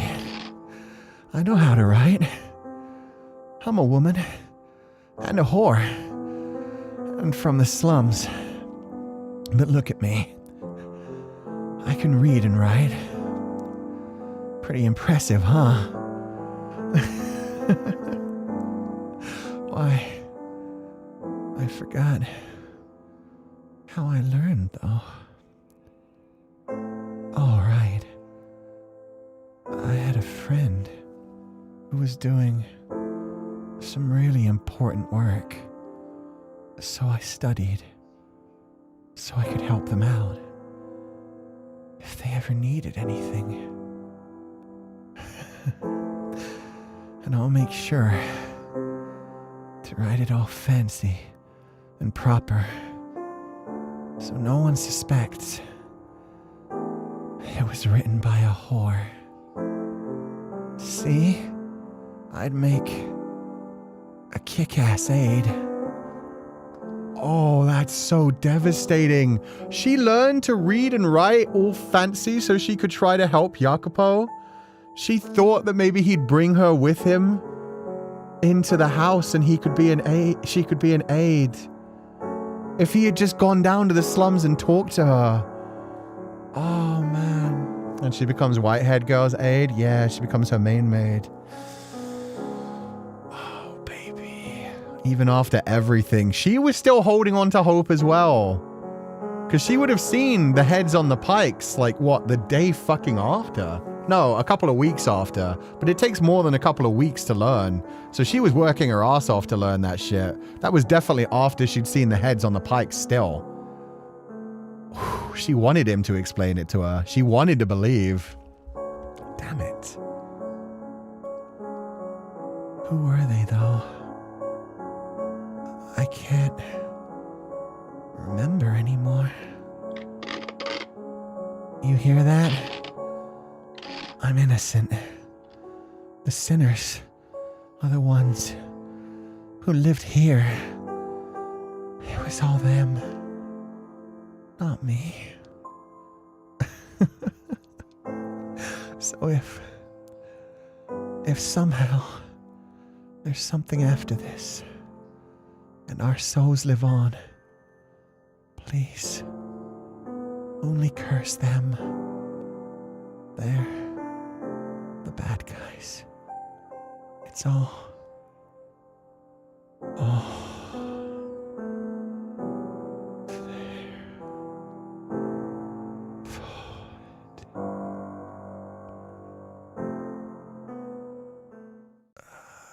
Sorry to tell you, Maria. You just kind of like started the curse, actually. You gave Morgana the witch her first grasp into a way to do it. And you get pulled along. Maria? Wake up, Maria. Oh. I've unlocked the door for you. Now get up. You don't want to be sleeping on that cold, hard floor. Morgana? What? How? You're dead. Oh, I'm dead, am I? Ooh, wait, what the fuck? Sorry, I pressed the wrong button. Oh, I'm dead, am I? And you must be half asleep still. But I... Now that's enough of that. Let's get you out of here, shall we? How? I can barely move. I think you'll find that untrue, my dear. Go on. Stand up. You were right. I can move. I feel better than ever.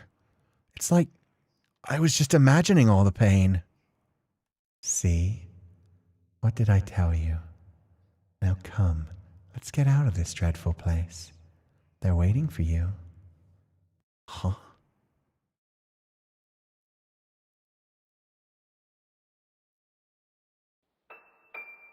Ah, it's about time you showed up, boss. What? Yay, I'm so glad you're okay. Jared? I've been worried out of my mind. Jared? I was told you were killed. Say what? You really want me dead that bad, boss? Did I goof up on the job? No, I never said that. And you're a model worker, too. I've always been glad to have you around. Whee! Mario said something nice about me. Sorry, I got distracted by the low battery.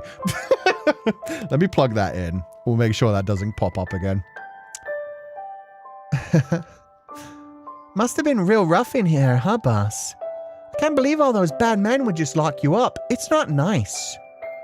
How's the city doing? Have things cleared up? You can rest easy. Everything's all righty-o now. I'm glad to hear it. Is she hallucinating or is this the curse? That's my question. I don't know if this is the curse and that was the witch version of Morgana. Like, giving them one little bit of joy before she tortures them, or if this is going to be like after everything else happens and this is like heaven and then moving on. We'll find out. We'll find out together. I'm completely oblivious to this too, so we'll see. You look like someone just... Oh, that must be. You look like someone just pissed in your stew, girl. Where's that burning fire in your eyes? Oh. Hey there. I knew a little solitary wouldn't get the best of you, girl. Oh, don't just stare. What, you think I was dead too? Like hell, ain't nothing in this whole damn world could take me down. I'm the crew's #1 for a good reason.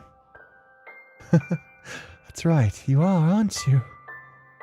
You survived living as a slave in Barney's manor. There's not much that could kill you.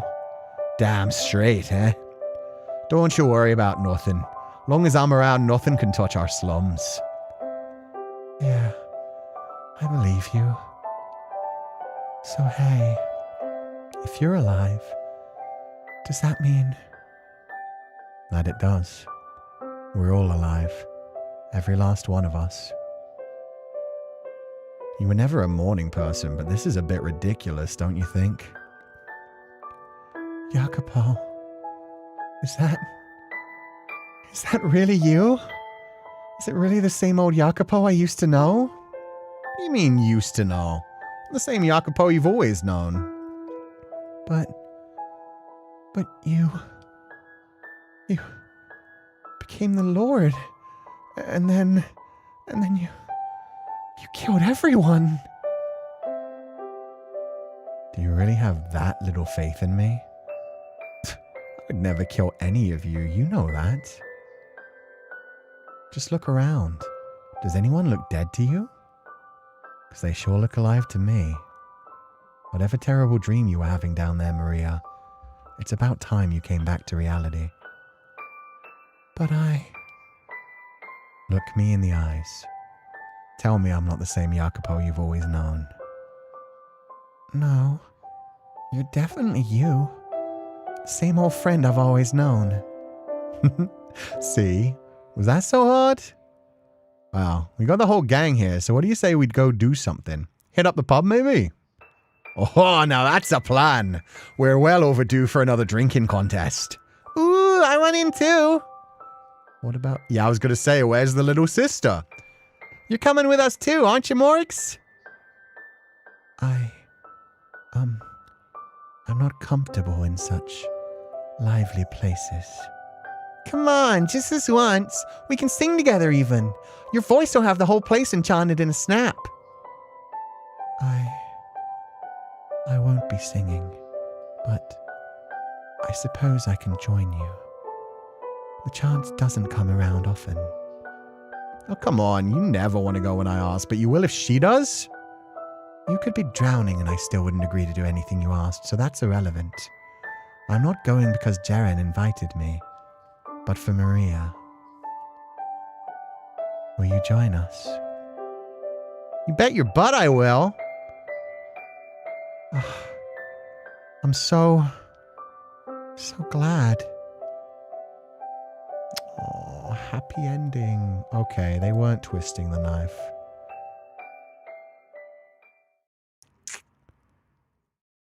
Okay. Damn, fuck you. Fuck you, game. Fuck you. Fuck you. How dare you make a CG? Why not just leave us in the happy moment? Why not just leave us pretending? I would have been fine. I would have been fine believing that was after the entire story. I would have been fine believing that was fucking Morgana setting everyone's souls free. Oh my god. So glad that everyone's alive. It was all a dream. Just a bad dream. I knew it. None of that could ever happen to us. Save a seat for me, guys. I'm coming.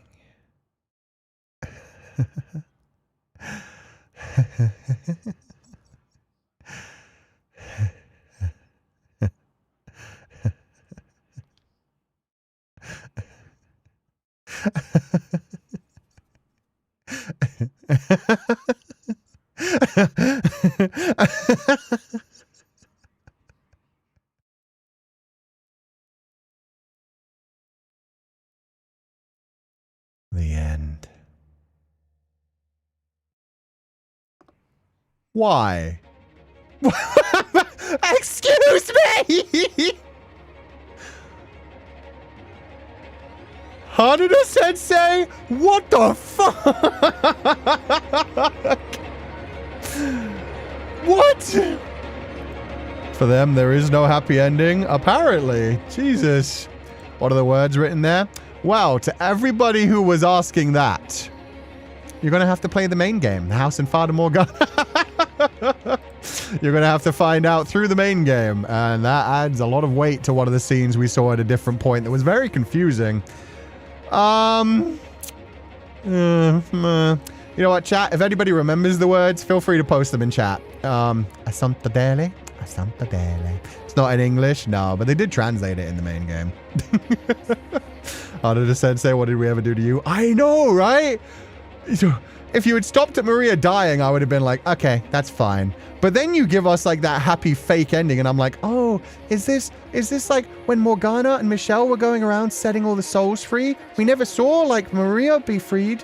Maybe she had a happy time. Maybe this is Morgana setting her free and passing her on. And no, it's just a delusion.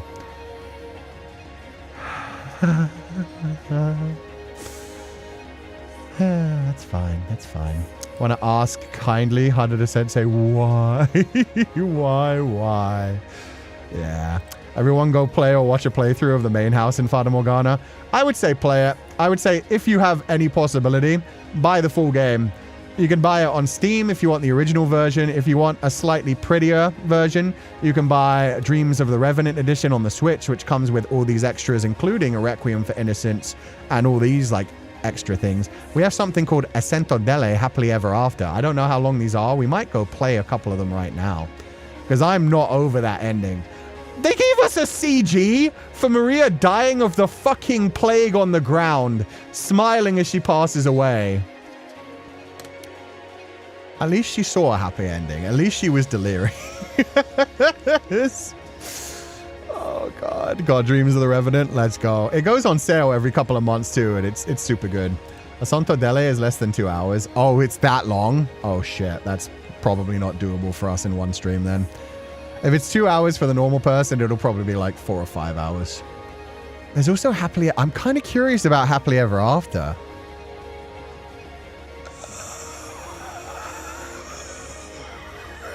If we take breaks and chat, it might be 2.5 hours. It might be more like 4.5 hours. Let's be honest here. So these are probably their own stream all by themselves. That was good, though. It was beautiful. I love the pain. I love the pain. I mean, we've already played the main game. We've seen how it ends eventually. I was just kind of hoping that was a confirmation of, like, how Morgana set them all free. Can't play it without your VA anymore. We're too spoiled. There are some very good playthroughs out there. I think you'll find some creators out there who did amazing playthroughs from beginning to end. There's a bunch. People love this game a lot. So there are people that put a lot of good voice acting into it. A lot of people that put a lot of better voice acting into it than me, honestly. I can only do like so many different voices. But yeah, there'll definitely be a playthrough you can fuck with if you search for one, if you really want a playthrough. But nothing quite like playing it yourself. For one thing, you'd be able to fly through it in like a week rather than spending months watching like me or another streamer talk about it a lot. But yeah, no, you're going to be fine. Also, I was about to say before the Maria death jump scare, there was 16-year-old Morgana in the dream or hallucinations, not the 12-year-old Morgana. So that's what it could have been. Before the Maria death jump scare, there was 16-year-old Morgana in the dream. Was it? The worst thing is I can't even load because I didn't save anywhere near there. So I'd have to run through the entire last 3 hours of gameplay. I thought it was baby Morgana. I thought it was little Morgana. I thought she had the big head again, but you're probably right. It's a great way to end the stream. Whiplash from how the game ended. Yeah. Happily Ever After is about an hour. Oh. Can I play Happily Ever After without playing Ascento Delle? Or is Ascento Delle like needed for Happily Ever After? Backstage time? We can't do the backstage, unfortunately. The backstage you only get on the Switch, on the Steam version. The Steam version has the backstage, which is one thing that you don't get on the Dreams of the Revenant edition for whatever reason. So yeah, no backstage. It was 16 years old. Oh, so it was grown up her. Okay, so it was just like a happy ending she was imagining. Damn it. Okay. Ascento Delle is not needed. Then buckle the fuck up in, everybody. I think we're going to do Happily Ever After. Ascento Delle is kind of separated. Got ya. I'm very curious to know what that's about, but we could probably do Happily Ever After today. If it's about an hour long, that will probably take us like another 2 hours. I was planning to like lock in and do a very long stream today. And I don't want to end it on Maria dying. You know, this is Happily Ever After. Surely it's something fascinating. Let's do this. A tale beyond their happy end. I'm judging it right now. We're going to go into this and see what this is like. If it feels like it's... That's a heater. This is the modern day. Michelle? My babu is back. Baby boy Angel? They have a heater. Yeah, we're in the modern day now. That's a space heater right there. That's a modern bed. Those are modern sheets and modern pillows. We are with Michelle in the current timeline. Oh, hells yes. Also, Claudines, thank you so much for the huge akasupa. Kuchan, thank you for going through it with us. You delivered Hanada Sensei's amazing writing so beautifully. Woof you. Thank you. Yeah, no, this game is incredible. We'll do like a proper rundown about like how much I feel about this game, but yeah, Requiem for Innocence just made it even more powerful. And now I know that in like another 2 to 3 years, I'm going to want to replay this game. So there is going to be a point sometime in the future where I'm like, and now we're replaying Fata Morgana, even though that will take months and months and months. It won't be for several years, but there's got to be a point where I'm going to be like, I need to remind myself of this masterpiece. So yeah, someday there will be an actual playthrough, but I'm glad we went through this because that's going to hit so much more. And the fact that we already have the save file with everything cleared, so we'll get like the little bits of extra storyline. But yeah. Michelle's living in his, you know, single male living space. I respect it. I respect it. Nothing on the walls. Just a bed.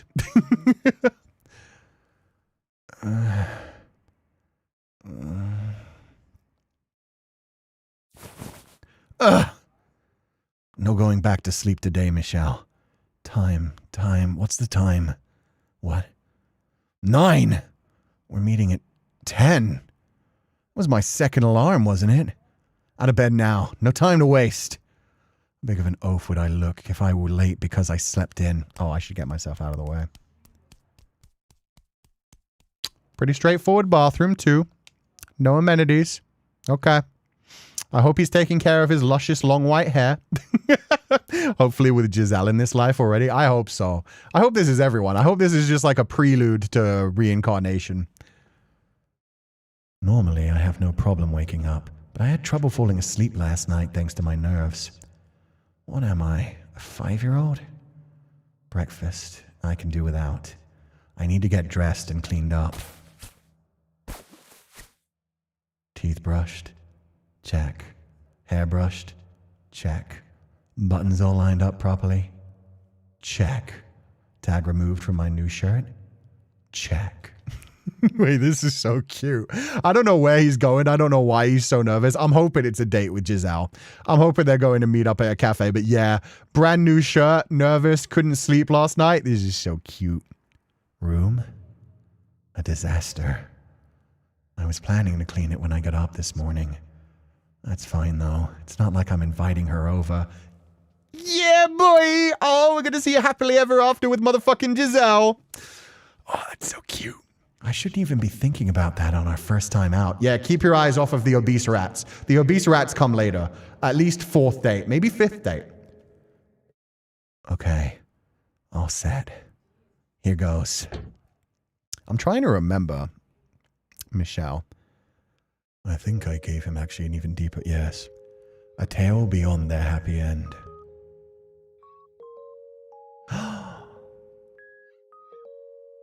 Wait a minute. Do they live in France? Maybe it's not a happy ending. Beast rats always make a comeback in Fata Morgana. Yeah, they do. And that's Giselle! That's literally the name. Oh, that's Giselle, but instrumental version. I've never heard this version of Giselle. Let's go. There are memories. Memories ingrained in my soul. Were I to tell anyone, they might think I was mad. Or maybe that I'd been reading too many New Age self-help books. Or possibly even that I was a member of a shady cult. But in any event, it likely wouldn't give many people a good impression of me. In my memory of my past life, the soul was held in great regard and the church wielded nearly absolute power. But neither of those things were true of the present day. While people had more freedom, more choices, and more opportunities than ever before, there were things they had lost, no longer accepted. That the soul was real, that miracles actually happened, that there was still so much about the world we didn't know, didn't understand. People these days were simply not inclined to accept such truths.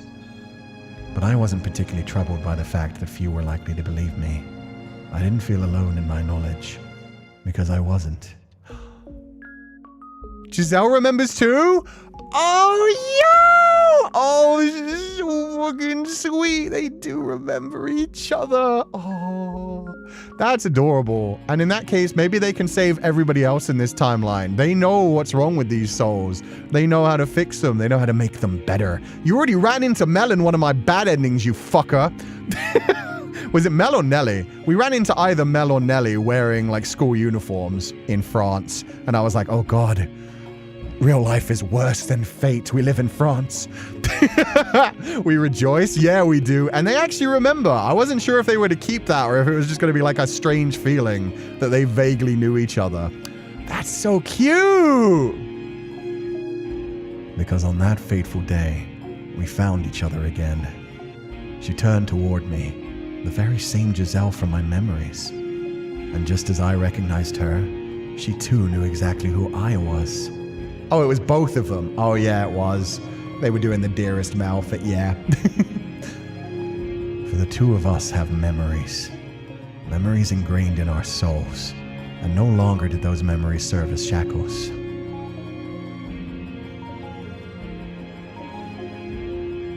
If I can keep up this pace, I should make it right on time. Thank goodness. He's so hungry. Please, for the love of all that is holy, don't growl in front of her. In a turn of events that can only be described as miraculous, we were reunited after nearly 1,000 years. It was the sort of dramatic moment you might see at the end of a movie or a novel, the point at which the story was finished and nothing more needed to be told. But our lives continued on past that moment, an uneventful, hardly noteworthy succession of days. Nothing particularly different from what you might find in any other random person you choose off the street. But that's heaven. That's heaven. That's what Jacopo could have fucking had. But it was that little fistful of happiness we had sought for so many years. We were just two ordinary people now. There's no drama or excitement in the tale that follows. Only a small slice of two regular lives. Oh, they got what they deserve. It had only been about a week since our reunion, and while I would have loved to grab Giselle by the hand and take her home with me right there and then, I couldn't simply uproot her from her own life. Both of us were busier than we'd ever been in the Middle Ages, myself with work, and her with university.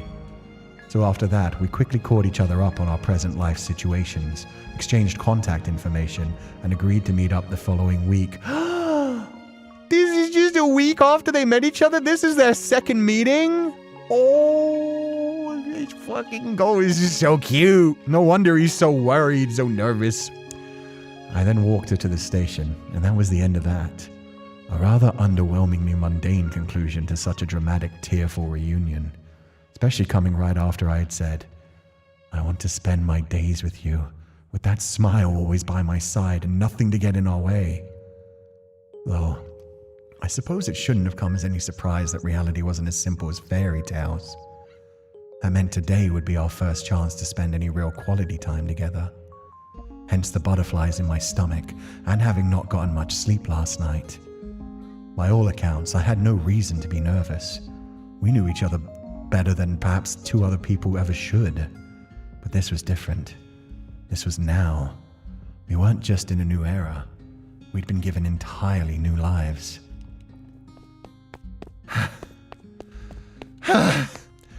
Not a second late. Am I here first? Thank goodness. I want to start off on the right foot here, and keeping her waiting is not the way to do that. But thankfully, Michelle. Did not make it here before her.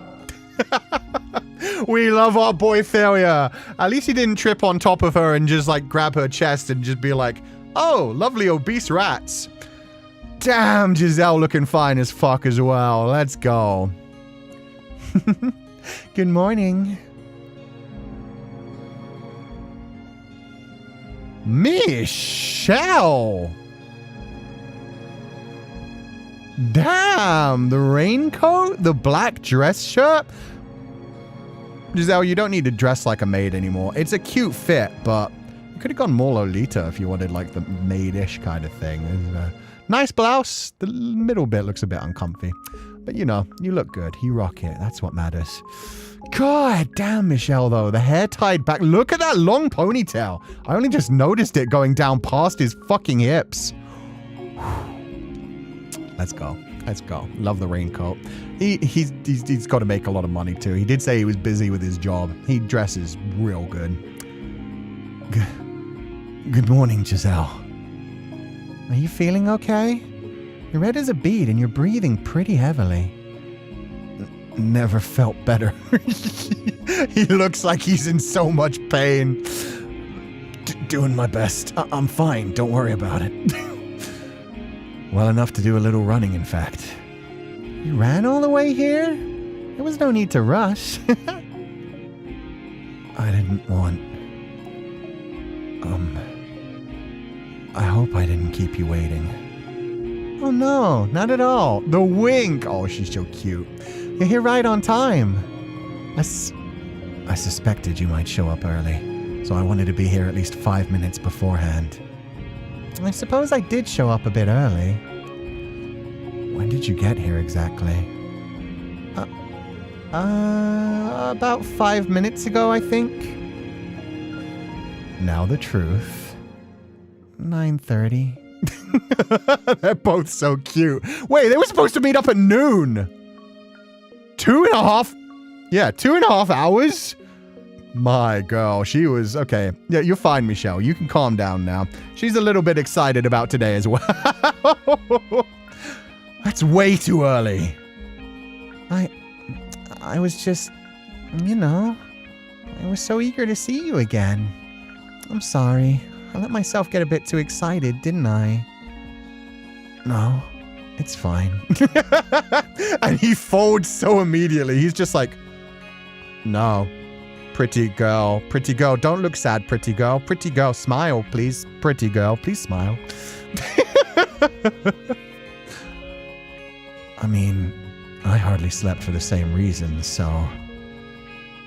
Anyway, I'm sorry for making you wait so long. No worries. I spent the extra time in the cafe right there. I couldn't have been happier. Happier about... waiting? Absolutely. You can see the station's entrance through the cafe windows.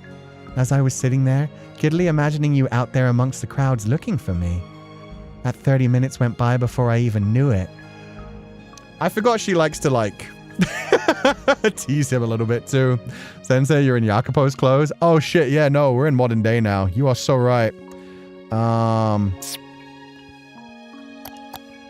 Later, Jacopo. Should I wear this?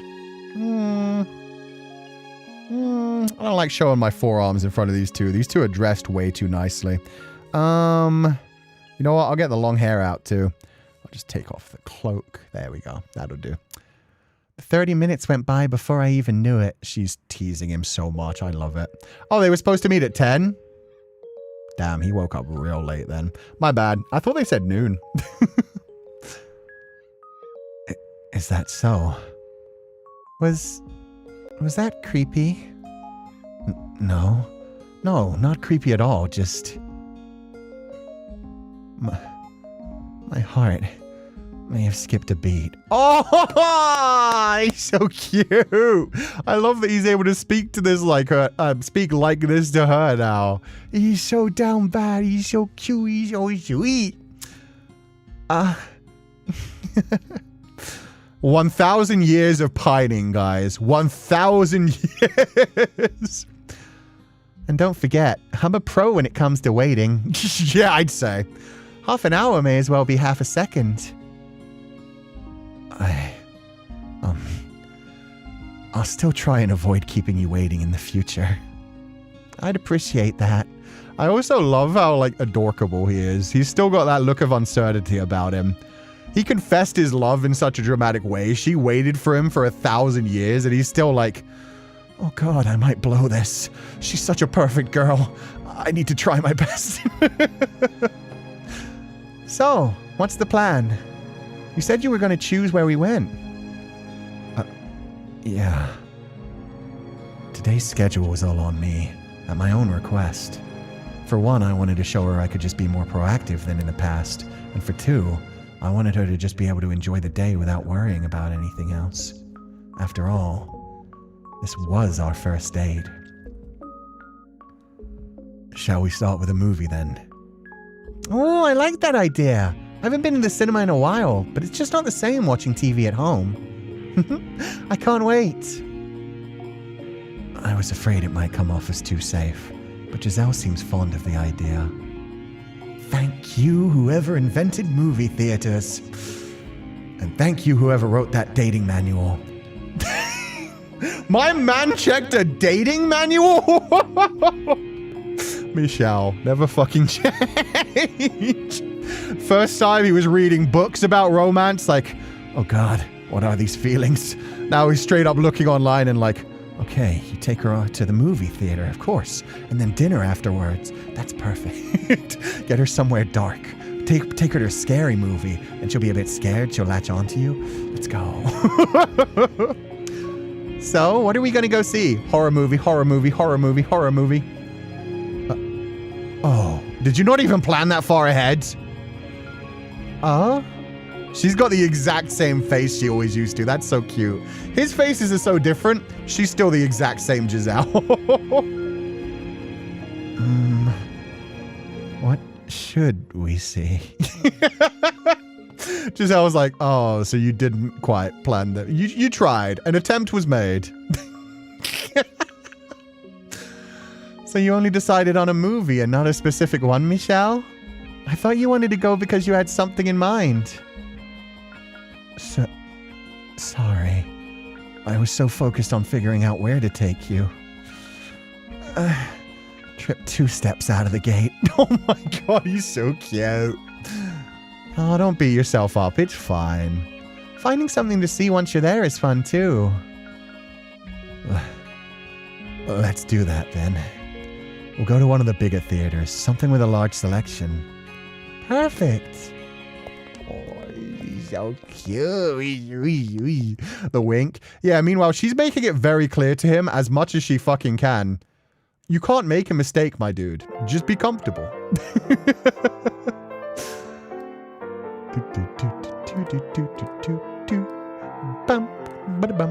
Michelle, very, very silly question for you. Yes. Are you someone who gets popcorn at the theater? Don't do it, Michelle. It's a waste. It's terrible. It's dry. It's dirty. It's nasty. You can get so much better. Well, she wasn't lying about how silly it was. That said, my empty stomach appreciates her bringing up the subject of food. Michelle? Right. Not usually. I prefer to focus on the movie. Oh, really? I like to have a bag to munch on when I'm watching personally. Immediate 180. Now Michelle loves popcorn. Popcorn is Michelle's favorite thing ever because he'll hold it on his lap and they'll share one thing. By all means. It's not going to bother you hearing me crunch in your ear? Not particularly, no. If it were anyone else, then maybe. Oh, sorry. That was the wrong time for applause, but at the same time, correct answer, Michelle.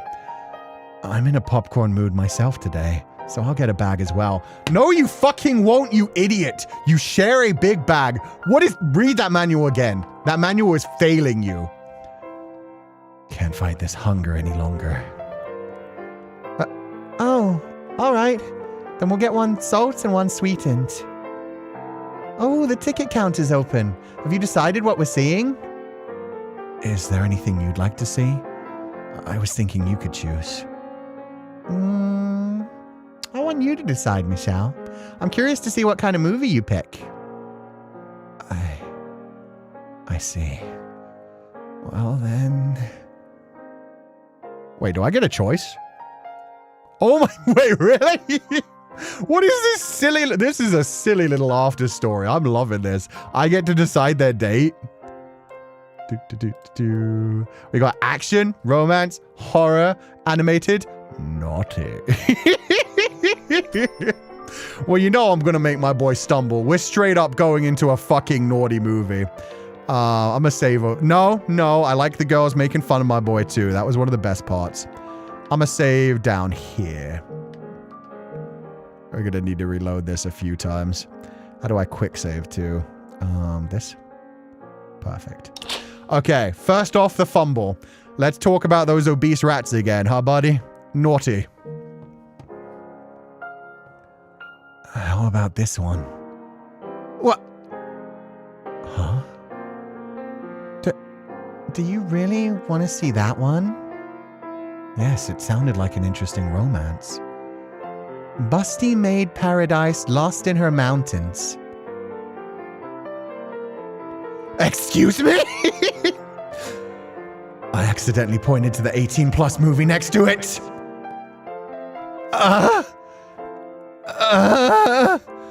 The one I actually wanted to, ride. Oh, thank goodness. I meant the... Let's do it. Let's watch Busty Maid Paradise. Let's what? I know how hard it must have been for you to work up the courage to ask. And I'm not about to trample on your efforts, Michelle. Wait. What? It'll be a little awkward, but I'll do my best to deal with it. Whoa, stop, I didn't... You're a boy, and they didn't have movies like that in our previous life. I completely understand why you'd want to watch it. Oh, please stop.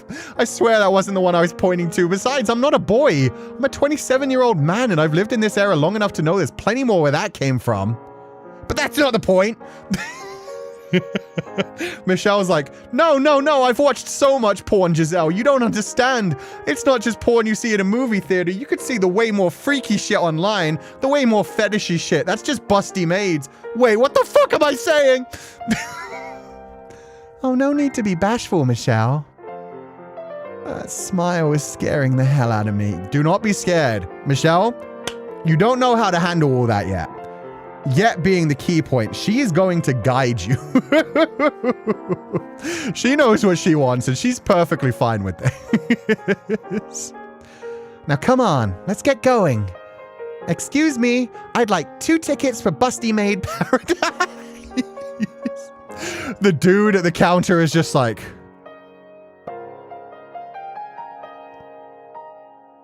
Okay, No, you don't! Why are you even showing this at a damn theater? It's called art, Michelle. It's called art. Honestly, couple goals? Hell yeah. She's locking in? Yeah, she is. She's like, oh, this is what he's into? Well, he did say he likes a nice big ample bosom, and I am glad that I am very endowed in this life as well as the last. So... I shouldn't really be sad about it. I can deliver. That's a confident woman right there. That's a woman who's like, yeah, cool. You enjoy what's on the screen. You're going to enjoy way more what comes up later. Are you all right, Michelle? I'll live. You startled me when you ran out of the theater. When I find you on the ground outside lying in a puddle of your own nosebleed. Okay, he's not a boy failure. He's a pathetic man. There's a slight difference. So yeah, not a boy failure. Just a pathetic man. You should get some rest. There's a bench right there. I'm sorry. About everything. I had fun watching your face turn every color of the rainbow, so don't worry about anything. How am I supposed to not worry?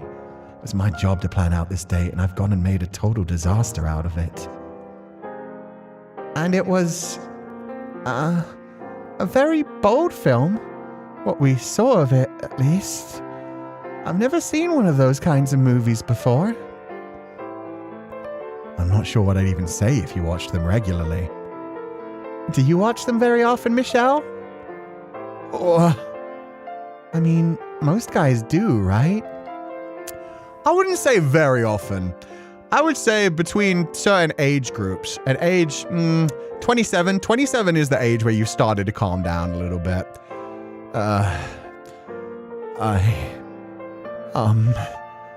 Well... Don't be afraid to tell me. I'm very open-minded. Have you ever heard... No, I'm not even going to say anything. But it would be the funniest thing ever if he was just like... Oh, you're very open-minded? Okay, let me tell you all of my fetishes. Let me tell you my tag preferences. Let me tell you the codes of some of my favorite films. Some of my favorite actors and actresses. Directors, even. The fluffers on set that say it even better. I won't be upset even if you watch them every day. I see. Although, now that you have me... I kind of don't really like that idea of you looking at other women like that.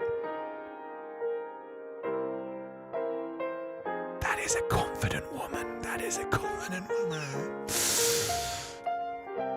I'm kidding. Forget I said anything. Sure. I don't have a nosebleed thing, but just imagine this is just all coming out of the nose instead. That's Michelle right now. It's like, now that I have you... Yeah, I don't need any other woman anymore. It's just, are you sure you have the responsibility? Can you take all that responsibility into your ample, well-endowed physique? That nosebleed's still going, huh? Yeah, okay. I was gonna say, 100% right now, his thoughts are going in that direction. And whose fault is that? Love this. Love this so much.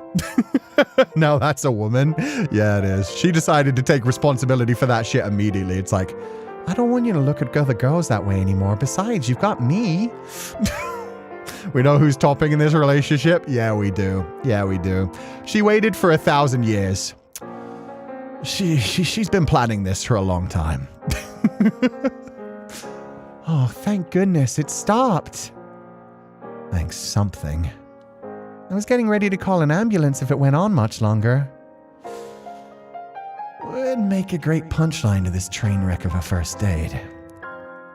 Well, now that you're feeling better, what's next on the schedule? Lunchtime, maybe? I was thinking we could go to a cafe nearby and relax. Or maybe a park. The weather's quite nice. Let's go to the park then. I brought lunch for us. She brought lunch for them? Oh my god. She is immediately locking herself into the wife position. She's going for him through the stomach and every other organ that a man has interest in. Oh, you did? Does that mess up your plans? No, not at all. I'm thrilled. I love your cooking. Yeah, you do. She even had a way to make you like radishes. Was it radishes? It was radishes or beets. Thank you. This will be the first time you've had it in a millennium, huh? Not something you hear every day. I think it was radish. Oh, parsnips. Parsnips. Are parsnips the same as radishes? That's a pretty park. Now I'm going to go save and see what happens if we didn't have such a ridiculous bad choice.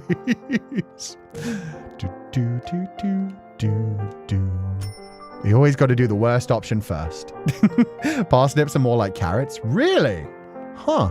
I thought they were similar. They have a similar color. Wait, should I? Yeah, I'll save there in case I want to come back to this one. And then I'll quick load. Okay, do-over.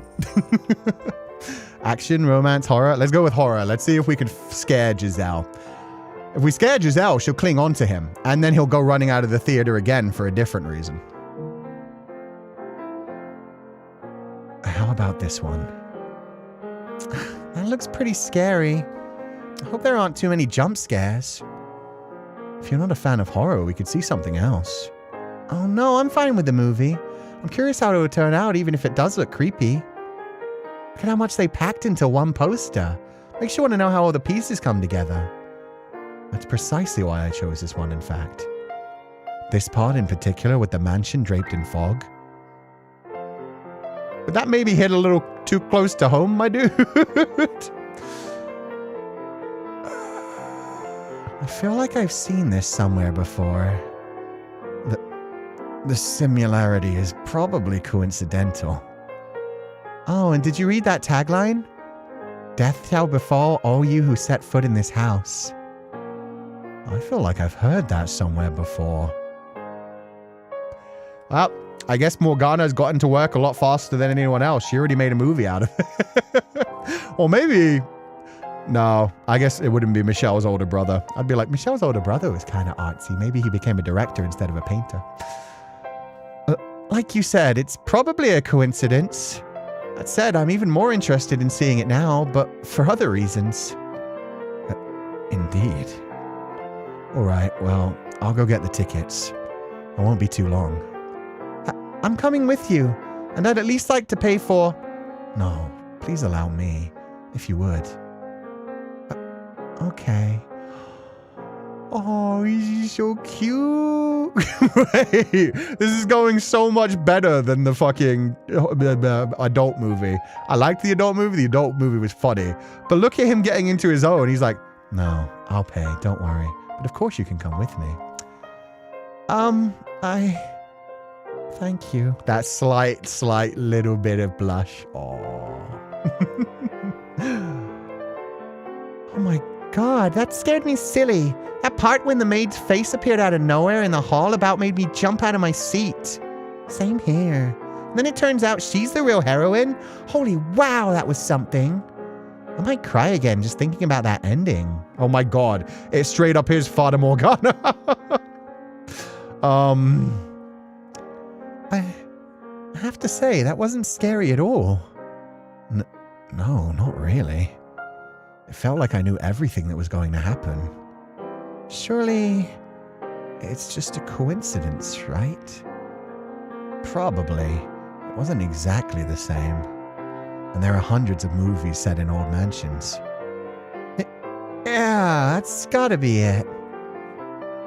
I need to remember to look up the movie stuff. It's a long shot, but maybe someone we knew was involved. Josh. Gotta be Josh. Although George might not be Michelle's brother anymore. Might be like its souls reincarnated as different people. Nellie and Mel aren't family anymore. Though even setting that aside, it wasn't a particularly scary movie. I don't think movies about ghosts will ever be able to scare me. Oh, and why's that? Because I kind of know what it's like, maybe? Good point. Feel like I would be more sad for them than scared, honestly. There's a lot more of this remembering your past life thing than I expected. I'll say. Anyway, what's next on the schedule? Okay, we're back to where we were. I wonder if the other ones are all things. Like maybe the action movie has got to be like a mobster movie about Jacopo. Maybe the romance movie will be... maybe it'll be Yukimasa. I'm imagining it would be Mel, but yeah. Let's see. Animated could be Bestia. Animated could be like the big bad wolf. It was actually just written by Haruda Keika sensei. True. In that regard, I guess it would be like Haruda Keika knows all. Action. Let's see. How about this one? Ooh, I've heard this movie is non-stop action from start to finish. People can't get enough of it. They're coming back to see it again and again. I'm excited to see what all the fuss is about. Are you a big fan of action movies? I wouldn't say I'm a big fan, but I watch them from time to time. Fun showing on TV, I won't change the channel. So I've probably seen most of the big names at least. That's what I thought, my girl. And then I did the movie quiz. Well, I'm glad to hear you don't hate them at least. Women don't tend to be very fond of action movies. Now, Michelle, that's just being sexist. You going back to your Middle Ages routine, dude? Girls don't only watch mushy romance movies, you know. Anyone can enjoy any kind of movie. Action, mystery, suspense, horror. Your gender doesn't determine your tastes. You're right. I apologize. The dark truth comes out. Michelle in the modern day is a bit right-leaning. He's not a terrible guy. He's just a bit trapped in the past. I can think of one blonde-haired Italian woman with a particular taste for guns and sharp objects who makes a perfect counterexample. So true. Maria would love it. And what about you? Are you a big action movie buff? I enjoy them, yes. That's a surprise. I assumed you'd be more into literary or mystery stuff. Is that how I come off? Little bit. It's how I imagined you. It's always satisfying to watch a strong character in action. And sometimes, I wish I could be like them. Aw, he still wants to be the knight. So what you're saying is you want to be all big and beefy. I never deny that. Man wants to be a bara, but man was called to that twink lifestyle. Man wishes to be a bara, but no matter how much he eats, it just never goes into the muscle. Just always goes into that fat dump truck of a pair of hips. Hell yeah. Anyway, I wouldn't call myself an action movie buff. I enjoy watching them, but not any more than your average guy. And there are some kinds I have trouble with. Such as? Anything involving Crusaders. Oh, shit. Tragic memories. Yeah, no, the PTSD would be strong in that one. Being hooked up on a cross by a bunch of Crusaders. Yeah, not many people our age can claim to be traumatized by history. I can still watch the movies. I'm just not particularly fond of them, so don't worry about it too much. Alright, well, I'll go get the tickets. It won't be too long. I'm coming with you. I'd at least like to pay for... Okay, good. He brings it back here. Doop-a-doop-a-doop. That was amazing! Cars zooming through the desert, non-stop explosion, badass ladies, a flame-throwing guitar. Oh, I know exactly. They watched Mad Max. They watched Mad Max Fury Road. There's no other movie I can think of with a flame-throwing guitar and badass ladies. I have a need for speed right now. And she's zooming. Let's go, Giselle. Giselle's got the zoomies. 1,023, probably like 1,023 years old, and she's still got the zoomies. Whoa, whoa, whoa, whoa, whoa, whoa. Slow down, Giselle. It was an impressive movie, I'll give you that, but what are you going to do? I'm buying a motorcycle. Do you even have a license? Who needs one when you can feel the speed? You're going to hurt yourself. Fine then, I'll get a guitar and have it customized. You're going to hurt someone else. Yeah, don't have it flaming, shooting flames. That's not good either. Can I at least get my head shaved? Please, for the love of God, no. Okay, Michelle, we're back into that toxic masculinity again. If your partner wants to shave their head, much as you might not be into it, I'm sorry to tell you, that isn't your decision. Although, yeah, definitely Fury Road. They're definitely talking about what's-her-face there. Furiosa. Hey, a guitar would be cool. A guitar would be great. One that shoots flames, not a good idea. Not a good idea. Finally, you've settled down. Sorry, I'm okay now. The movie just dug its claws in so deep into me, I couldn't get them out even after it was over. What a terrifying film. I'm more terrified by what it turned you into. For a moment, I was sure you were actually going to shave your head. I can be influenced pretty easily by movies and stuff. But don't think I get like that after every action movie. I would advise you never watch one again if you did. Don't worry though, I'm back to my calm and tranquil self now. I question whether those words are ever appropriate to describe you. But nonetheless, I'm glad to see you're back to normal. I don't think I've ever seen such an exhausting movie before. I feel like I spent 2 solid hours sprinting. So what's next on the agenda? Another movie. Don't let her use social media. Yeah, for the love of God. His distressed face is so funny and expressive. Yeah, it is. I wish I could do that.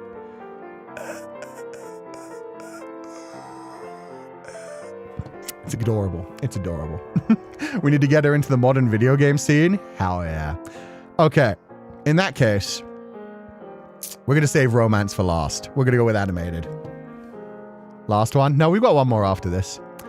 How about this one? Oh, an animated movie? Aw, just look at them. They're so small and adorable. The poster makes it look like a children's movie, though. I thought it would be nice to see something easygoing and relaxing. Oh yeah, starting off the day with something heavy doesn't seem wise. This is probably a safe choice then. Plus, they're usually written so adults can enjoy them too. Such as parents watching with their kids. Michelle is defending animated movies. Let's go. This is Made in Abyss, probably. Oh, dear God. It could be a few twisted things. They go in and it's like... I don't know. I'm trying to think of something that would traumatize them pretty well. Angel's Egg. I hope it's good. Alright, well, I'll go get the tickets. I won't be too long. I'm coming with you. Yep. Be chivalrous. Pay for the date. And we'll see what it was. The Dark Crystal would traumatize them. Akira, I don't think anything in Akira looks cute and adorable, though.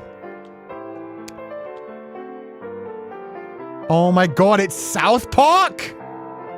Oh, I'm so sorry. My kids, you had no idea what you were getting into. Why did Kenny die so many times? Why indeed? Why was it so gruesome when everyone's so cute and stylized? Why indeed? Michelle was like, I have fucked up. So they saw the South Park movie, which is just Satan fucking Saddam Hussein going to war with Canada. Yeah, okay, they had a fun time. They had a wonderful time. It was a cartoon. Why was everyone so vulgar? Why indeed? That was not the calm and relaxing movie I was expecting. I have an overwhelming urge to shout, "You bastard!" You know what? She can pick up that mannerism. That's cute. Because anytime anybody does something bad, I want her to hit her, "You bastard!" I'm very sorry. Not at you, Michelle. At the movie and the characters and whoever wrote it. Okay. Notes down. Haruka Keika Sensei, not a fan of South Park. Not a fan of Trey and Matt. I wasn't expecting it to be a dark comedy. What on earth was the ratings commission's thinking? How was that at all appropriate for ages 12 and up? Okay, hold the fuck up. Now I need to Google this. Is South Park the movie actually rated for 12 and up? Because if so, that's crazy. South Park, the movie, age rating. Oh,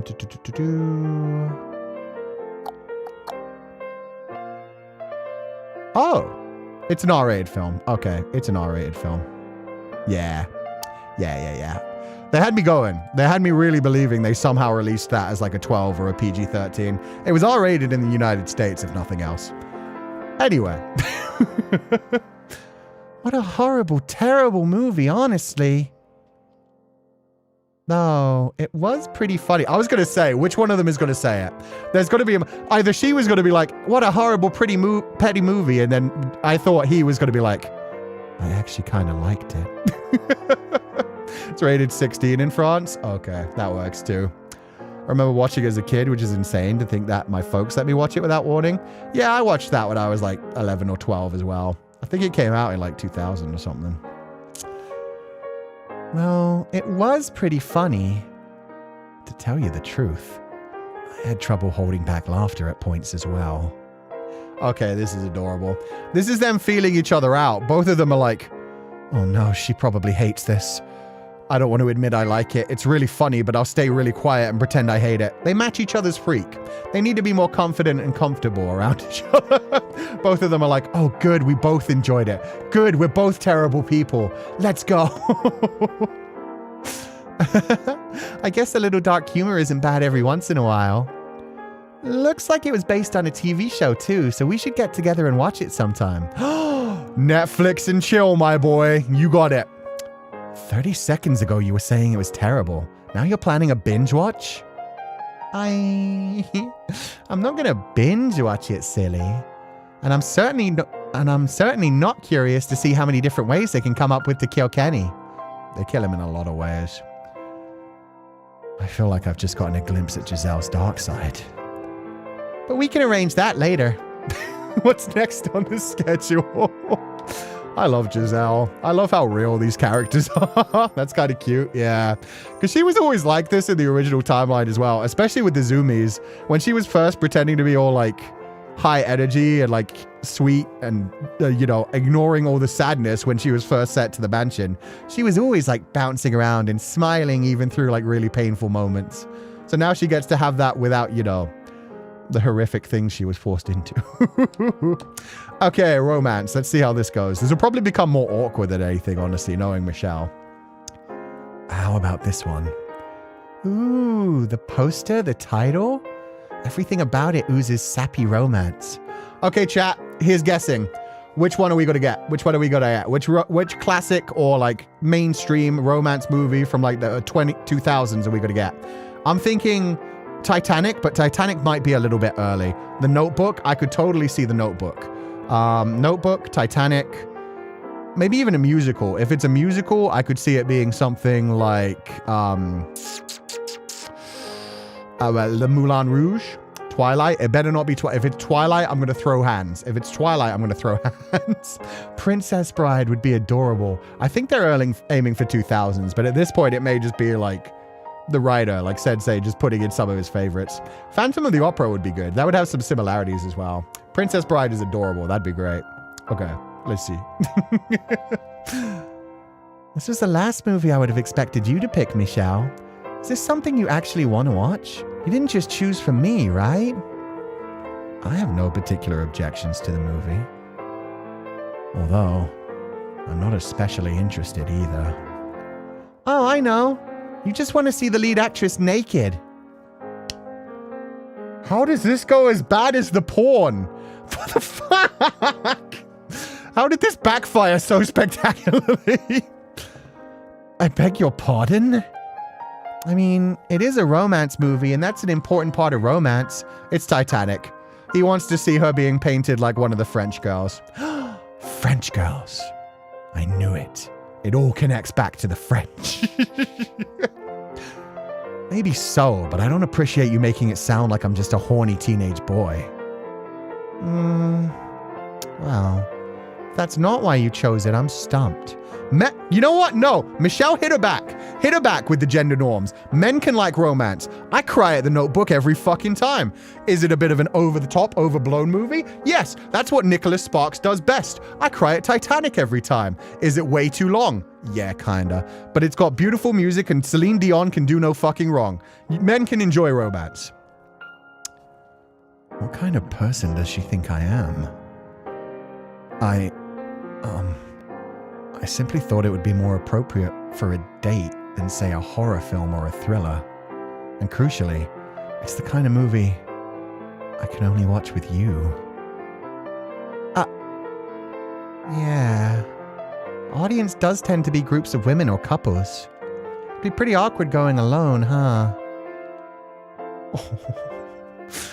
That's not what I meant at all. You have to say it properly, Michelle. She's not the best at like figuring out the quiet things.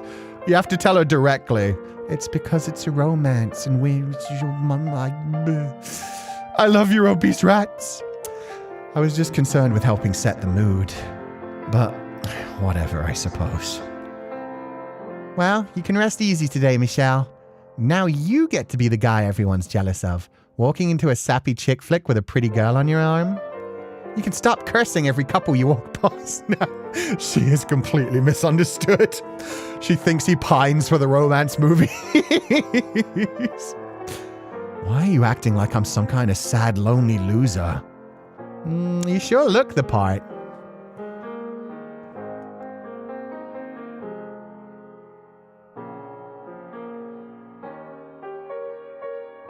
No, he's fine as fuck. No sad, lonely loser dresses that fucking well. You can cast him in whatever role you want to make yourself feel better. That man lays pole. That man lays pipe. That man if he chooses to. If he chooses to. All right, well, I'll go get the tickets. That won't be too long. Michelle's just like, okay, this is fine. This is fine. Maybe in Paris they do? True. Is he gay or European?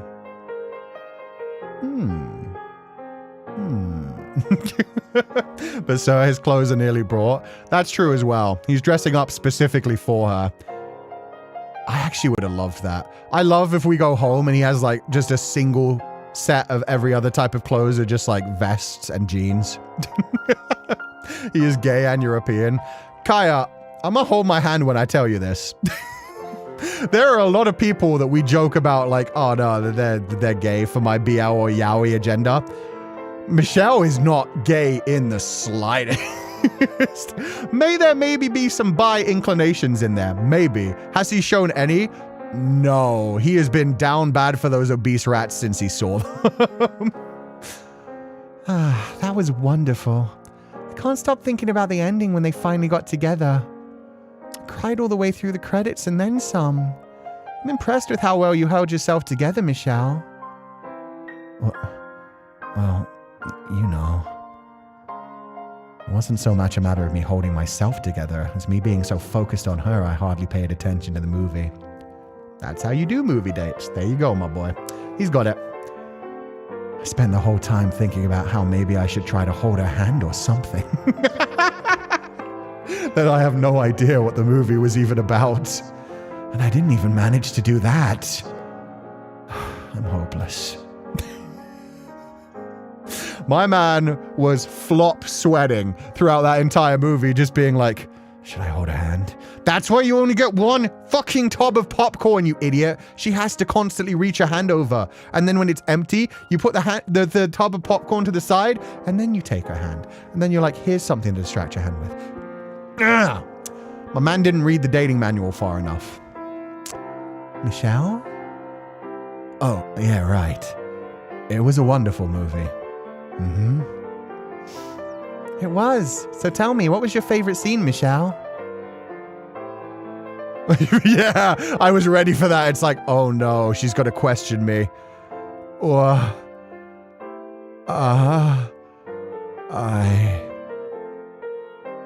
was yours, Giselle? Motherfucker, Uno reversed and got away with that? No, you don't get away with that. It's a tough choice, but I'd have to go with the part where the girl's about to fall into a pit of lava, and the guy risks death to save her. What the hell kind of movie was that? Yeah, I agree. That part had me on the edge of my seat. I don't recognize that scene from any famous movie, so I think she's fucking with him. I think she's proving he didn't pay attention at all. There we go. I love her faces.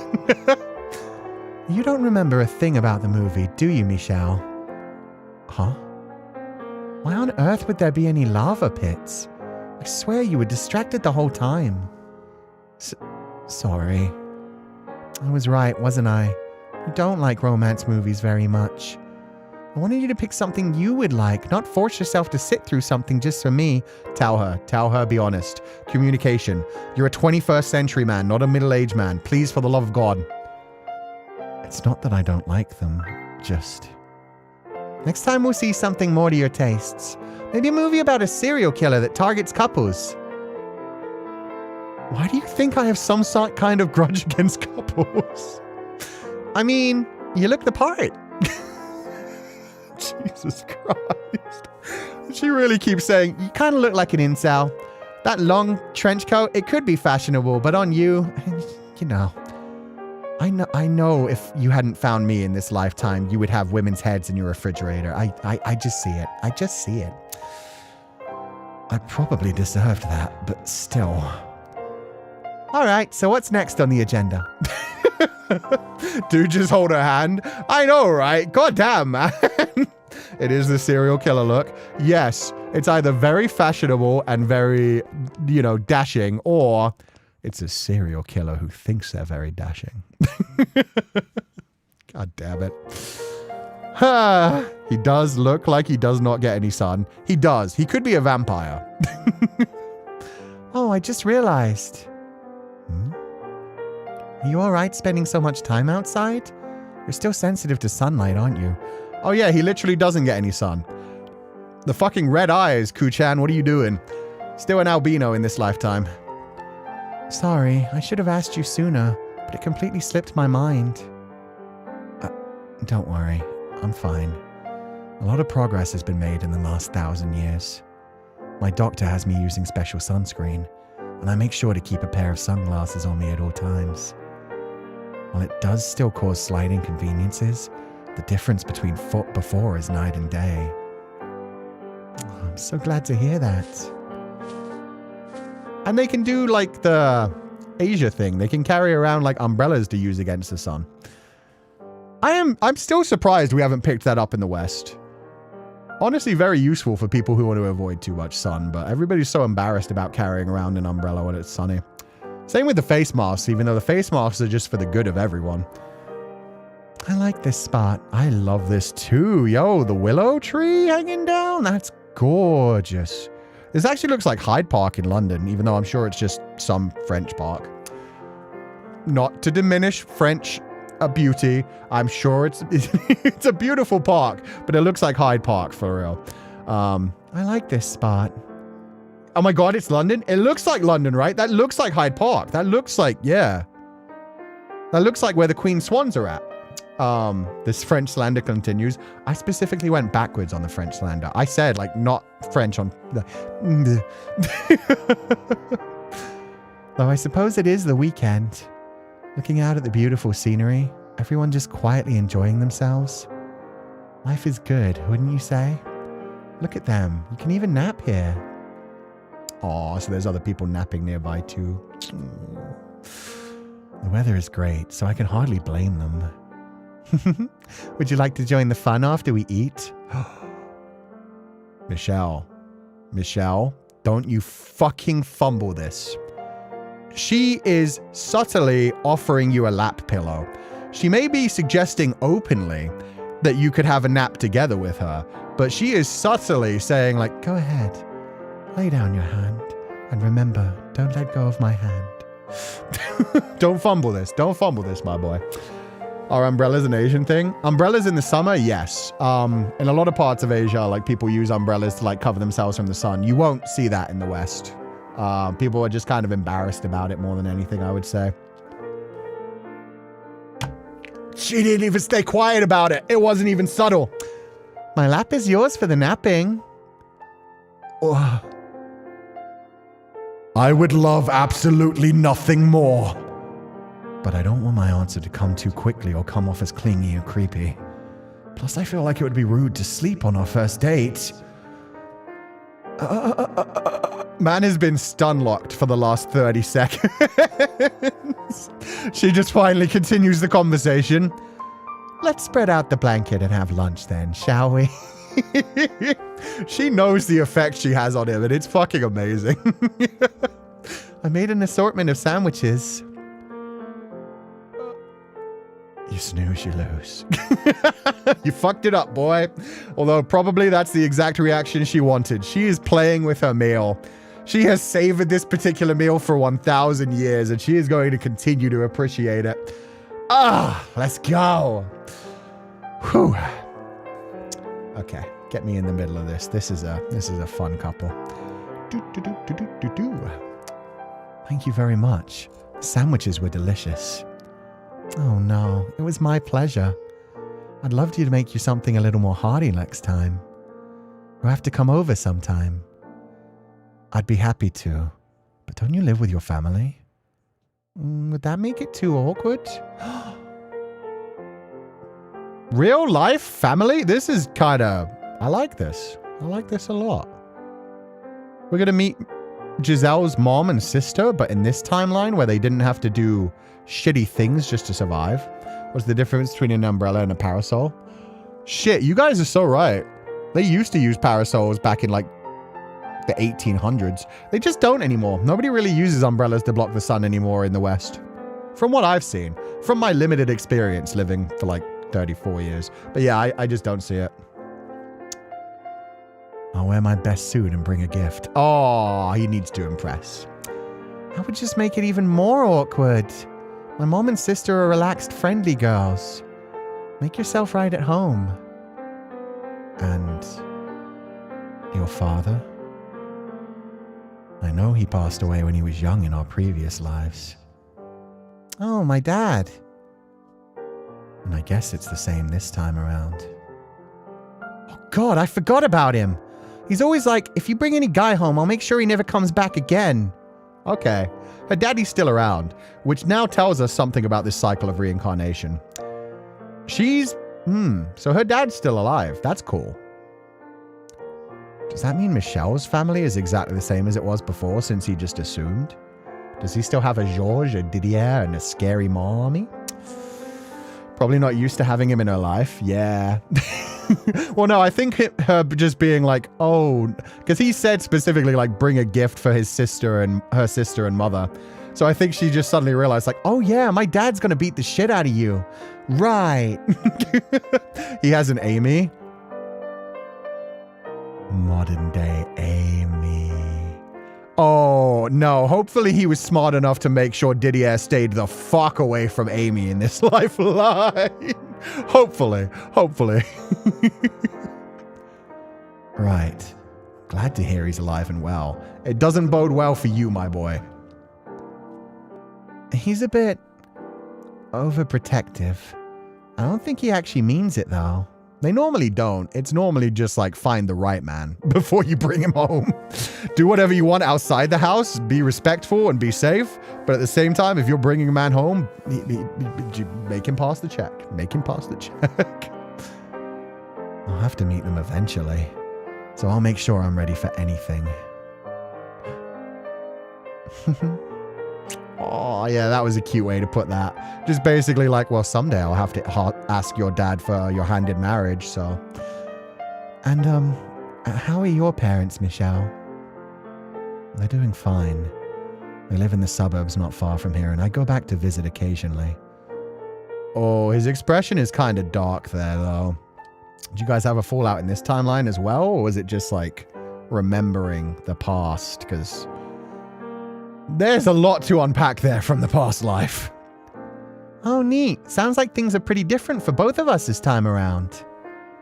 Out of curiosity, are your parents Lady Liddy and Lord Antonin? I don't think the Lord and Lady is necessary. Force of habit. But no, they're not my parents this time.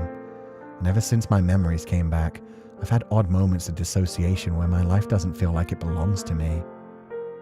Oh yeah, that's happened to me a few times too. Some things are the same as before, but a lot's changed. Sometimes, memories of my old family come back to me, and I start wishing I could see them again. Okay, so it's a different mother and a different sister, as well as a different father. But that's good, actually. They don't need that shit on their conscience. And I can't even imagine how fucking weird it would be if you were like, even if they were like better in this timeline, seeing the exact same faces of those parents, knowing what his father had done and his mother had done specifically to him. That would be tragic. That would be tragic if they're like decent parents this time and then you just suddenly remember all your memories when you're like 15 to 16 and you're like, ugh. I can't see you ever again. What if Giselle's sister is Morgana? I'm sure she would have said by now. That would... Unless she's keeping it a pleasant surprise. Wait, that would be adorable. She's like, oh yeah, no, you should totally meet my sister. And he's like, someday. And then when he finally goes back to her place, you just see little baby Morg's like, hi, Michelle.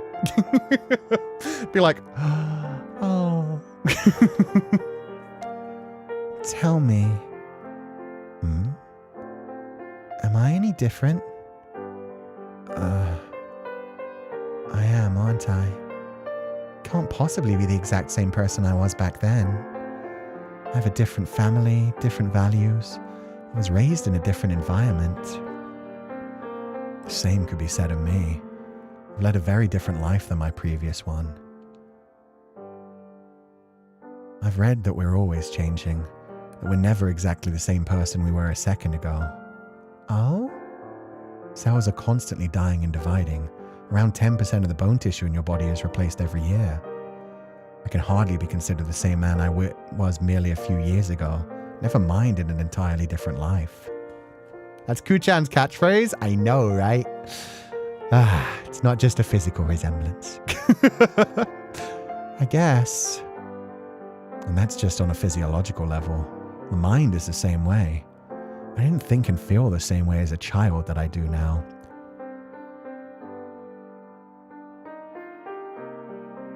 You know what?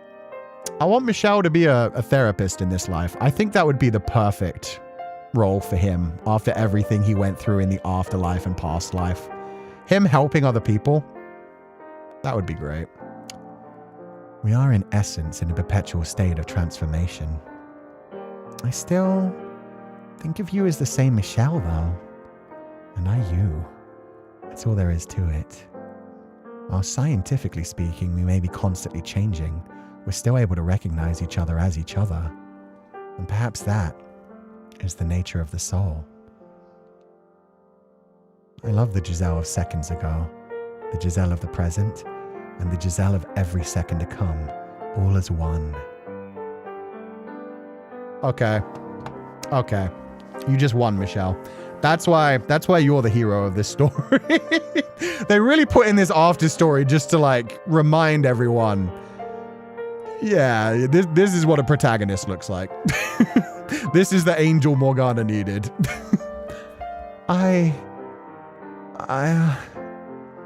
Me too. Oh, a gentle smile.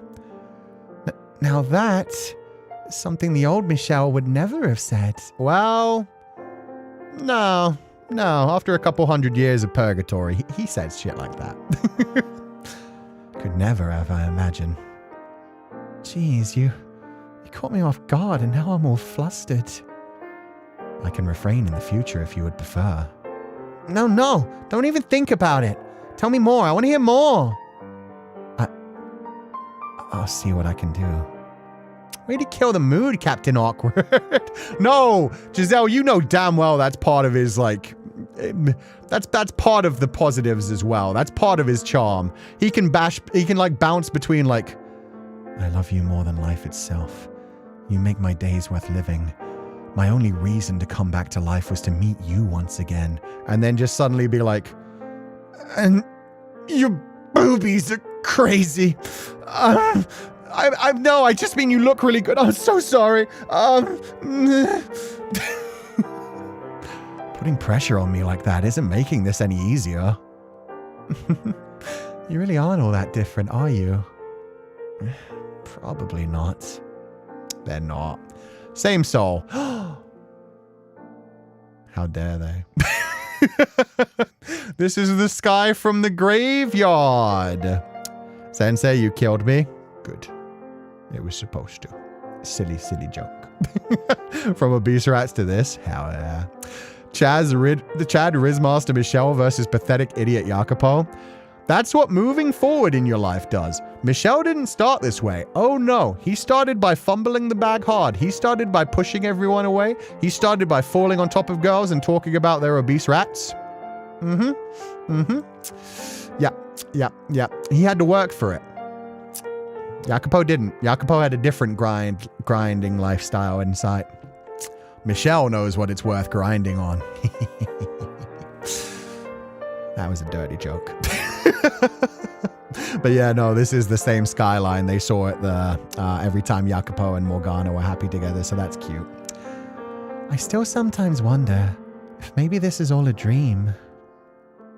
I honestly wasn't sure we would ever cross paths, that we would ever have this reunion. I even questioned whether anything I remembered was true. Maybe I was just delusional. No one believes in reincarnation or past lives today, so it was sometimes hard to believe it myself, you know. But still, you came looking. For as much as I couldn't believe, I wanted to believe 10 times more. That our time together, that the things I felt, that everything that took place in that mansion wasn't just my delusion. And I'm so glad I did. As am I. I felt much the same way. I thought I was confused, my mind playing tricks on me, but as time passed and the fog slowly cleared, I felt a strange clarity that I would find you if I went there. And I'm so glad I did. I wonder what everyone else is up to. Everyone else? I mean, we're here, so it wouldn't be that strange if everyone else that was trapped in the mansion were too. On my way to go see you that day, I actually ran into someone we might have known. Oh? A man with wavy hair lost his hat in the wind, and I picked it up for him. I forgot about that. She did. Jacopo. When he saw me, he asked if we'd met before, and the way he talked, it sounded like he was looking for someone. Huh. Do you want to maybe see if we can find them? You don't have to. I think this is the thing.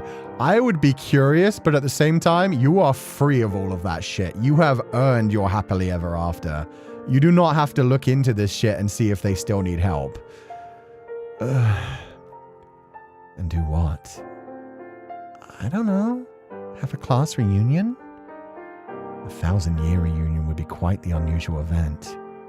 I wouldn't mind seeing them, although I don't think we should go out of our way looking. Yeah, I think if anything, you definitely wouldn't want to remind them of their past, for the love of God. You guys got a happy ending. Most other people, well, you still had a tragic ending, but you got the happy ending after that. For the rest of them, I would just say if you happen to see them doing well in life, be happy about it and do not try to remind them of fuck all. Meanwhile, if you happen to see a scary Japanese man approaching you at night, it might be time to fuck around with him a little bit and be like, brother, I know you are thinking about serial killing me right now. However, I may have some words that could change your mind. Have you heard of our Lord and Savior, Pauline? I wouldn't mind seeing them, although I don't think we should go out of our way looking. They have their own lives now, much like we ours. We're free from the shackles that once bound us, and we should continue to be free to walk our own paths. Yeah, you're right. Though I do kind of hope we run into each other sometime. If we do, that simply means we were traveling intersecting paths. I like the sound of that. The hand of fate guides us. Indeed. Though to tell you the truth, until recently I didn't believe in fate or miracle or souls, anything that could be demonstrated by science. Oh, you didn't? Well, I guess that's normal in this day and age. But now that I've experienced it for myself, I can no longer not believe. It would be hard not to. Michelle? I know I just said we shouldn't go out of our way to look for anyone. Morgana? But there is one person I would like to find. Oh, I know. Your brothers? I said one person. Though I would like to see them too. I was referring to her. I promised her that when we met again, we would be friends. I'd like that too. Or maybe a 27-year-old man being friends with a 16-year-old girl. In this time period, do you want to get put on a list, Michelle? To see her again? To be friends? And to put a smile on her face? Do it. Do it. Show me Morgana. Show me Morgana right now. Just show me give a smile. Show me walking by with her friends. That's all I need. Just let them see her happy so they know they don't even have to do anything. Well, I think we've done enough relaxing to last all week. What's next on the schedule? I mean, I wouldn't mind staying here all day if that's what you want. I was thinking we could head into town. Maybe do some window shopping. Sounds like a plan. What? Was there something funny about that? Just who would have thought the day could come where you would suggest we go out to the town together? I know, right? I was thinking it too. I was going to save it until the end of like the discussion, but yeah. She always used to try and get him out of his shell, and he would always be like, no, I'm not leaving the damn mansion. We're staying here. Oh. I wasn't holed up there because I wanted to be. If things were different, I would have had no problem going outside. If you say so, Michelle.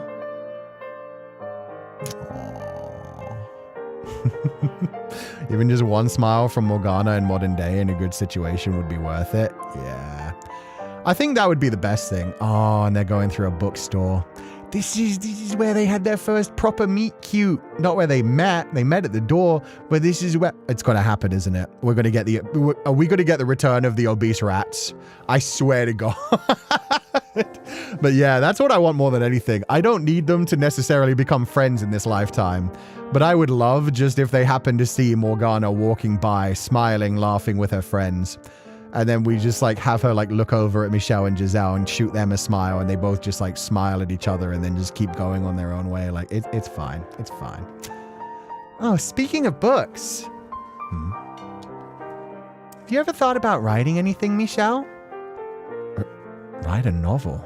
Why would I? She didn't say a novel, my boy, which I think just means that was a Freudian slip. Somebody already beat you to the movie rights, but you could make the novel version. We've had some rather unique experiences, and I thought they might make a good book. First of all, I have the writing ability of a 7th grader. Oh? That's surprising.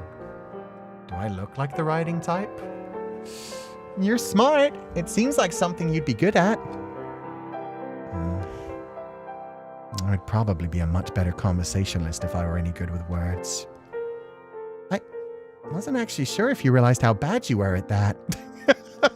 Kick a man while he's down. Hell yeah. I can assure you, I am well aware. But you know, being able to express yourself verbally and on paper are 2 completely different skill sets. It may take you an hour to come up with exactly the right words to use, but writing doesn't have a time limit. Regardless, I don't think I could write about that. How about you? Suspect you might be better fit for the job. What? Me? I don't think I'd make a very good writer either. And this is going to sound silly coming from me as the one who suggested it, but I think it might be best to keep our memories to ourselves. Putting something so personal, so special like that out for all the world to see, kind of makes it lose a little bit of that magic, you know? I agree with you wholeheartedly. And so much of those experiences, I could never put into words, no matter what I thought of my own writing ability. Nor am I interested in putting them on display.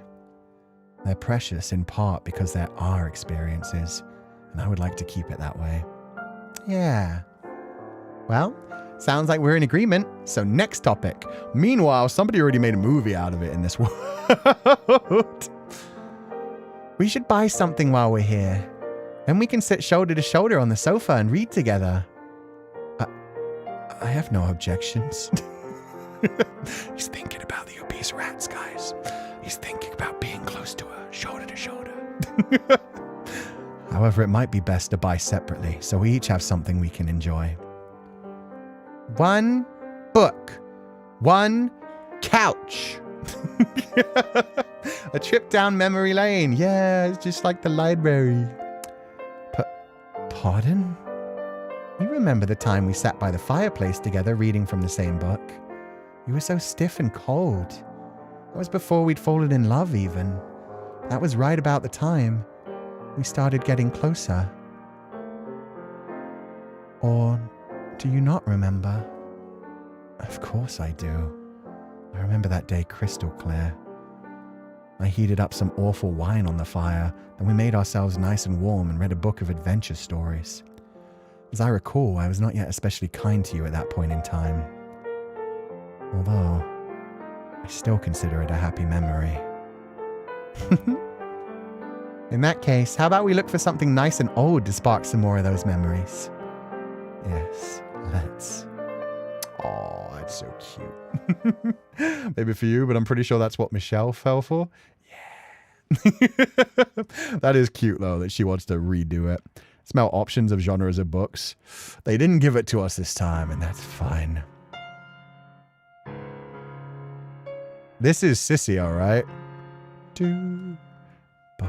Yeah. This is their romance theme. Let's fucking go. Living as a man and going wherever he wants and being with Giselle is all he wanted in his former life. I'm so happy for him. True. And she said it herself. Aren't you so lucky? Oh, it's not even the instrumental version. They went all in. Let's fucking go. And they did like say it themselves. He was straight up like, hey, I mean, you get to be the lucky guy with a beautiful woman on your arm. So yeah, she's trying to build him up even more, even though she tears him down a little bit playfully. She likes to tease him playfully, but at the same time, she's always making sure he knows, like, you're my man. I'm your woman. Oh, I can't believe the sun's already set. Is that the freaking Arc de Triomphe? This game is getting aggressively French. Got to keep him humble, I guess. Yeah. Why can't there be more time in the day? It is. Damn it.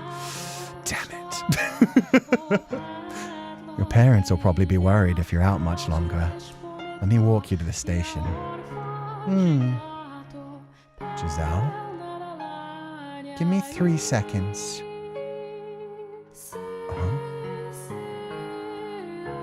That's her phone.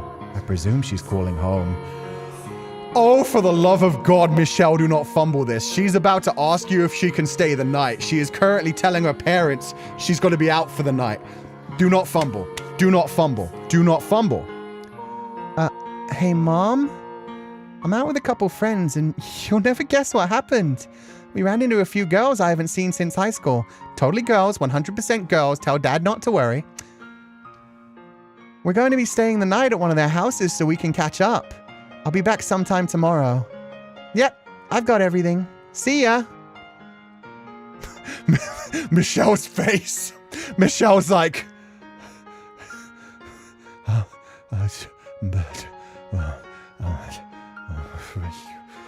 Yeah, you heard me. Are you sure about this? And you lie to your mother like that all the time? I love the respect about it. He's like, is this the kind of girl you are? He didn't clean his room. He didn't clean his room. His room is a fucking mess. Okay, this is good. This is what they need. They need her to be the forward one. Otherwise, they're going to be on like the 50th date and he's still going to be like, no, I haven't managed to make everything in my apartment perfect yet. I'm actually saving up to get a mansion. When I have a mansion, then I can bring her around. Then she can stay the night. I don't even have the best bed yet. In my current bed, it only has like the bare minimum of sheets on it. I just haven't told her I have a boyfriend yet, and I don't have time to have that conversation with her tonight. Unless you don't want there to be a tonight. I didn't think you were the lying type. I can be a bad girl when I feel like it. Okay, the fact that he didn't have a reaction to that shows me that Michelle's still a little bit innocent. We haven't had a Requiem for... Oh, this is the Requiem for Innocence. Yeah, boy. She's about to change your world, Michelle. She believed me without a second thought because I'm normally so well behaved. I've never given her a reason not to trust me. And... You're sure about this? Would you rather I go home? I never said that. It's just we have plenty of time ahead of us. There's no need to rush anything. I tried to hide it, and probably not done the best job of it. But I've been over the moon all day today. And who wouldn't be? I finally reunited with the man I spent an eternity waiting for. Today's the first day I get to spend any real time with him. It might seem like we have all the time in the world, but you never know what might be waiting around the corner. We've both experienced that reality firsthand. Are you not as excited as me, Michelle? Have I been getting myself worked up over all of this by myself like an idiot?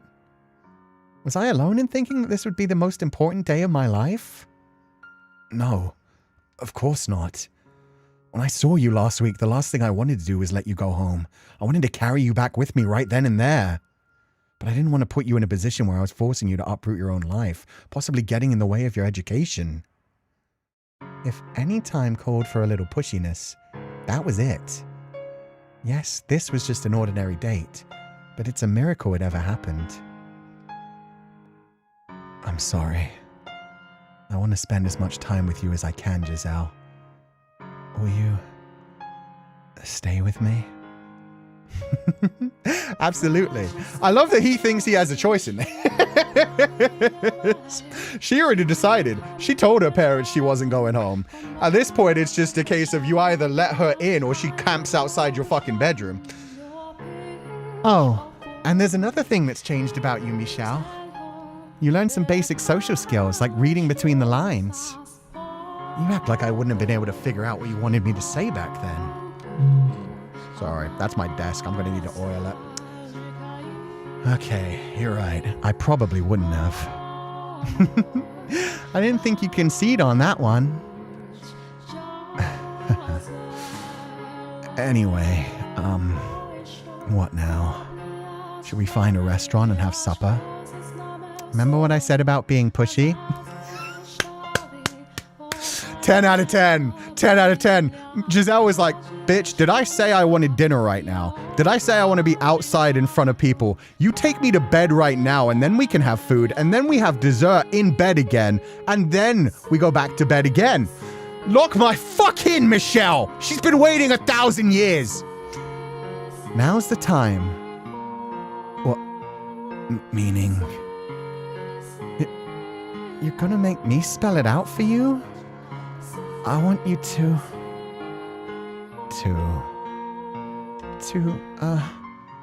you know, take me to your,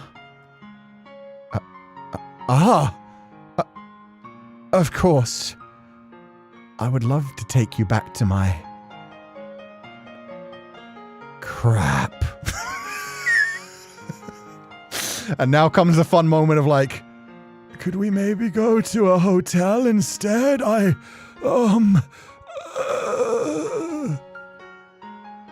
It's still a complete mess.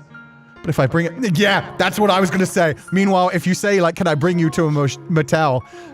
That's a Japanese mindset that they're getting into right now of like, oh, that's all I'm looking for. No. But what she might think is like, oh, he has a secret wife. He has a girlfriend in this timeline. He's hiding her from me. But yeah, he really is just like, I can't tell her I want to go to a hotel because my house is too dirty.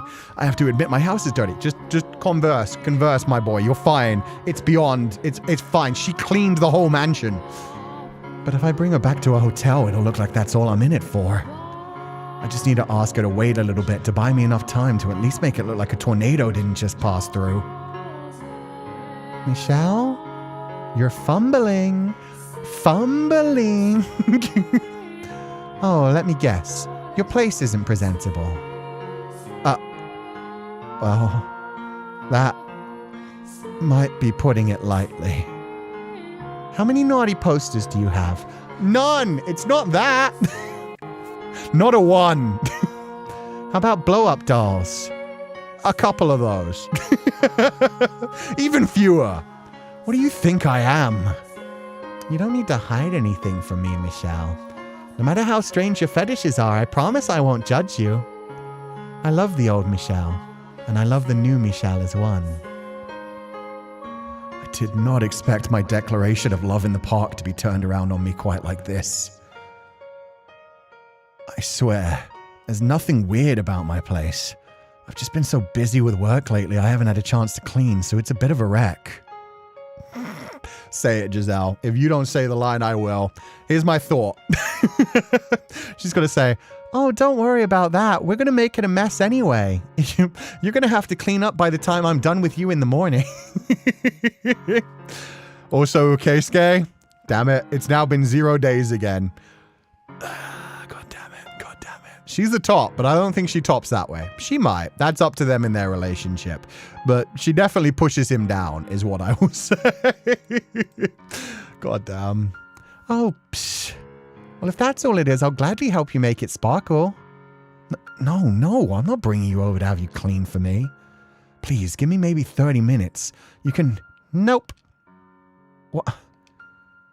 I'm not spending 30 minutes, even 30 seconds away from you just because your place is a little messy. It won't be long, I swear. No doesn't mean not long. It means no. Yeah, 21st century man, Michelle. Learn how to take a no. Learn from your father's mistakes. Ugh. I lied to my mom so I could have time with you. And think about it. Wouldn't it be better for both of us if I could see you as you are, not how you want to look for me? To help pave the way for our future. Yeah, she's actually really good at like actually making him take it really lightly. With the whole like, how many porno mags? How many dirty posters? How many blow-up dolls? Pretty much saying like, dude, you're fine. Like, a little filth, a little mess. Chill.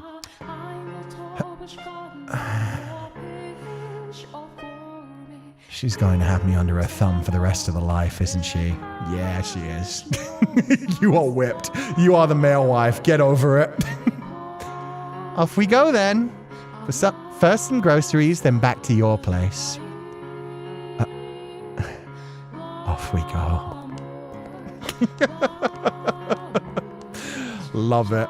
Oh my god, they're actually taking us to the bedroom. Let's go! She's gonna have you under her? Yeah, she is, and you're gonna be begging for more. And here we... I said I wouldn't judge you. But I don't think I can keep that promise. What did I tell you? Alright, time to roll up our sleeves and make this place shine. Oh, you know, this kind of reminds me of 1,000 years ago. He's hoping I don't suffocate in a cloud of dust this time.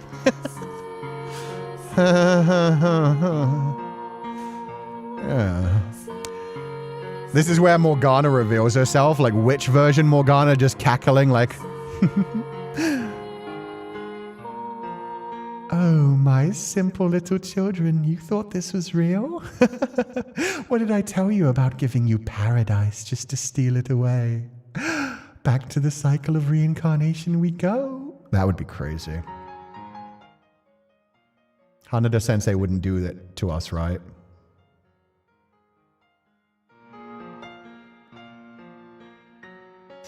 Phew.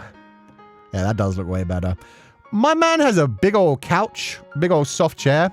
I like this. It looks like he actually entertains people. I don't have furniture like that. I don't have presentable furniture for guests to sit on. See, that didn't take too long with the two of us. I apologize for making it take any of your time. Oh, don't be, really. I'm mostly glad it didn't turn out to be a bunch of gross rotting food. Swarming with bugs would be a bridge too far, I think. And I can tell you've been really busy from all the thick books and stacks of papers. Thin reference manuals or document stacks are a rarity. I try to keep as much of it as digitally as I can, but a lot of these papers and reports aren't available in any other format. Oh right, he's an engineer. Fuck, they did say that at the end of the first game. Man, I wanted him to be a therapist. That works too, though. He's a smarty pants. He's good with numbers. You're a systems engineer, was it? That's right. I was working at a company until a few years back, but I've been keeping steady work as a contractor lately. Wow. I'm amazed. The Michelle I knew would cower at the sound of the word work. Could hardly have survived for 3 days on his own. Let's go. Oh, God. You know, before I found you, I assumed you'd be a noble like last time. So you assumed I was a helpless shut-in. And boy, am I glad you didn't turn out to be King Need again. Glad to not disappoint you, I guess. Did they say that? I'm pretty sure they did. Either that or somebody told me about it, but I definitely heard that he was an engineer in this life. I think they might have said it at the end of the first game. I also kind of suspected you would end up making video games. I hardly even play games. What gave you that idea? I'm not sure. Visions of a parallel universe, perhaps? Seventh Lair. Now they're getting really meta. I know Seventh Lair, he's a video game designer. I'm not even going to ask. What about you? Do you have a dream job, Giselle? I want to open a shop. Maybe it's because I came from a merchant family in my last life, but I've always been interested in running some kind of store. I'm even majoring in economics. I like that idea. If I do manage to get something up and running, I hope you'll help out. Absolutely. I'll do anything I can if it leads to a brighter future for you. Oh, my heart. That's how you do it, Jacopo. That's how you do it when you fall in love with someone. You put both of your dreams together and you work your way towards them. Okay, well, I'm going to borrow your kitchen for a bit. Is there anything I can help with? You made lunch too, so I'd feel awful doing nothing. Last I checked, you and cooking were a dangerous mix. I'd like to think my taste buds are a little more refined this time around. Hopefully. In that case, I think I'll have you chop the veggies. But I'm the one who puts everything together, okay? She doesn't believe me. She learned her lesson. Cook together, teach him. She'll give him time. She just doesn't want to ruin their first night together. She doesn't need, like, a pained stomach, a stomachache, or, like, indigestion ruining the night that they're going to have after this. They're both going to need their strength, so can't be doing that tonight. I'm stuffed.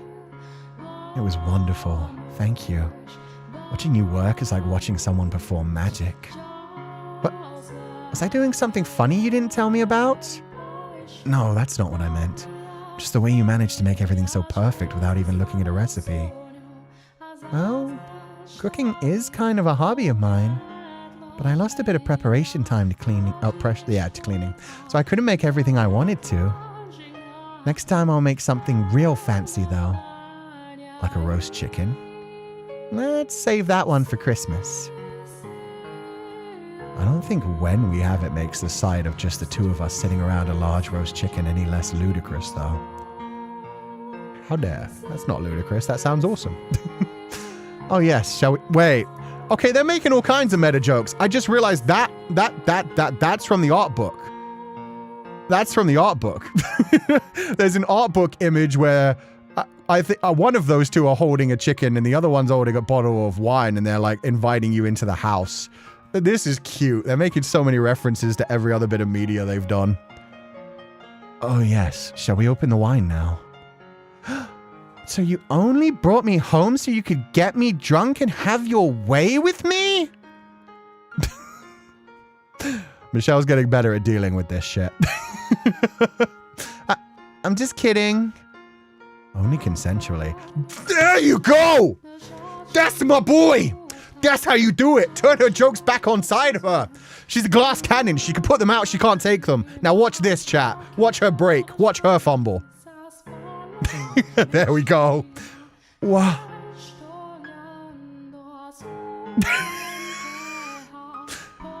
I'm joking. Let's have some wine, shall we? I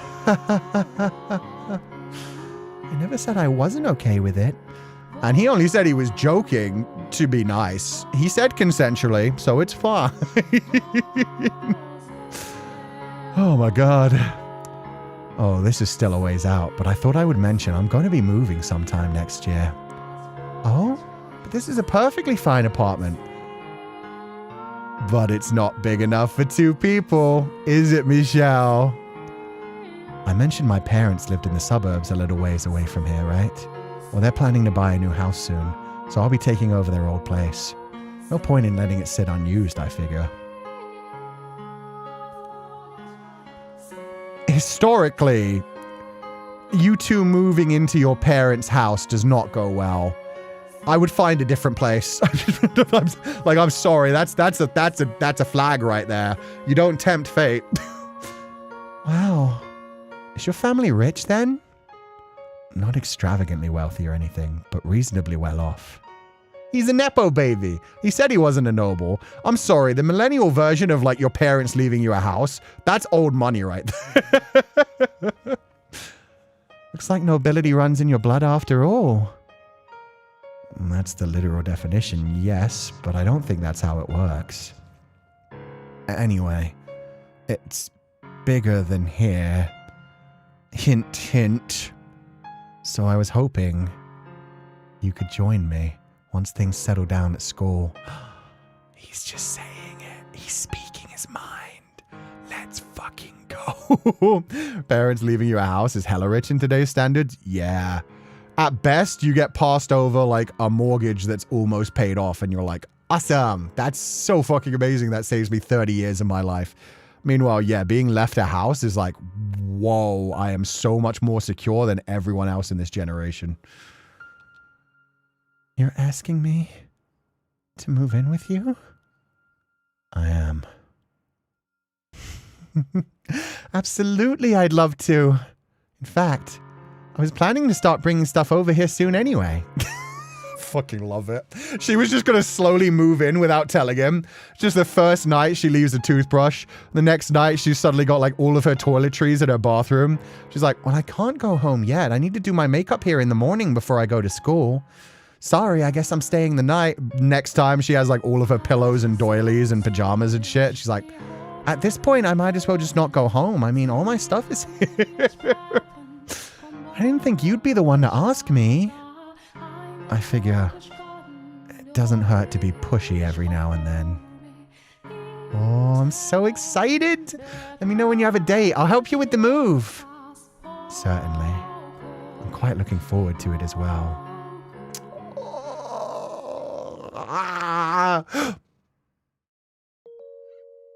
Oh yeah, it's time. We're gonna go the whole way in this relationship. Jesus Christ. They realized what they did with Requiem for Innocence was fucked. So they were like, okay, here you go. Here, we'll make you feel better. Here's their entire relationship in a single night.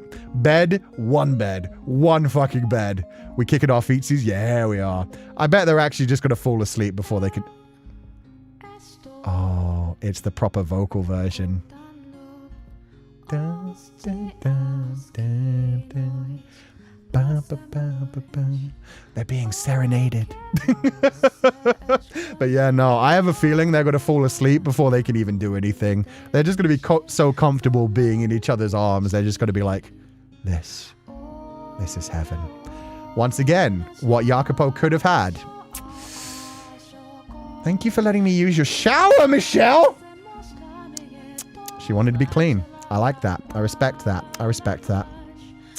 And your clothes. No problem. Although they're rather big on you. If a little tight around the chest. Okay, Michelle, you don't have to rub it in everybody's fucking face. Good for you, Michelle. Good for you. My heart's kind of starting to race now.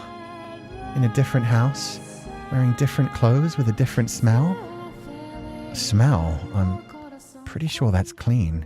Should I get you something else? No, they don't smell. They smell like you, which makes me smile. Oh God, what am I saying? Oh, I forgot to mention. I only have one bed. Bro. She showered at your place and changed into your clothing. What the fuck is wrong with you? If there was 3 beds, you would only be in one bed tonight. The perfect number. Well then, right this way. After you. Holy fuck. Okay, lock in, chat. Lock in. I might have to censor some things. I'm hoping for a CG. We get a dying Maria CG. I damn well want a happy married couple laying in bed CG. Hey, Michelle. Are you nervous? Not at all. We've slept together before in the past. That's not what tonight's gonna be, my boy. That's not what tonight's... You ain't sleeping tonight. Oh yeah, I suppose we have. But this time feels different. My heart's pounding like crazy. I take it back. I'm nervous too. Hey, can we hold hands? Sure. I want you to know I'm the happiest girl in the world right now. So happy I'm scared I'll wake up and it'll all be a dream. Or tomorrow will come and it'll all be torn away from me. I thought I was supposed to be the warrior ward, and you the eternal optimist. Normally, you have nothing to fear. I will never let go of this hand again. Oh, the callback to their first meeting as maid and ghost. Oh, that's so cute. Well, master, take my hand and never let go. Ah! No vanishing on me or pushing me away or anything like that, okay? I promise. Let's make this happiness into something that lasts forever. You and me together. No getting bored of me once I'm over the hill either. I would never. Besides, I'll be making it there well ahead of you. I expect you to grow up to be the classiest 40-something in town. And don't you forget it. I'll try not to disappoint you. Hey, Michelle. I love you. More than anything in the world. Thank you so much for finding me in this life. And thank you for waiting so long and never giving up, both in this life and the last. Giselle, I love you too. Good night, Michelle.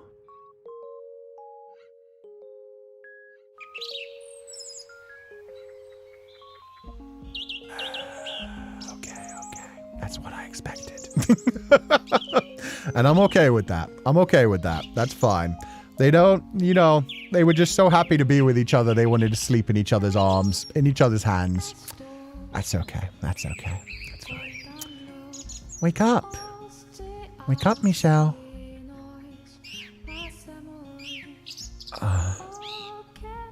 So bright. I thought I shut the curtains. Morning, sleepyhead. Giselle? Good morning. Wait, forget that. Do over. Ahem. Good morning, Master. I hope you slept well. Ha ha. I can say without a doubt I have never slept better nor awoken to a more pleasant sight in my entire life. Oh, give us a CG. Come on. Just give us them hugging. Robbed, but okay. And so their happy ending continues on. That's fine. Oh! They lied to us. All Hanada Keika Sensei ever does is fucking lie. Robbed again. It's fine. Oh, wait. The art book. The one where they're welcoming you through the door. Watch this be Morgana. Watch this be Morgana. Or maybe it's her sister. Maybe it's Giselle's sister coming over. I'm going to read it as if it's Morgana anyway, just in case. Just because I'm begging. I believe I'm on the second floor. Ah, yes, there it is. But I need my key to get in. The landlord should be able to help me with that. He lives upstairs, if I'm not mistaken. Oh my, well hello there. How did that? That's not a middle-aged woman, but whatever, I'm sticking with it. Are you our new neighbor? Yes, I move in today. Were you not told where to find your key? It was a rather sudden move, so perhaps it was missed in the confusion. Oh, is that so? Well, your key's right here, darling, on the back of your mailbox door. Here you are. Thank you.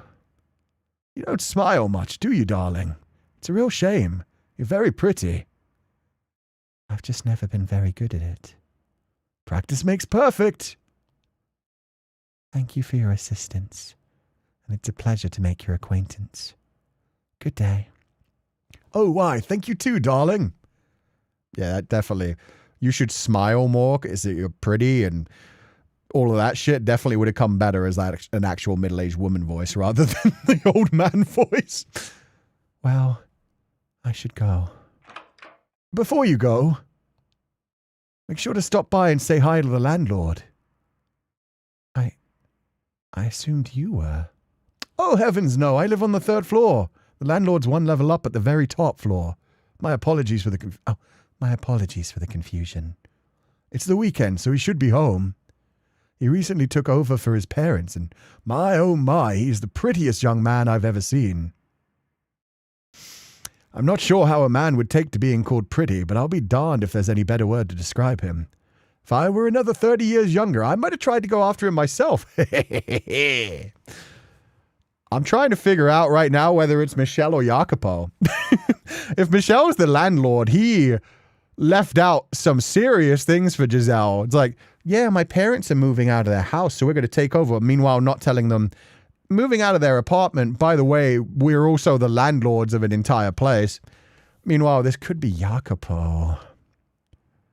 You can't be what, 15, 16 years old? Still in high school and already living on your own? You're moving fast, darling. Are your parents... I have a lot to unpack, so I really should get going. Oh dear, so sorry for keeping you. If you need anything, just give me a shout, okay? Or the landlord. I'm sure he'll be happy to help too. It was a pleasure meeting you, darling. You too, ma'am. Let's see. She's A bit overwhelming. I hope the landlord isn't quite so boisterous. She said he was a pretty young man. Well, I should at least say hello. I can leave my bags inside and unpack when I'm done. Oh, a butterfly. How did you get in here? Reincarnation. Oh, God. It's moving kind of sluggishly. Don't worry. I'll get you back outside where you belong. Take care. Oh, she saved a butterfly. She made sure it wasn't trapped. She set it free. Hit me with it. This is the place. I'm not looking forward to this. Too many new people in one day. Okay, it's them. Wow, he became a landlord? Damn. Coming! I'll be just a second. A woman's voice? But the landlord's a man, isn't he? Maybe his sister or wife. I'll get it. Wait. That voice. It's probably the new girl. We should both go out to greet her. Hit me. Show me the CG. Yep, you were right. It's our new neighbor. It's a pleasure to have you. And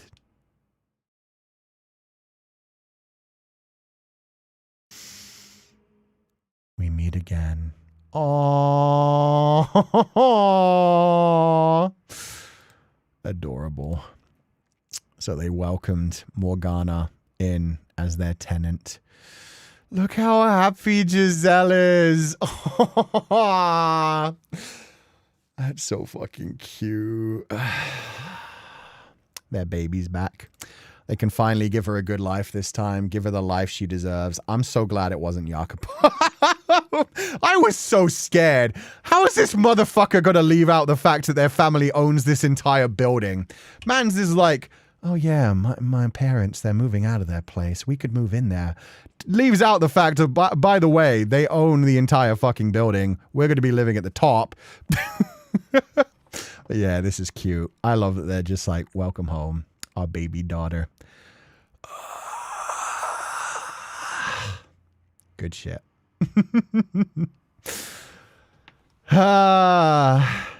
See you again. See you again for reincarnation. Is the middle-aged woman Pauline?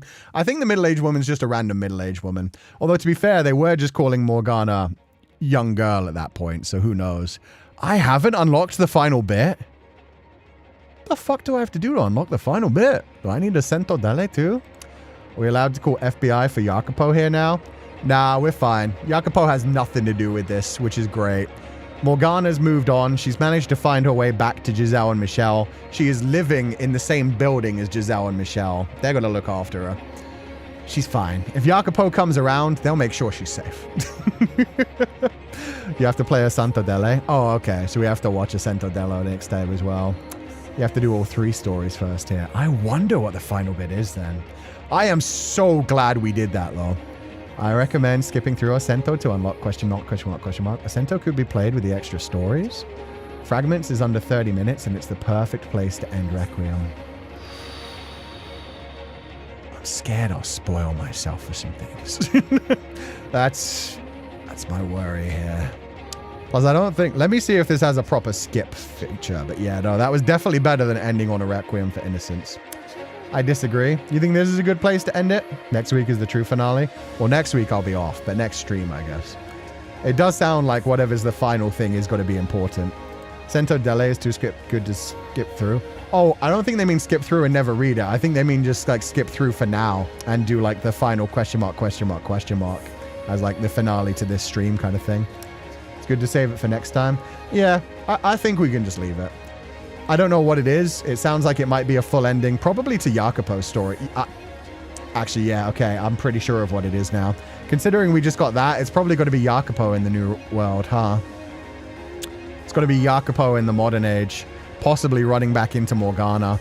Morgana recognized Michelle's voice.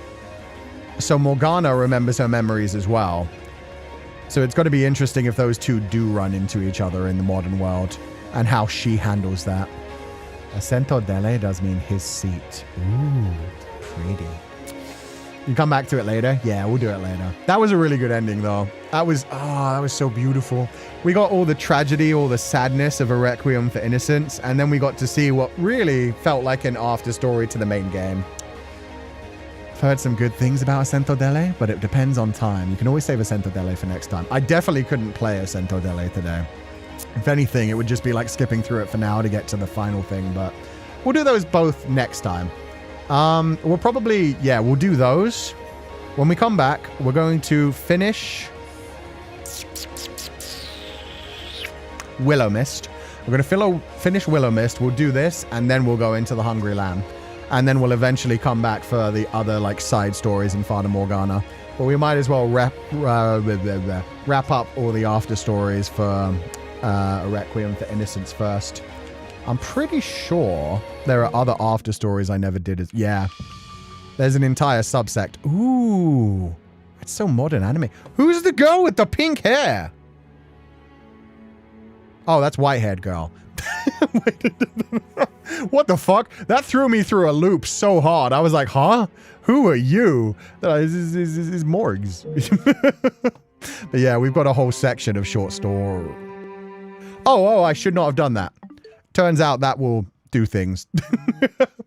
I don't want to be spoiled for that. We'll click on that sometime in the future. Pink-haired girl? Yeah, she's pink-haired girl now. The art style changed, so she's not white-haired girl anymore. She's got a pinkish tint. White-haired girl, my love. I was wondering if you were going to say that, Mel. I was like, Mel's going to see this before I do and call my shit out. There we go. Okay, let me make myself less short. Megurine Luca kind of did look like her. Happily Ever After was so healing after all the pain in a Requiem for Innocence. Thank you for the lovely stream, Sensei. Yeah, I'm so glad for that. I'm so glad people in chat told me, like, that one will only take like an hour, maybe 2 hours for you. But yeah, that was so healing. That was so cute. All the different movie things, the reference to Fata Morgana itself, the reference to the South Park movie, of all things, was an interesting choice. Just getting to see them in the modern day world and getting to see how much they truly love each other, understand each other. They're still very much the same souls, just with different backgrounds and histories now. They've grown so much. Good for them. White plus red equals pink. True. Maybe it's a slightly healed white-haired girl. But yeah, there's a whole like subsection of like short stories. I don't think they have like proper CGs. I think it's mostly just text, the same way like the middle bit was in Requiem for Innocence, where we saw the little bit that went over like Jeren's backstory. But we'll see when we actually pay through them. It's just like, yeah, more visual novel-y kind of stuff. We've got to do those after the Hungry Lamb, traveling across the Ming Dynasty. Which music? I think the romantic theme. Rain Annoy, thank you so much for donating the allowance. Thank you for the stream, and Otsu Sensei, thank you for using my art for thumbnails. It means so much to me being able to draw for you and for one of my favorite games. Aww. Thank you so much, and it means so much to me as well. It was such a precious image as well, because I know you said, like, I hope people don't mind it like breaking immersion. I never mind that. I love that there's an image of just like me caring for Morgana, because that was rough. But thank you for the beautiful artwork. It made a perfect finale for this, and yeah, getting to see Giselle and Michelle together, so good. Kuchan, it's 12/12 and it's my birthday. Happy birthday! So happy to watch you play Requiem today, making me cry on my birthday. Thank you for the great voice acting as always. No problem. Happy birthday. I'm so glad you enjoyed it, and I hope you have a wonderful year. Thank you so much for being here and for celebrating it with us. Thank you as always, Sensei. We needed that aftercare, oh my lord. Yeah. I did not expect... I did not expect them to end it with, oh, by the way, here's Maria lying dead on the ground. They made a CG for that. They made a CG just to twist that fucking knife. So yeah, I'm glad they included that bonus where it was like, hey, here you go, guys. Like, you can have some happiness after all those stabbings. A little sad we didn't get a bed CG, but the end CG is beautiful, so I'll take it. Yeah. And I like how they reference so many other things to people that have been fans of it for a long time. They made a CG? Moyotaro had an idea. Was it in the art book? Oh. You meant Maria. You meant Maria's CG. Okay, yeah. Yeah. Moyotaro or Hanada Keika Sensei, one of the two of them was just like, ooh, I know how we can hurt people. But yeah, at first when you said like Moyotaro made a CG, I was like, oh, the bed scene CG. So in this universe, South Park movie is canon. It's just funny to me. It's just our real universe. It's our real universe, but there's other people going around doing other things. Tri Princess, thank you so much for donating the flowers. I hope you're having a lovely day. I hope you enjoyed this stream, and thank you so much for always supporting the channel. And yeah, I loved this game. This was so beautiful.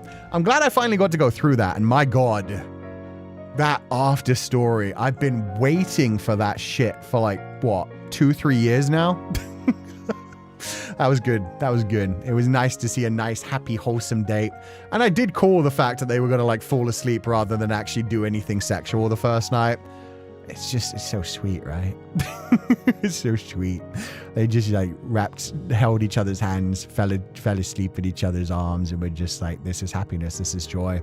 The one thing I do want to call back to from that as well, it's what Jacopo maybe could have had. I don't particularly like that as a romance option, but the whole thing is, if he had wanted his dream to genuinely just become like, I just want to be happy with Morgana, that's all she wanted in the world too, was to go and find a home for them together in one way or another. He could have woken up with her every morning, heard her singing, seen her smile, seen her happy, lived a happy life if he hadn't gone in a different direction, chased his own dreams. His own dreams which she didn't necessarily agree with. So yeah, it's nice to see that Michelle and Giselle get the ending that they deserve, because they absolutely did their everything to be with each other. TY for the stream, Kuchan. Your VA enhances the experience so much, and I love hearing your analysis and theories. Thank you. I love this game so much. I love visual novels. I love being able to do this kind of stuff, so I'm glad you enjoyed it, and thank you so much for the compliments. And thank you for the donation, Noeen. I hope you enjoyed the stream today. Thank you so much for being here. And yeah, it's so much fun. I don't think I could have ever worked romantically, but there's other kinds of relationships. Yeah, exactly. There's other kind of relationships where they're just family of a different style, where they still would be waking up in the same home together and happy. If he just like felt secure in that regard. Hearing her basically admit that from her own side as well, realizing that what she said at that point was she wanted to find their home together. Yeah, she wanted a home. She wanted to feel safe. She wanted to feel loved and cared for and protected. And we went through the whole discussion of the fact that at that point she was 11 and she probably was confusing certain feelings for other feelings, as young girls often do.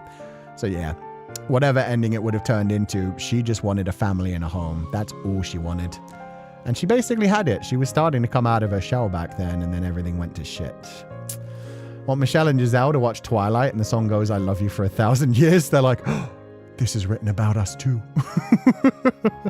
The fact that the house in Fata Morgana isn't a horror movie in their world is wild as well. I want to see that horror movie. They're making it into a television series, so that works. Can't remember the age gap. I wonder how they'd handle that. Caretaker, family, unless the whole wait for you trope. I mean, they've already done the wait for you trope. Jacopo did do the straight up like, when she's 16, I'll confess to her. When she's 16, I'll tell her my true feelings. Then she'll be old enough. They have about a 10 to 11 year age gap. And I'd imagine it's the same in the current timeline too, because Giselle did see Jacopo running around. I'm not sure whether that was like the end of the game or it was one of the bad endings. I think it might have been the bad ending for Door 3, which is again another like display of how incredibly well written this series was. That things like, because definitely the first bad ending was when you have Michelle run into Mel and Nelly in the modern world.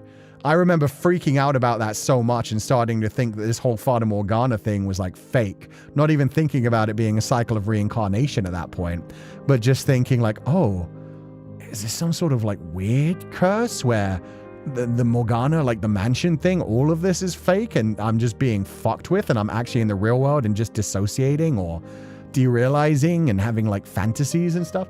So yeah, the fact that they brought all that to like the actual ending and being like, hey, no, it's all the real world now. They've just reincarnated again. Us realizing too that Maria carved in the floor at the ending is what we've seen in the main game in Door 3. Yeah. They Hanada Keika must have worked forever making sure that like every knot was properly tied in this one. Like from beginning to end, everything like fits in together so well, even into the after stories in Requiem for Innocence and like all the side stuff. It's so sick. Given we have Middle Ages France and modern day Paris, we probably should have expected that. True. Not so wrong for the time. For the real world, the FBI would be called. It's going to be interesting when suddenly this girl who moved into this apartment is spending like, I want them to like just slowly move in with Michelle and Giselle.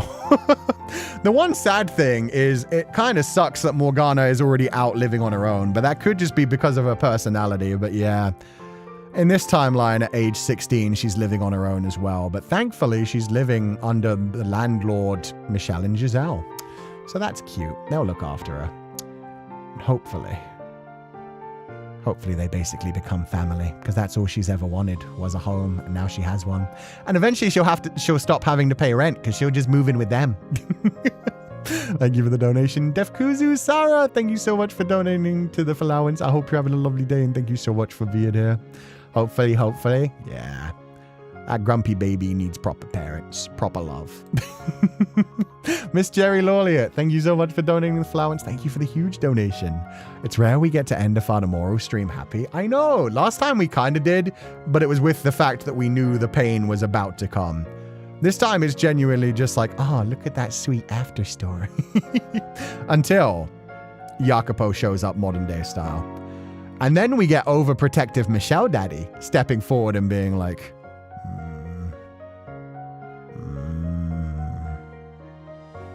yeah, he needs to go back to being the fairy in the woods. He needs to let his hair down and just be like, you stay away from my daughter. Thanks for playing an absolute cinema VA Kuchan. As much as he doesn't deserve it, I'm still hoping for some kind of decent ending for Jacopo and Yukimasa. Yeah, I want Yukimasa to have a very good ending. I want him to have one where he can, you know,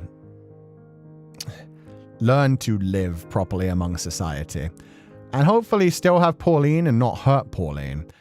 But, you know, that's completely up to him. I think that's the biggest thing when it comes to Jacopo for me throughout this whole story is he could have another chance, but consistently it's always been my happiness is what matters. My desires are what matters. Like, everybody, even though there were definitely like real feelings there, it's just very much everything is coded in, and that is what will make me feel safe and make me feel happy. So I do want him to have a happy ending. I don't think that means that, you know, he has to have an ending with Morgana. I think it could be very happy ending for him to just realize, I completely fucked up. I'm going to move on with my life and maybe try to be a bit better to people in my life in the future so I have actual joy around me. Friendship with people like Gratien and Maria that I don't feel like I'm just trying to get on top of or have to keep subjugated under me. Maria was genuinely a bro to him most of the way through that. Was genuinely still trying to get back to him even after some of the stuff. She was like learning to read and write and stuff. So yeah. Yeah. Jacopo had friends. It's just he kind of betrayed them along the way. A lot of bad shit happened. Gratien probably could have stayed a bro, but Maria definitely did until it was like very clear in her mind that he was gone. Can imagine Michelle and Giselle will act as parents as well to Morgana. I can feel Giselle holding a knife when Jacopo tries to court Morgana. Yeah, you're right. Michelle would probably be a bit more understanding. Giselle would be the one ready to stab him.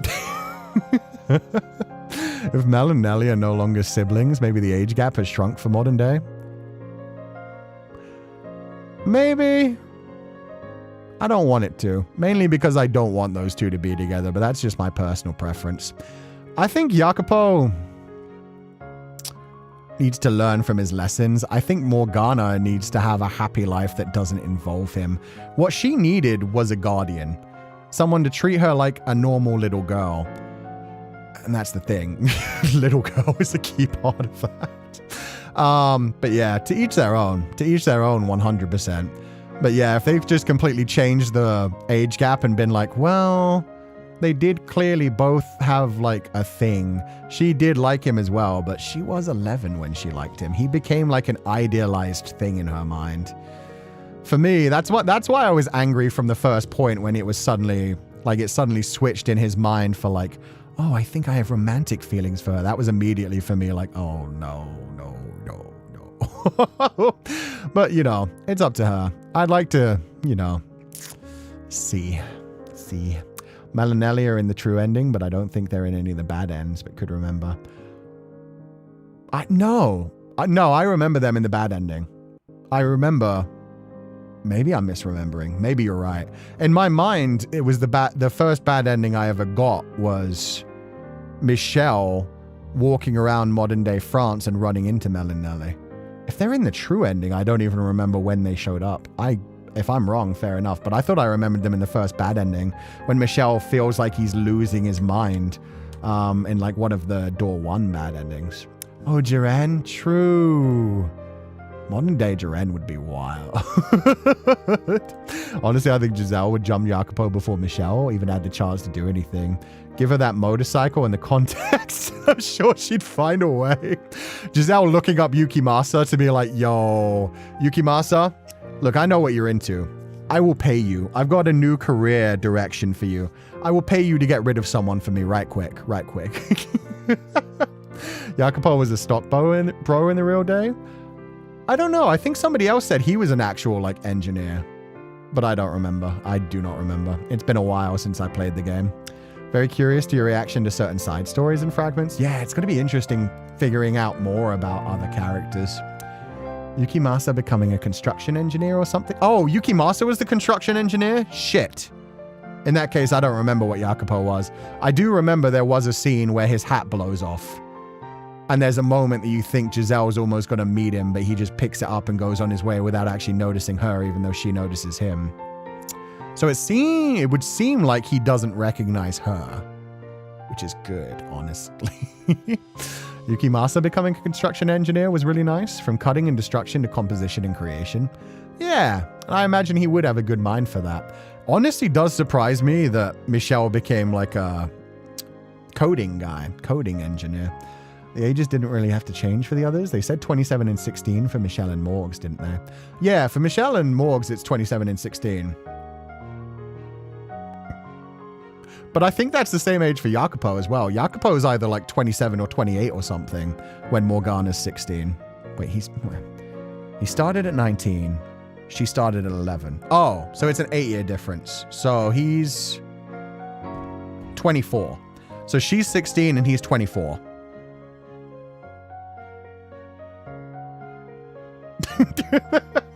He hurt her way too much at the end. She needs her own happiness. He hurt her way too much, and he, even to the end of their lives, was constantly trying to, control her in his own way. It was a constant thing of like, this is the ending I will give to her. This is the ending. Like, even at his absolute best moments, it was like, I'll make her happy by taking her to see something beautiful. And it's like, that's not what she wanted. She wants to go home. She just wants to be treated like a normal girl. And so, yeah, I would like them to have a run-in. I would like them to have a run-in where she can straight up say to him, nah, I'm good. Like, you gave me some of the happiest memories in my previous life. And you also gave me some of the worst torture in my previous life. Whatever you do with your future, I hope you learn from this and move on. Like, that's the thing. I want him to grow and do better in the future. I want him to learn from his past mistakes. I never think anyone should be locked out of, like, trying to redeem themselves and trying to do better. But she does not owe him anything. And he fucked that up way too many times on way too many levels. What Morgs needs is freedom. Exactly. Like the butterfly being set free or a bird being let out of a cage. She just needs to go live her life and grow up. Just get beyond being a child this time. Wish I can reincarnate too. Maybe I can be Morgs' classmate and we become besties and go eat ice cream at cafes and go shopping and talk about the boys and we see flowers at the park. Yeah, Jaren, I hope you show up in reincarnation as well. You deserve that. Jaren's awesome. I wish me and Morgs can go to a Sabrina Carpenter concert. I don't know much about her other than her outfits are totally adorbs and so sparkling. Maybe Morgs will have a blast at her concert. I feel like both of those kids would like Sabrina Carpenter. Yes, this is a thing. They would have probably been Swifties if they were about 5 or 10 years older. If they were like 16, 14 right now, they would totally be Sabrina Carpenter girlies. And Michelle can take them to the concert. Michelle would probably vibe heavily. He definitely fucks heavily with Sabrina Carpenter. 100%. Let's go make our own headcanon. Oh, we will.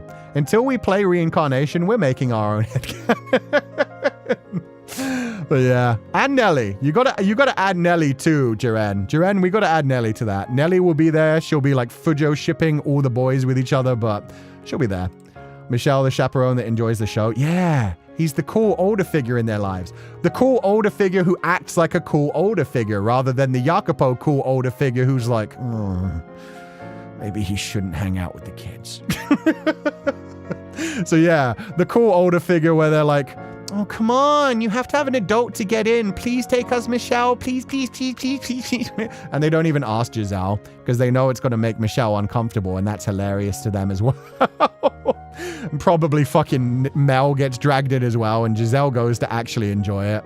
And then, yeah, it turns out Michelle loves it as well, and he has a wonderful time with all of them. The cool big brother / cousin, yeah.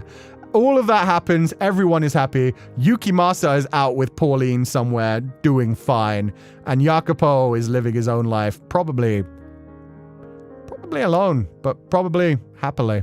Probably trying to work through some stuff in this life as well and just being like, yeah, I got some work to do on myself, honestly. Just want Jacopo to apologize and stuff, then distance himself and go on his own way without her to redeem him. Exactly. He's tried that. He's tried tying his redemption into her too many times. And that is probably why the whole, like, Bestia, Yukimasa, and Pauline thing probably wouldn't work as well, because that's a bit of using someone, but if you can actually, like, use that to overcome and move forward, that's a good thing? Question mark? I don't know.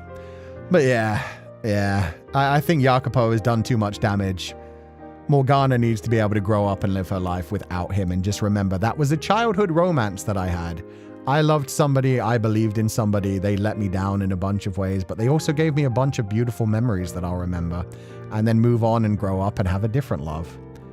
Get her PTSD healed, meet someone she can really trust and not get that trust betrayed. Yeah, exactly. The same way she slowly started to replace Jacopo in her mind with Nell when she thought Nell was this dashing knight in shining armor, this dashing prince who was nice to her.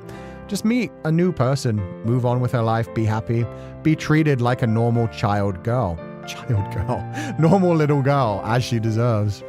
Let her be a normal girl, going to cafes and bookshops, maybe making music with her singing in an anonymous fashion. Hell yeah, she would kill it as a VTuber. She's got a magical voice. She's going to go viral.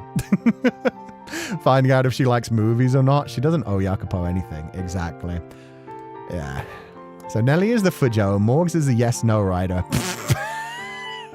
Holy fuck.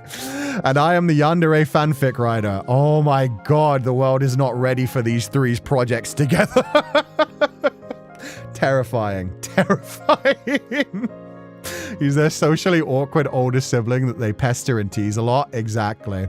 And he secretly loves it, and he secretly is there for them all the time. He's always like, oh god, this is so stressful. Can you please just have friends your own age? And meanwhile, everywhere that they go together, he's like, oh, this cafe has really nice sweet tea. I'm going to bring Giselle here next week. Oh, this concert was really nice. I think I'll buy the CD for Giselle. Like, everything they do together, he's constantly bringing it home for his wife. This stream is wonderful, Sensei. My bias is quaking in both the worst and best ways. Nice! I have two hands, but they're gripping my heart. I know, right? That was the best thing. Like, constantly being like, oh, they're gonna smash, while actually knowing they're gonna fall asleep in each other's arms. That's what's gonna happen. Like it was very much like she is gonna wreck that twink. He is gonna need a fucking hip cast after this, and she's gonna take a selfie of him in the hospital to celebrate. But at the same time, yeah, no, realistically, they were just gonna like fall asleep in each other's arms, and it was great. That's a holy trinity right there, and a slightly scary one. Young billionaire Jacopo suddenly nudged by quirky Maria Onesan to ask out Morgana for a date would be so amazing.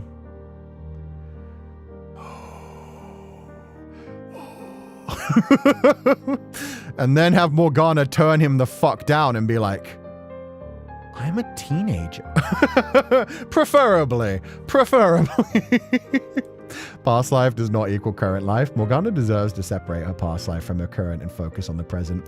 Yeah, because that's the big difference. For when it comes to Giselle and Michel, it's very much a case of, I want to rekindle my romance. That was my soulmate right there. I want to be back with them. Whereas when it comes to Morgana, it's very much just a case of she can just be like, that was a wild time of my life. That shit sucked. Also had some great memories. I can move on and I'm happy. So yeah, to each their own. And who knows, maybe Yukimasa, that would actually be a really interesting dynamic. If in this world, Pauline isn't a nun and she falls for Yukimasa, but Yukimasa knows like the type of shit he does, so he's trying to stay away from her. He realizes like, oh no, I can't hurt a lovely innocent girl like that who actually makes my heart go all aflutter. I need to stay away from her for her own sake. Was literally screaming, they're gonna freak in the sheets. She's gonna freak in the sheets. He's gonna take a while to warm up to it. But he probably has some interesting fetishes too. CEO Jacopo Alpha fanfics and oh god, okay. Half his brain is fully dedicated to Giselle as he deserves. Yeah, they're perfect for each other. She's all over the place. He's so calm. She pulls him out of his shell. They're great. Watching Sensei squee over romance is so fun. We got to play more Peak. Yeah. Especially super long, slow burns like this. It's so good. Master Servant Kink. Oh, she 100% has that. He'll probably be down for it in the long run. You saw the adult movie he picked. But yeah, no, 100%. Yeah. Giselle is 100% like, she likes calling him master. She's definitely going to bring that shit into the bedroom eventually. And he's going to be like, oh, Giselle, it reminds me of unfortunate times. Can we not? And she's like, do it. Degrade me. Treat me like Amy treated you. Come on, I know you know how to. You can tell me you love me later. Be a man. Slaps him in the face. She already did. Yeah, in a playful way. Next time, it's going to be in an aggressive way. Can you growl at me like a sadistic swordsman, please? Oh, God. It would be a bit worse if she's into that. If she's into that, you're like, how much did you pay attention to Yukimasa? Unless it's Pauline that's into that, in which case, fair enough. First time will be weird as hell, but they'll get into it. Nah, the first time will be super romantic and like loving. The second through fifth times will probably be the same. It'll be a lot of multiple time kind of things. It'll be romantic. It'll be slow. It'll be gentle. It's by about like the 6th, the 7th, maybe the 10th time that Giselle will be like, okay, I bought this maid dress. Here's the fun thing. I'm not the one wearing the dress. Yeah, nah. It would take a while. They'd warm up to it. I really hope in Reincarnation, Michel reunites with his brothers. They also waited 1,000 years for him, and I remember how they said they all wish to be brothers again. Yeah, and he doesn't have them as siblings in this world. That was interesting as well. When he said there was one person I wanted to meet, and Giselle was instantly like, oh, you're brothers, right? I hadn't even been thinking about that until then. But yeah, it would be interesting. He'd have some conversations to have with Didier. That's the thing. At least with Georges. Georges, at least in the main game, we heard about like how much pain there was, how much regret there was, how much he wished he could have done things over. We never really hear about Georges after the horrific, about Didier after the horrific shit he did. So they would definitely have some interesting conversations. But again, that's another one like Jacopo and Morgana, where it's like, you gave me some of the best memories of my life as well. Like 100%. That's the thing. That's the thing. When they were kids, he loved their relationship. He loved the times with his brothers. Just, yeah, how do you go back to having anything after what Didier did? Any plans to watch the backstages for the original game and RFL at some point? I don't know what RFL is. No, they aren't in the Switch version, but they're both funny and provide some nice insight. Oh, there's a backstage version for Reincarnation. Not Reincarnation. Requiem for Innocence. RFI then. I'll probably watch them myself offline, but I'm not going to buy the Switch version and beat the game to make sure I can go through them on stream as well. So unfortunately, I'm not going to be able to do the backstage things on the stream at any point, but I'll probably watch them myself at some point offline. Probably when I'm done with like all the side story kind of stuff as well.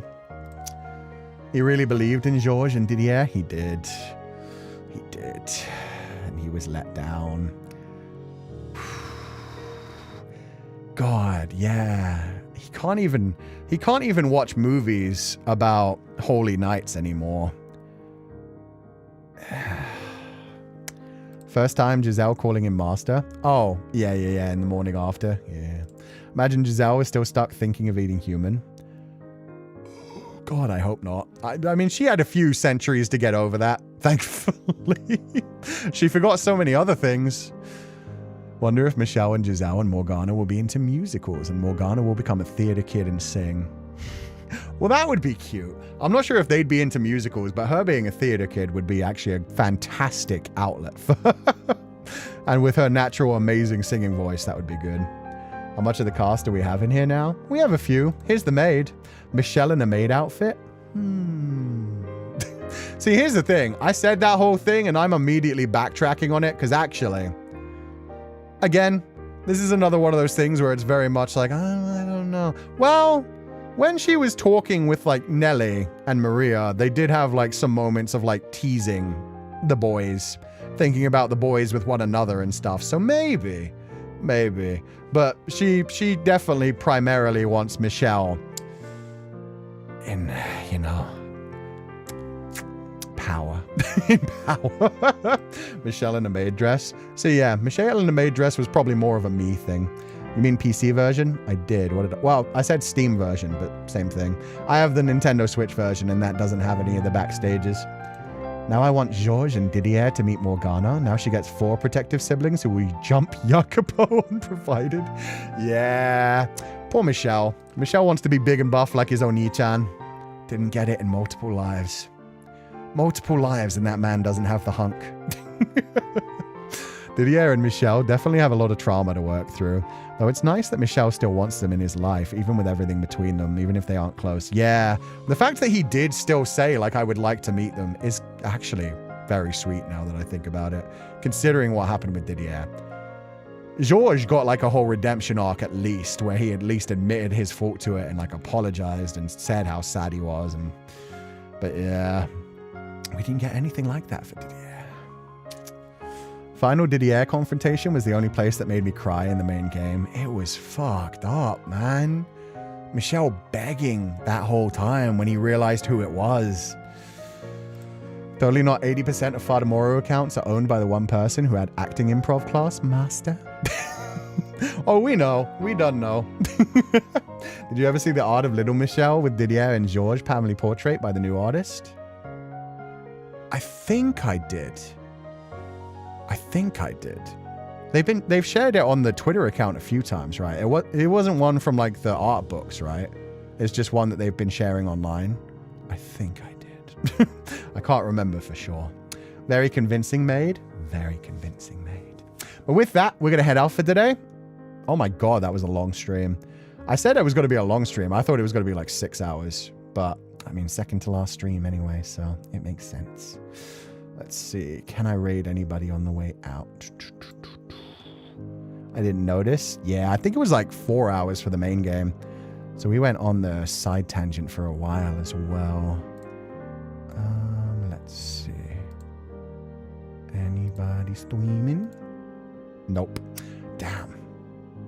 All the other people are still away. Okay.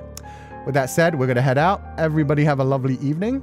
As always, burn bright, my pupils. And I will catch you guys next time. Bye-bye.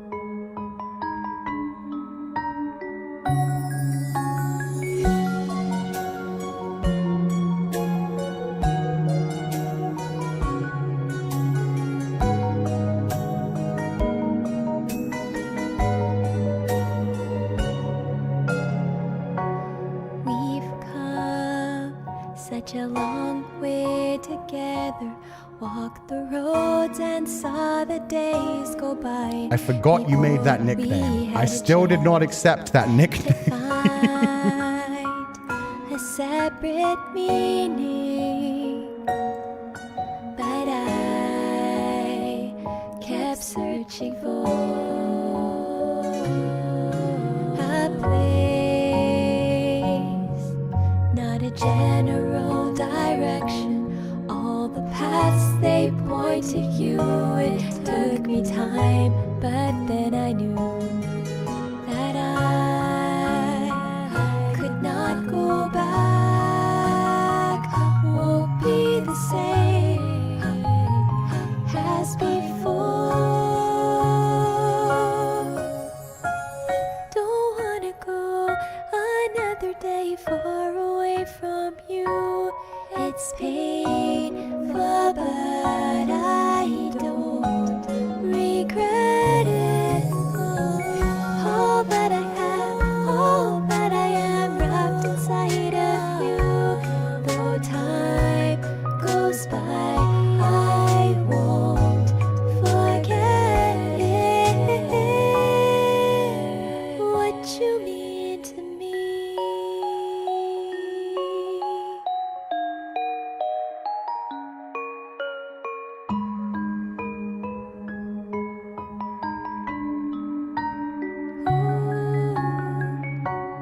If I rest my head upon your shoulder, let the tears fall down and hide away inside your open arms, to stay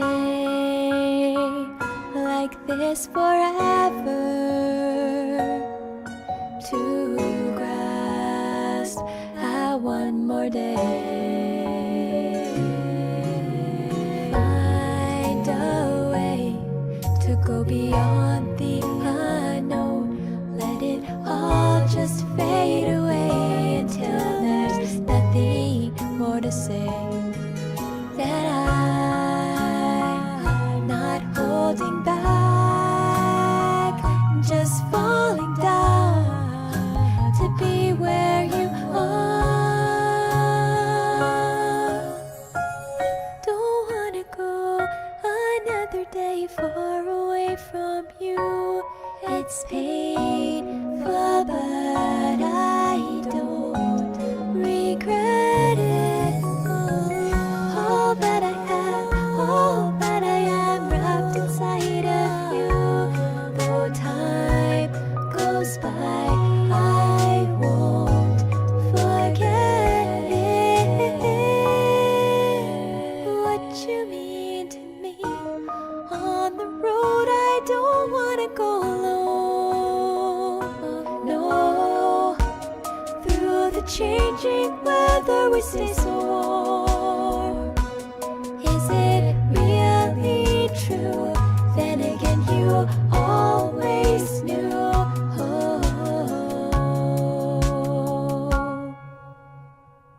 Don't wanna go another day far away from you. It's painful, but I don't regret it. All that I have, all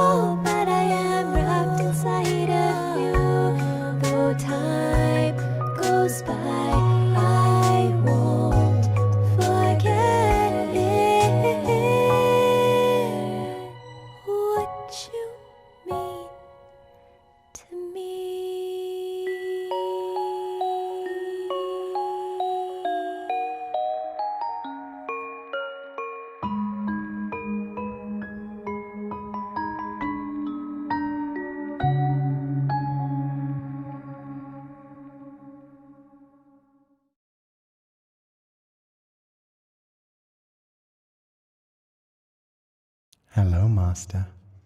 Come, take my hand. You have nothing to fear as long as I'm by your side. What?